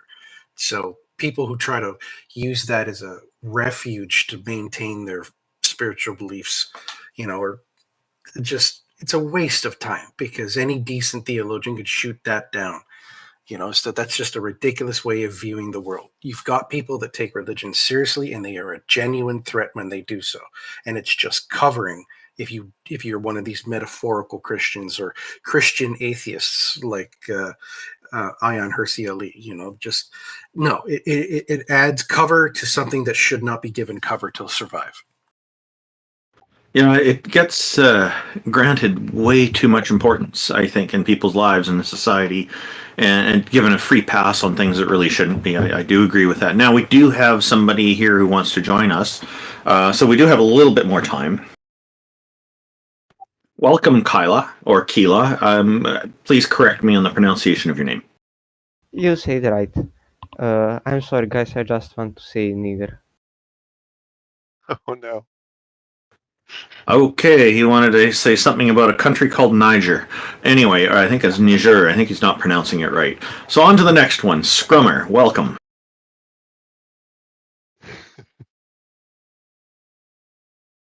Hello, thank you for joining us. What's on your mind? Yeah, I wanted to talk a little bit about what your positions are on God. I'm an atheist. I don't believe in any goddesses or gods. Go ahead, Walker. I believe that philosophically we have shown that everything starts as a conception, including ourselves, and everything stays as a conception until it's proven otherwise.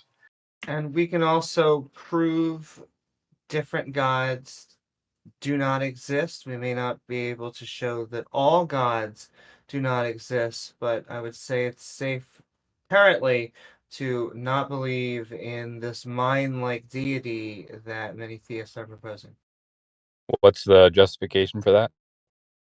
Because, well, we can take a few different routes. We can look at brains and minds, how they operate, and how it would be extremely weird if there were to actually be a brain and a mind before time and space. They seem to be complex systems that arise after a lot of space and time. Yeah, that doesn't I follow. don't know. Do you have? Well, we're dealing with a single data set, and we all share the same data set, and so we have a Just to be definition of clear, what that doesn't. So That doesn't let's follow. look at it a it little. does. Let's take a look at it. Do you believe that a mind needs a brain? Do I believe that a mind necessitates a brain? Yes, as in maybe a software needs a hardware. No, I don't think that a mind would necessitate a brain. Do you have an argument for that? Yes, it seems to be that this is the only way that it can be. I'd be looking for something that would show some sort of either contradiction or an example in the opposite direction, or We have one No, data that's set not. in which all minds are involved with brains. I don't know if you just don't know about model. Sorry, did I cut out? We have one model. Can you hear me? We have one model of information, in which case we all minds are linked to brains. If there's some other evidence that it can be otherwise, that's where the conversation would have to start. I can hear you. Can you hear us?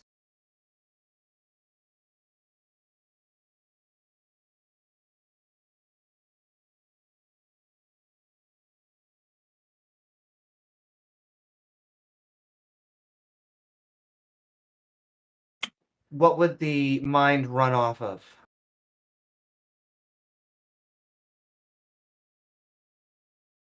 She's asking you a Yes. question. Yes, I am. It is contingent on something else.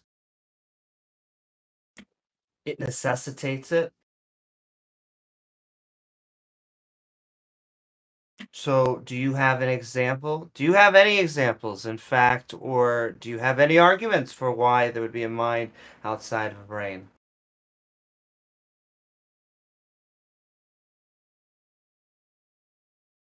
No, I'm saying all of the available evidence currently leads to minds needing to be nested under a brain, that there has to be a physical substrate. And so I'm asking you, do you have any examples, or is it just your opinion that they can exist without?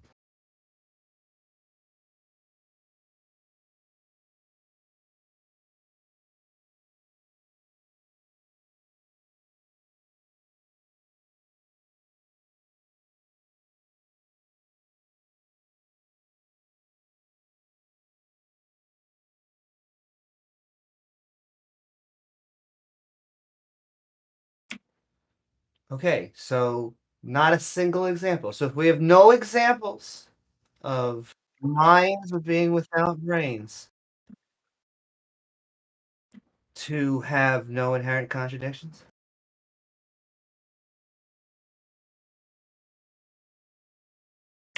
If you were defining a mind as part of a brain, then Minds are literally hierarched under brains. So something that is contingent, it can't be hierarched above it. Do you understand what that means? Yes, you need to have that so that it follows from that. You are dependent upon that. Yes.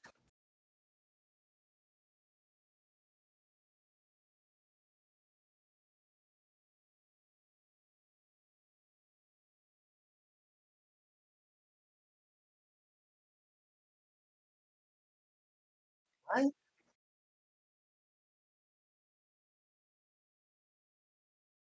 Sure. I guess will continue to say, if you don't have an argument or you don't have any examples for a mind to come without a brain, and this seems to be the necessary substrate. In fact, continue on, that is indeed contingent on it, just like gods seem to be contingent on a brain and a mind because they don't seem to exist in reality. And without us or our books, they would cease to exist.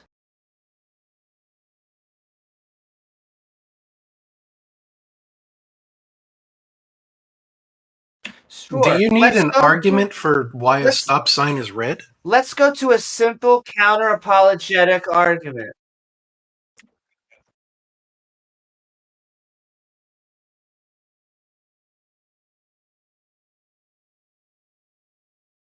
No, we're not saying observation. We're saying that we are defining these red signs as stop signs. So you're coming along and disguising schmines and maybe schmop signs, but you're not talking about the same thing we're talking about. Sure, it's the thing you pull out of your ass whenever you can't provide evidence.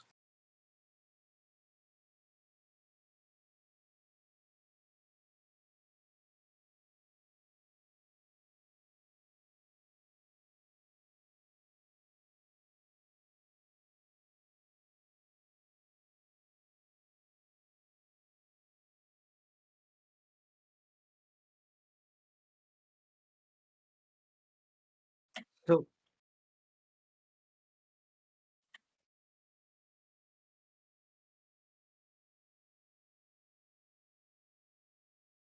so can you just go over two premises and a conclusion with me? Everything that begins to exist has a cause. Or everything, I'm sorry, I gave my thing. Everything that exists has a cause.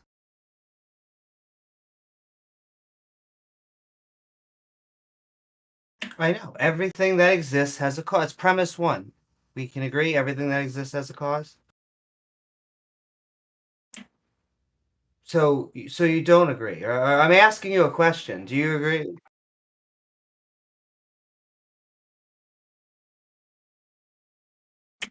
So do you agree with the premise that everything that exists?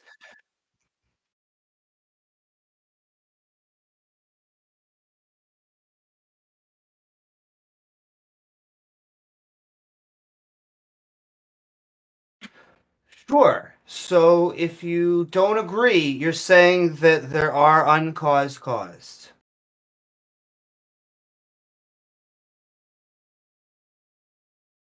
I think it's two premises and a conclusion. I think it's something that you can't handle because you're not even granting me, or even saying if you disagree with my first premise. So I think you're a dishonest interlocutor, and I'm going to keep on pressing you. Does everything that exists have a cause?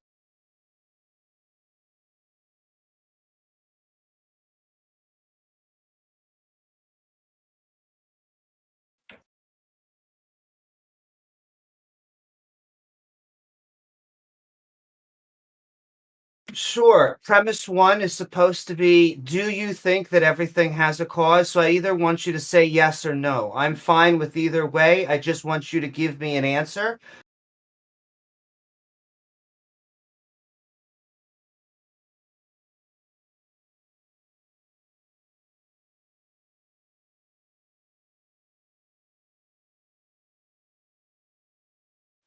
Sure. I would say I don't agree with premise one. So you don't agree with premise? No, but I am saying, but I'm making the claim now. I disagree with premise one. I don't know. Why should you So, accept premise Scrumber, one? why don't you present? Hey, Scrumber, stop talking for Sure, a second. but I Scrumber, so just stop talking for a second. Point of moderation here. Look, it's great to ask us what our opinions are and everything, but the format of the show is that you should present some kind of claim of your own about what you believe in, not just complaining about disliking, well, not just complaining about disliking one or another host's view. I did he just put him leave? in the audience. He just Oh. keeps interrupting. He's very argumentative. It's not working out well. I stepped away for a moment. I come back and wow, all this. Well, I just wanted a very simple answer. The reason I asked that question, because I want an either yes or no, because either yes, you believed in an uncaused cause in which we can get that, or you believe that everything exists has causes.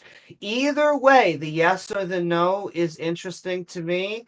I wanted to get to my argument of everything exists has a cause. God exists, therefore God has a cause. But we didn't seem to be able to get to the argument. I guess try next week, sending love. So yeah, I think like when we're putting forward a proposition, yeah, the expectation is that you accept the proposition or you don't. So yeah, that's quite reasonable, and it's important to frame it this way because a proposition doesn't always necessarily lead to a dichotomy. There could be other options. That's why we only focus on accepting it or not accepting it, and then we can go from there if there's other different possibilities. I think this is probably the most reasonable approach to go with. What do you think? I think so.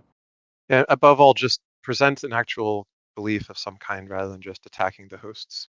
Okay, so the shrub was messaging me about talking, and I think also Darwin's soldier has been waiting for a while. And then I will say, in like 15, 20 minutes, I do really gotta go. I do too. So, welcome. Thank you for joining us. Let's ask the shrub. That's not a burning bush, is it? It is a reference to the burning bush, but you can just call me Shrub. Okay. I actually had Shrub as a nickname in high school, and I expanded upon that as I've gotten older. Cool. But what do you got for us?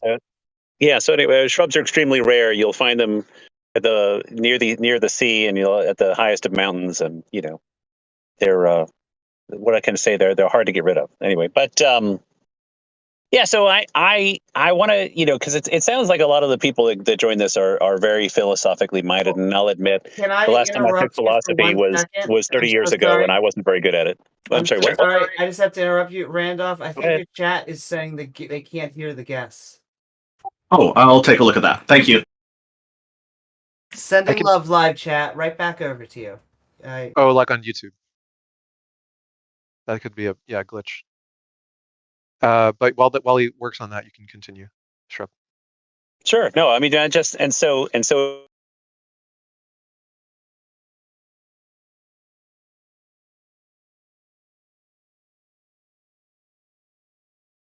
whole swordplay of philosophy. So I have to apologize for my ignorance in advance. But anyway, so what I wanted to get at is I would like to instantiate this concept that you can have things that you can't prove the origin of yourself, that have that there hasn't been a consistent link of information and data from its beginning to now. I happen to live in the I happen to live in a community that the homeowners community was started by a developer 30 years ago, and we have 0 files from when it was started. So anytime we try to ask of why did we start it this way, the answer is we have got nothing. We've contacted the company, we've tried to contact lawyers, accountants, CPAs, you name it. There are simply no files. And we're talking about something from 30 years ago, not 1,000 years ago, not 2,000 years ago, 30 years ago. And there's other than the fact that it's here and people have been paying bills, there's no proof of its printed proof that we could find, other than the I guess you could say there's a file with the state that we ever existed in the first place. But it is true.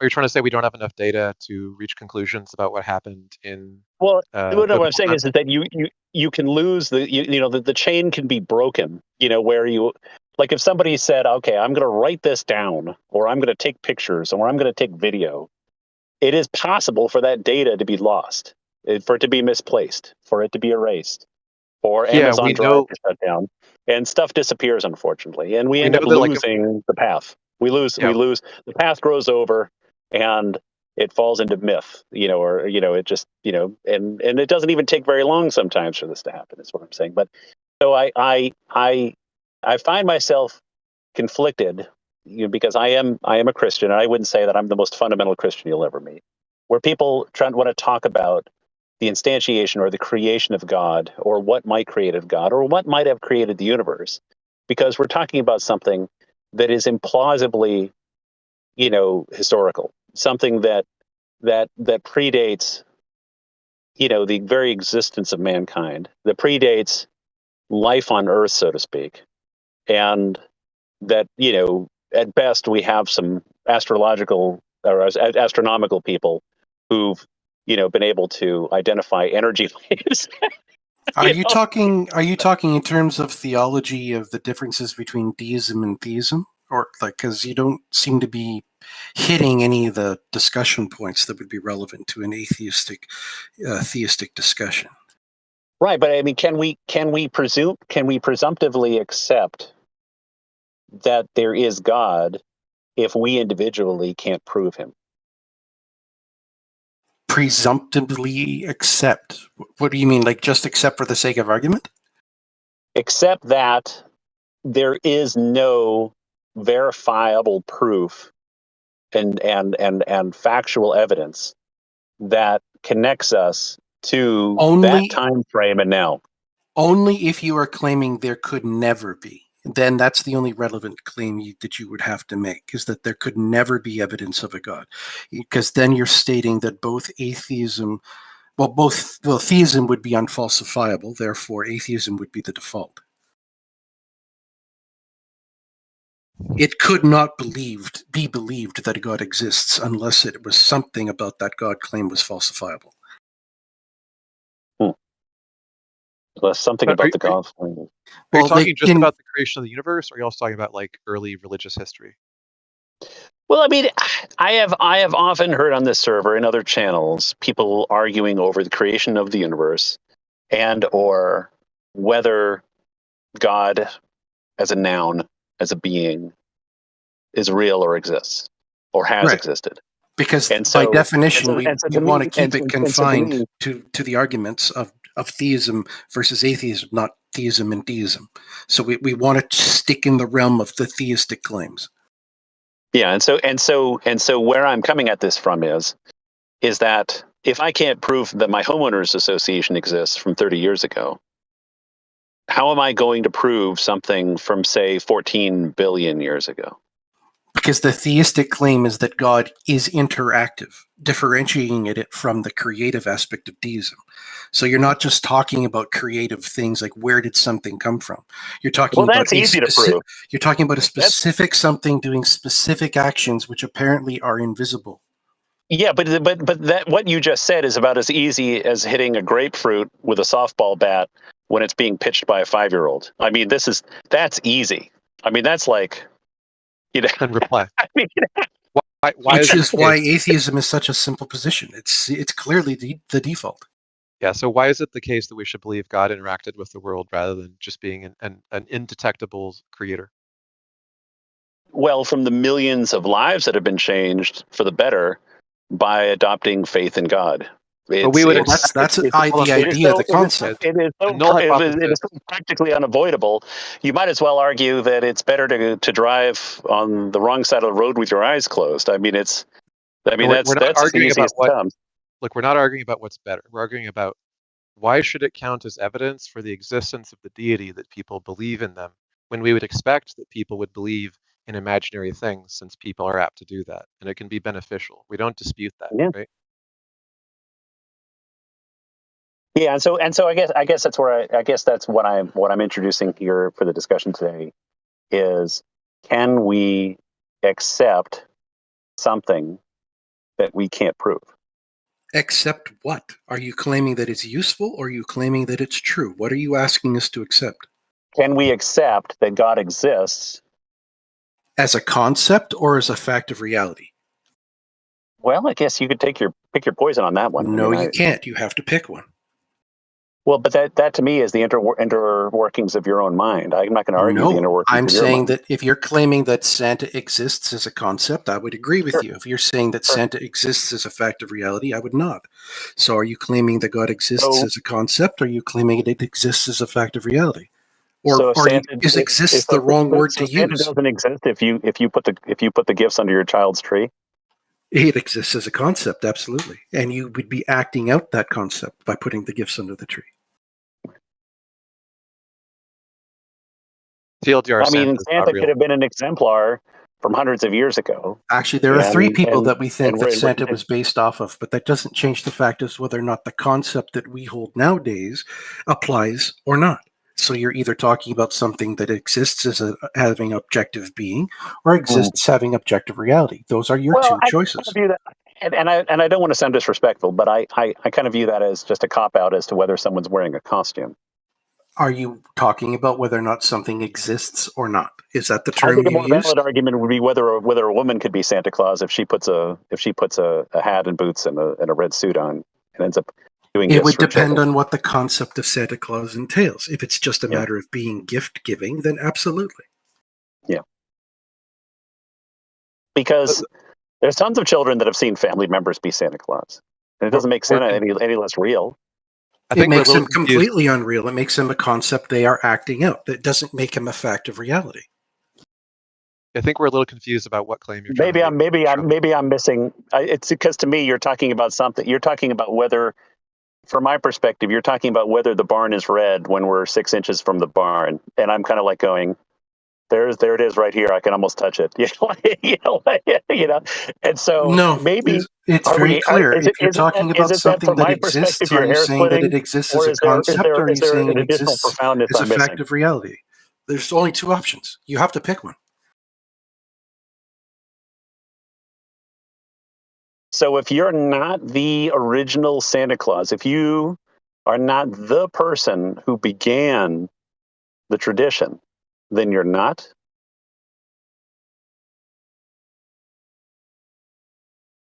If you're not the person who began the tradition, then you're not the person who began the tradition. That is what you just so you're asked a purist. Okay, so that's you're what a you just purist. said. You said if you're not the person that began the tradition, you're not the person that began the tradition. Did you mean to say it that way? Yeah, no, I mean, like, so I'm saying it's like, no, I mean, it's like no one else could be Santa Claus, because if you weren't the original Santa Claus, then you're not. Can anyone else be you? Can anyone else be me? No, no one else can be me. No. Can everyone in the world act like you?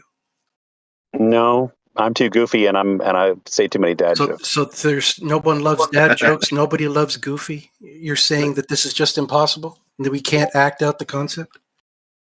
Well, I suppose. I mean, then you have the answer to your question. If you mix Ray Romano with Tim Allen, and maybe with the appearance of Pierce Brosnan, maybe you get close to me. Then you've answered your own question. I love to tell dad jokes. Sometimes he laughs. The point is you're embracing the question he was asking you, whether you like it or not, which is you think that Santa Claus is a concept, and you think that you are a reality, and you have a distinction between Santa, the concept that anyone can put on a suit, and you, the reality, which only you can be you. And what he's asking you is, with respect to God, is what you're talking about God being just a concept or an actual being that interacts with the world? Well, I mean, I've seen God interact with the world all the time, and through his, through his teachings and through the actions of people, and also the results of things that are beyond our control. Tremendously amazing and powerfully positive things have happened that are beyond any of us being able to do individually.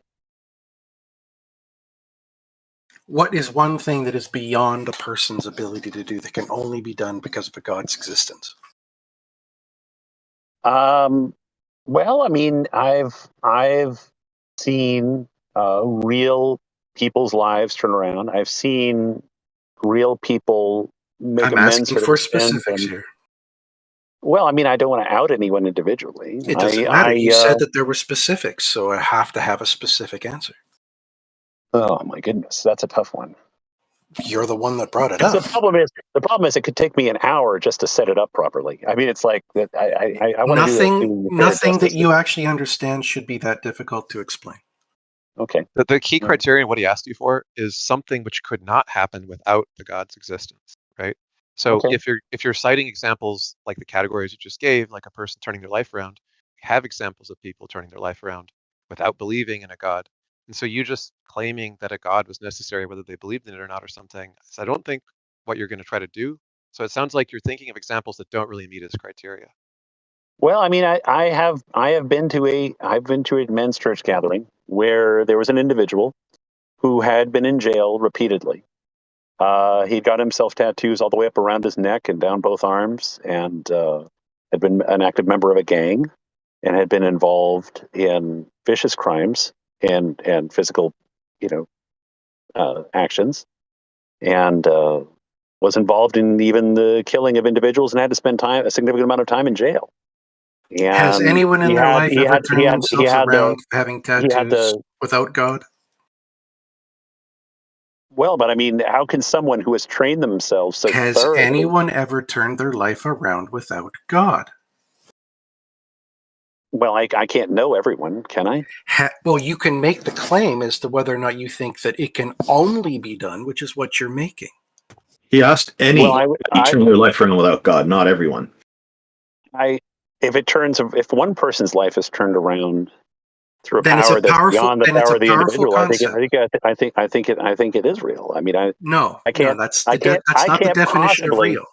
No, but I can't possibly fathom what all the reasons that everyone has ever had or drivers for turning everyone's life around. I can't. What is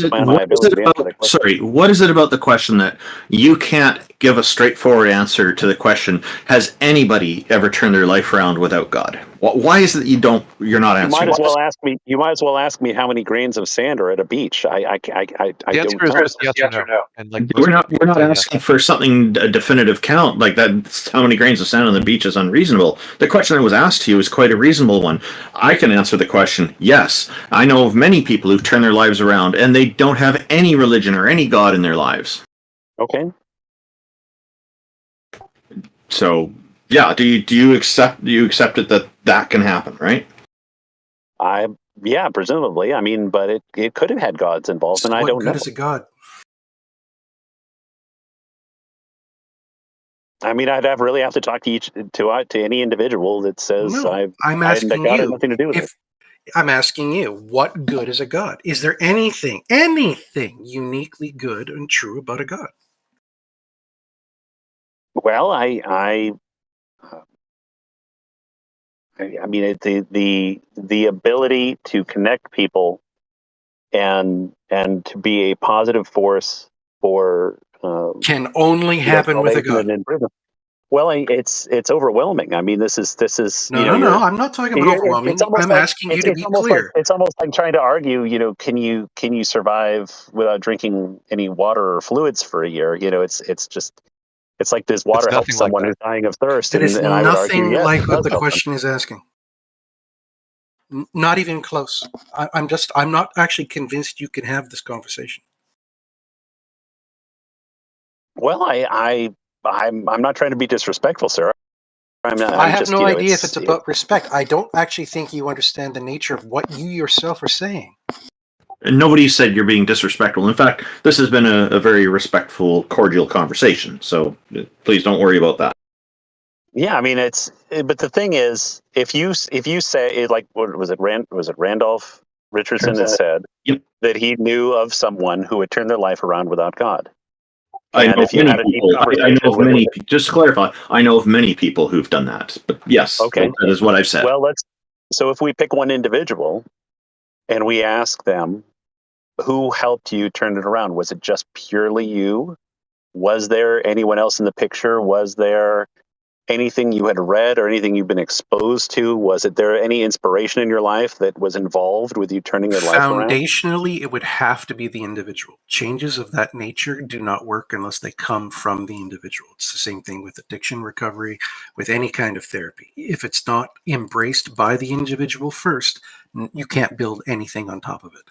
Yeah. Okay. Hang on. I want to answer your question. So, in support of what Walker said, those people I'm quite sure they had other people giving them help here, giving them encouragement, whatever. But I agree, they had to want to do that to make that happen. They had to choose to take the action. So ultimately, it is up to them to make that decision. However, they've made it. Okay, and so all of these other people who provided encouragement and spent time with the individual to try to help them, they were doing this completely devoid from any influence of God or any potential. Yes, there are many secular therapies. It's not a God-dependent proposition. Yep, many are. I don't know exactly how many, but I can tell you for sure, at least some of them were getting help from atheists. Okay. All right. And so if an atheist adopts the teachings of the Bible and provides ministry to someone else, does that involve them with God, or do they get to disavow God in its entirety? I don't know any. I only know of one atheist who provides a Christian ministry, and she's in another province. But her name is Greta. I'm trying to remember her last name. She's kind of famously known. the Catholic Church tried to oust her, but they couldn't because of our laws. They're not allowed to discriminate based on a person's religious beliefs. So it's an interesting thing. Greta Vosper, that's her name. Someone says, I don't believe in God, but then I adopt some of the teachings of God. Such as? Because as far as I'm aware, all of those are just plagiarized. So if you could actually offer one that's uniquely true and good, that would be a start. So there are people who will come along and conclude that, oh, you're being respectful, so you must be taking Christian values from it. Now, the source of where these values come from, where the person has learned it from, aren't necessarily from the Bible or from the Quran or from some other religious or Buddhist scriptures. So there are many different ways people will arrive at the same conclusions. You're interacting with other people. There's the sense of compassion, the sense of empathy. Things like these come up naturally. Now, yes, there are religious leaders. There are religious people, preachers who teach these things as exclusively Christian values. I take issue with that because they're typically not. And just as Walker alluded to, that a lot of stuff is plagiarized. So if you're going to credit something to God, you're going to have to take a character trait that's only available exclusive from God. We will challenge you to present evidence of that. Do you know of atheists that live their life entirely, completely against all Christian teachings?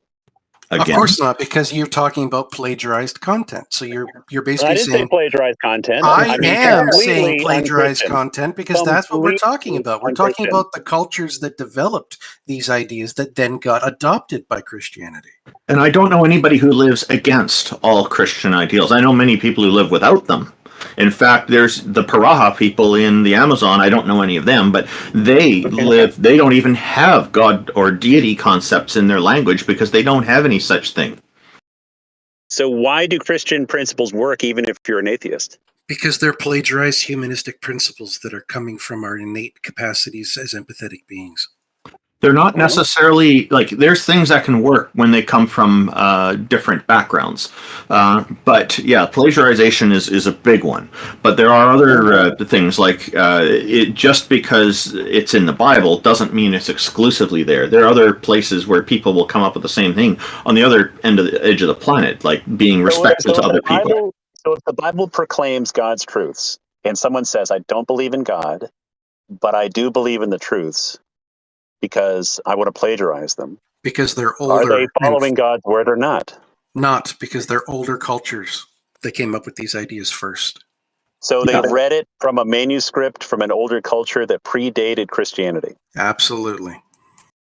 Okay, so did you get this from Samaria? From studying, for example, like the Book of the Dead, which contained 42 commandments that were then amalgamated down to the 10 that are most popular. It's from understanding the concept of the ethos of reciprocity, which is a function of our own biology. And the ethos of reciprocity with its positive and negative arcs becomes the principles of do no harm and lead by example that are the basis of the golden rule. I mean, this all predates Christianity and it's all of natural origin. So there's literally nothing good or true that you're offering here. So what you're saying is that the people that Randolph is referring to were students of these scrolls, and that is how they learned to be kind or to minister to others or to help. Not even close to what I said. Around. Because that's exactly what you're inferring to me. No, not even close. You've missed the mark so entirely. It's I'm not even sure how to recover.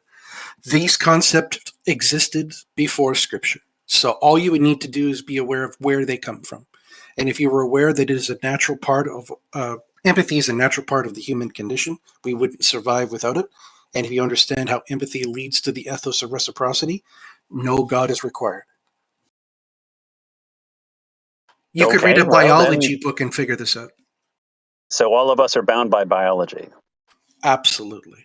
Part of our conscious and subconscious divide is the recognition that we have instinct that are being fueled by our subconscious, and our conscious mind is that 5% of our cognitive load that keeps the instinct under control. Because surviving is not enough. Thriving So is we the should condition we we're should looking treat each for. other like fish in the sea and consume each other and We should take treat all of each other other's like we are possessions? concerned with both thriving and surviving, which is what I was just saying. Okay. That it is the So surviving is not I enough. can't disagree more with that. I'm sorry. Respectfully, I can't disagree more with that. Well, you could also be wrong because we know this is a fact of nature. This is a fact of our Then we should psychology. be barbaric, and we should, as in No, nature, as a fact kill or of our be killed, reality, or we what should is destroy and best eat for others me, as a fact of because that is reality, what what is is best for biological me truth. is what is best for us. Because my own personal self-satisfaction in surviving is amplified in any society that treats me with equality, that I show them the same respect that I But I biology expect has from them. nothing to do with equality. Absolutely, it does. Biology doesn't care about equality. Social species are all about the biology and equality.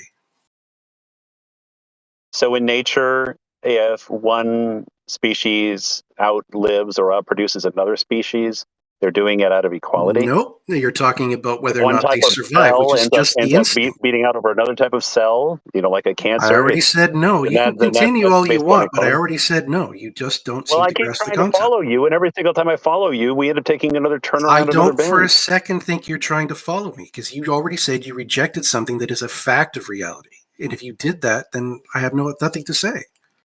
Well, I mean, it sounds like you have a very contrived lattice of rationalizations that you've built your reality around. I know it sounds like that because you're not realizing that I'm telling you something that you could go and prove to yourself. It's an easy thing to learn. The ethos of reciprocity is an excellent ethical discussion that we can have.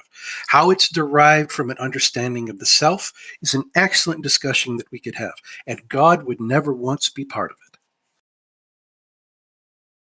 Also, kin-selective altruism and fictive kinship are like well established even in other mammals, where like dogs will adopt like uncle style other dogs that don't belong and aren't their offspring. But he said he's We also choosing to not accept that.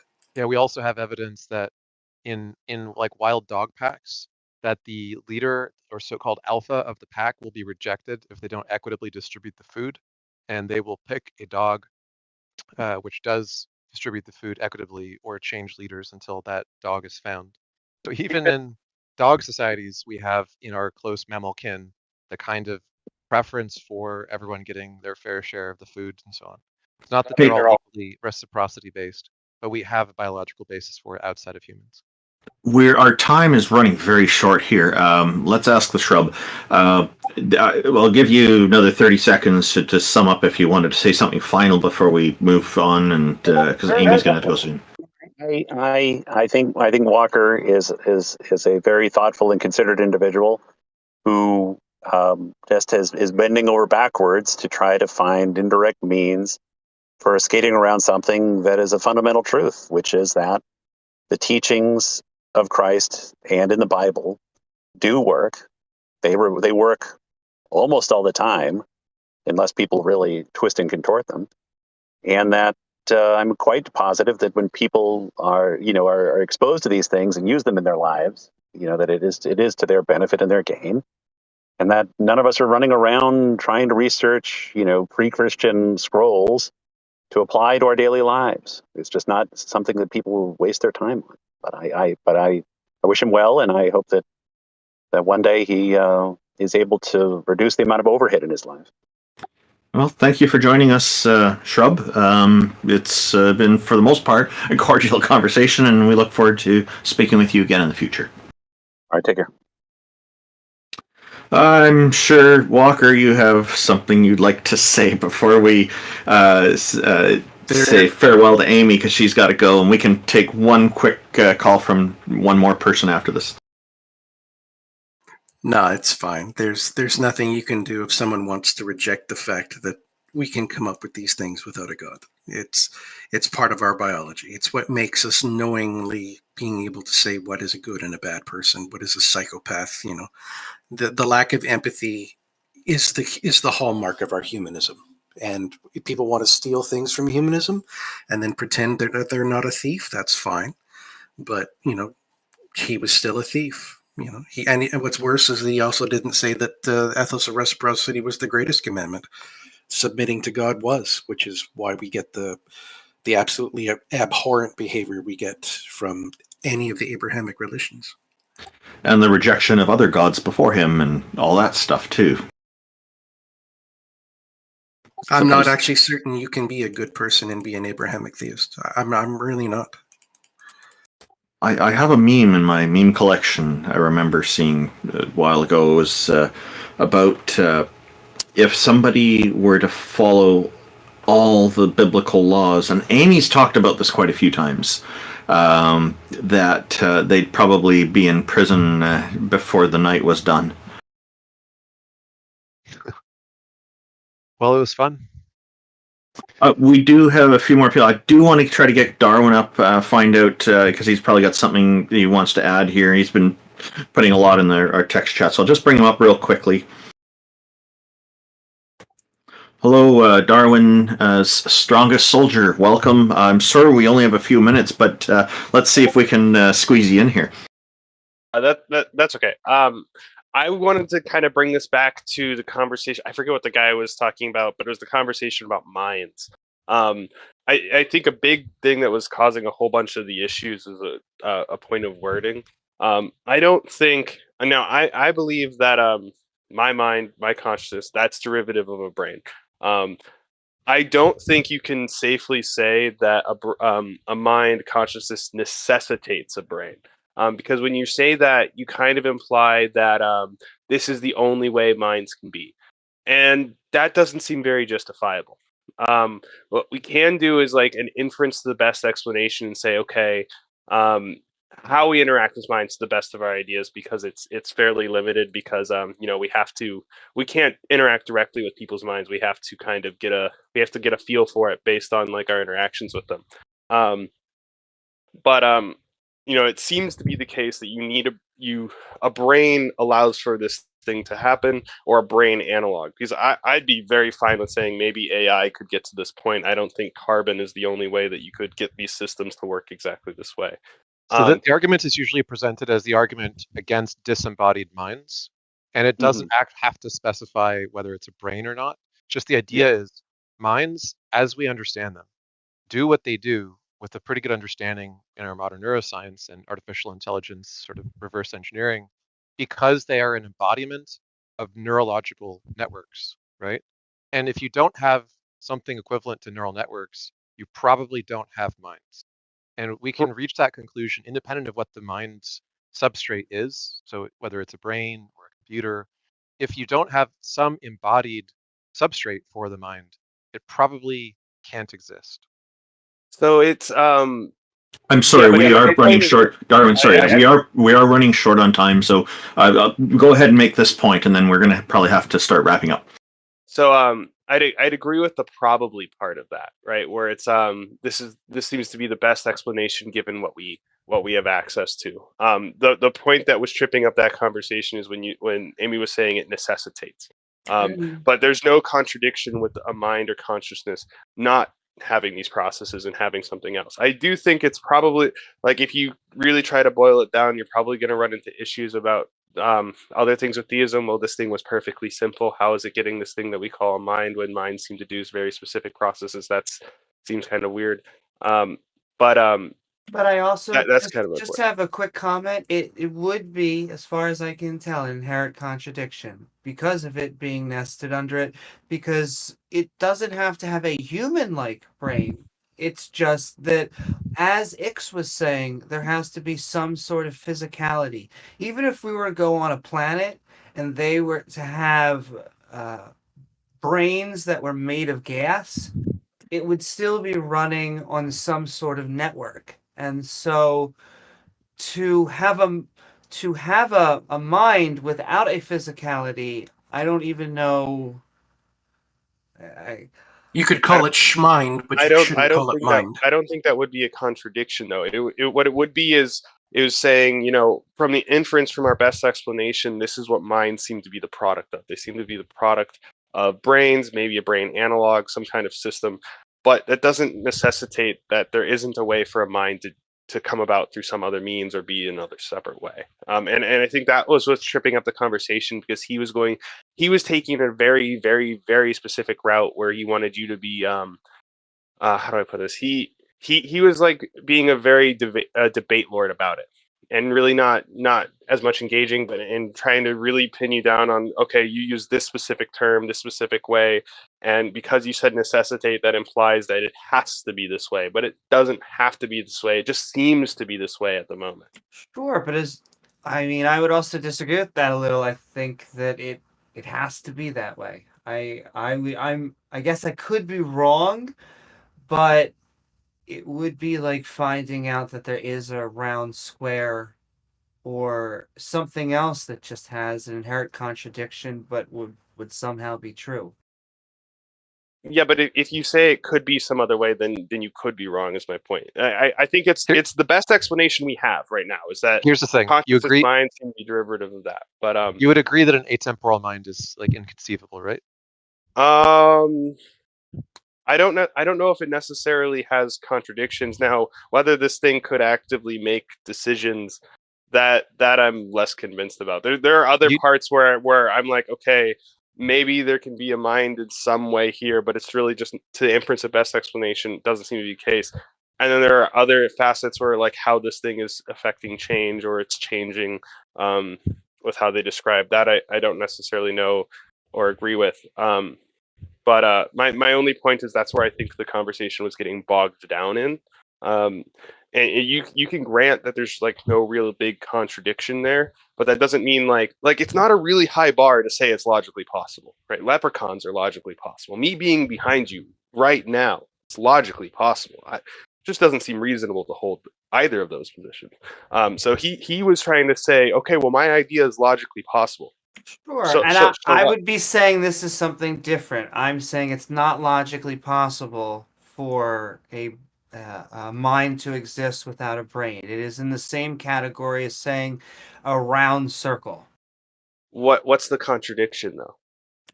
So if you don't think that a mind can be atemporal because it's meaningless to say that it has a thought if there's no before or after the thought, then it seems like you could also say that it's meaningless for a mind to be perfectly simple or to have no parts, because it's meaningless for a mind to hold any content if the content isn't distinct or a part of the mind.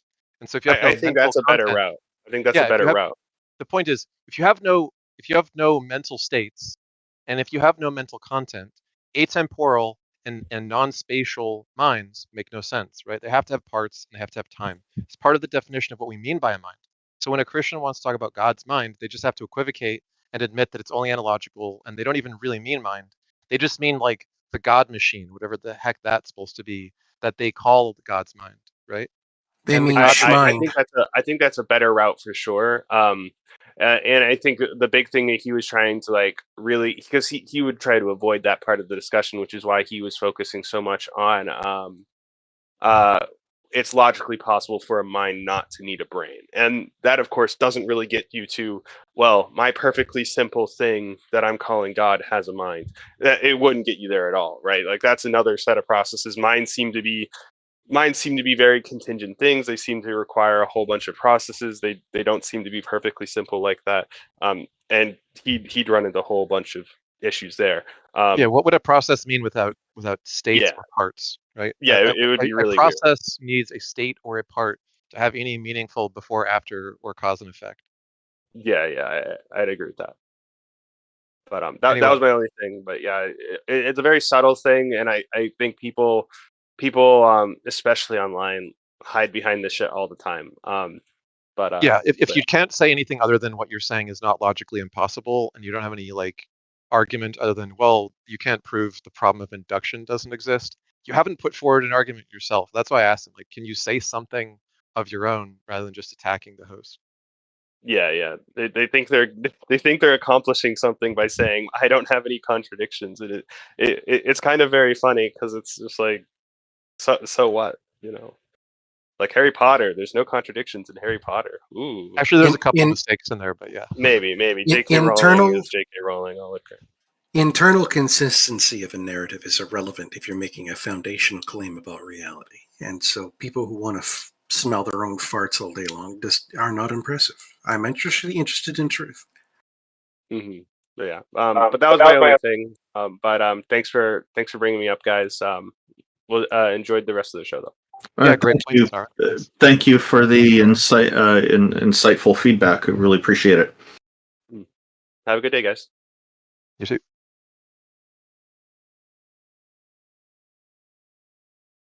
Okay, so Amy, I know that you were mentioning you need to get going, so we'll let you proceed with your final thoughts first as we bring the show to an end. I'm going to talk about an alternative to the golden rule after everybody's had a chance to shoot their bolt, so to speak. Thank you so much, Randolph. And it was another fantastic stream. I don't think that we got convinced. It started early with a cosmological claim, but then we started to drift into other subjects. I think that generally we don't want our beliefs to be paradoxical, and we want to try and figure out moral systems without having to have this being watch us 24/7, 365, and we can do it for the right reasons. And so, yes, I just want to thank. You should sign. You can check out my channel at youtube.com/Amy Newman, but you should also be checking out TJump's channel. You should be liking, following, subscribing. Thank you so much, Randolph and Taco, Ix for being here, Walker for joining us, and just the entire panel for being on today. And I look forward to being back here next Sunday or the Sunday we do it. Oh, yeah, and I'm just going to read a comment that came up in the chat, if I can find it here, unless it went and disappeared on me. It was a good one I meant to read earlier. Sorry, everybody. It seems to be gone. Oh no, here we go. Universe was asking, while the conversation was going on earlier, about 7 minutes ago, he said, what is the argument for it must have some sort of physicality? And so there's this person, Universe, is saying that, Amy, you've been assuming what he hasn't proven. If you want to address that, go for it. Sure. When it comes to just a God being necessary, that is something that they assert because we don't know whether there was an uncaused cause or not. And we got tripped up over that when I was asking him that question because the point was, in an ironic sense, my position was the position that he was trying to scream at me at the very end, which is I don't know if there are uncaused causes or not. It could be that the universe is eternal and causation began as far back as Planck time. Or it could be there are uncaused causes. Maybe there's a multiverse. Maybe there are quantum fluctuations, things that we don't know. Maybe there is a God. It's the traditional, there was a God and he is this thing that is uncaused. But it doesn't have to be, and none of the cosmological arguments ever, unless you have like the DLC packs that they try to put on, they never include a God.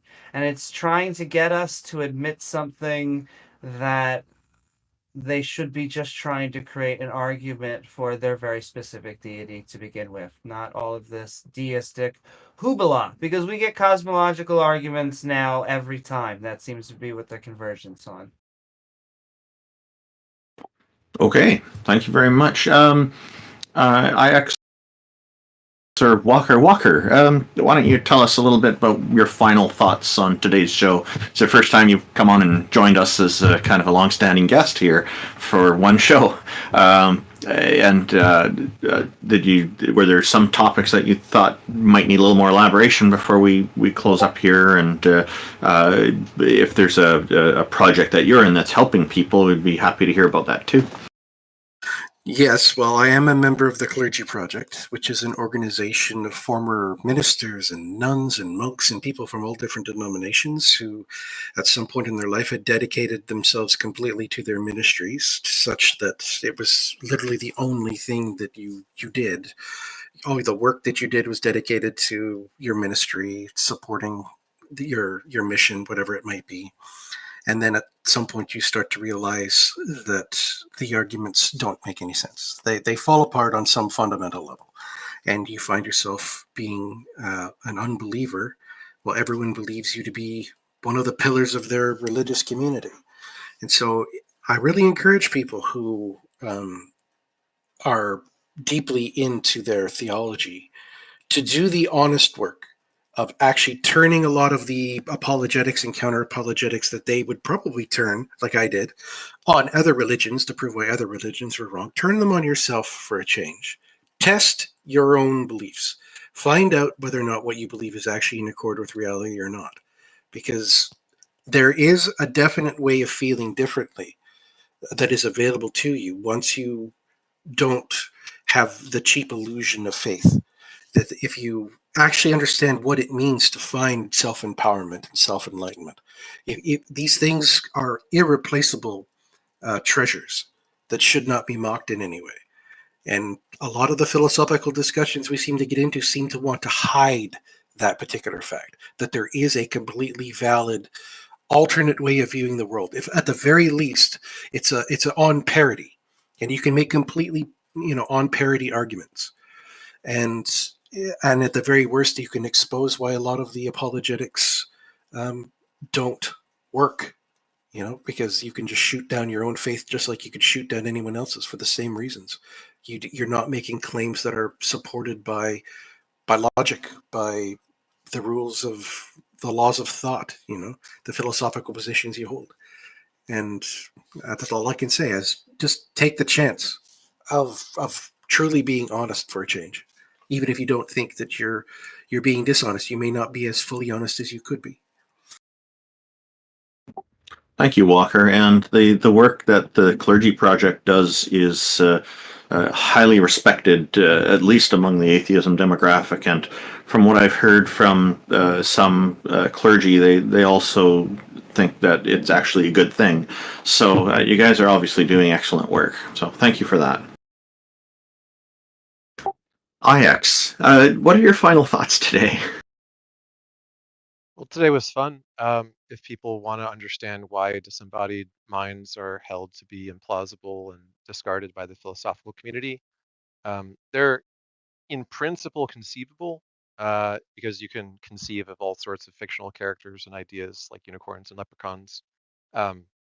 There's not any reason to think, I think, that they are plausible in a nomological sense, like in the real world, because of a number of reasons. So besides all the neurological understanding of how minds work, correlation with the brain, the impact of brain damage, and all the things that we know about how the underlying structures of the brain work that allow us to replicate and reverse engineer those in the form of artificial neural networks, things like self-driving cars and robots and language models having conversations with people every day.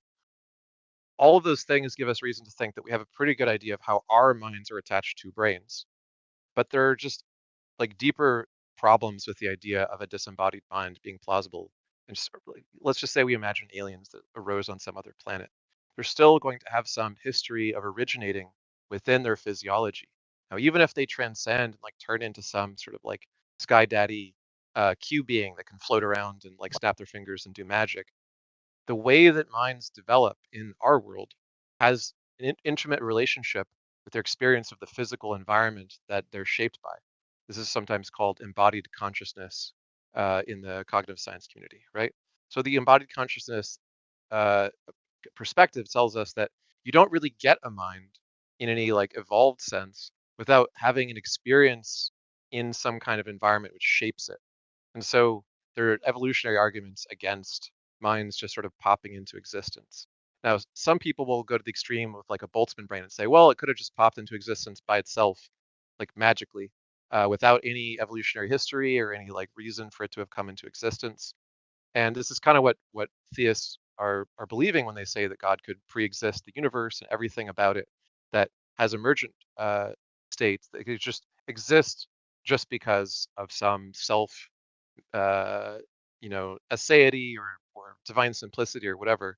We already covered why the divine simplicity thing is right out, because without temporality and without partiality properties, Like divine simplicity doesn't get you to anything like a mind that has thoughts or intentions, but you just don't have any reason to believe that it's reasonable to think that there are disembodied minds. There are philosophical problems with like how do you differentiate between the identities of such disembodied minds if they have no connection to anything differentiable from each other, and so on.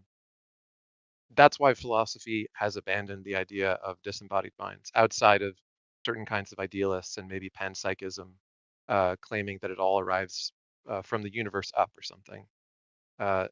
Disembodied minds are a dead idea in the world of philosophy. Thank you, Ax. Your insights are always fascinating to listen to. I think there was something I was going to bring up today because the Golden Rule was mentioned. Back in March 2022, I actually, before that, but I kind of revised it slightly just to make the wording more clear. The concept I've come up with, I'm calling it the golden preference because I see problems with the golden rule. One of the problems with the golden rule is that the way you want to be treated may not be how somebody else wants to be treated.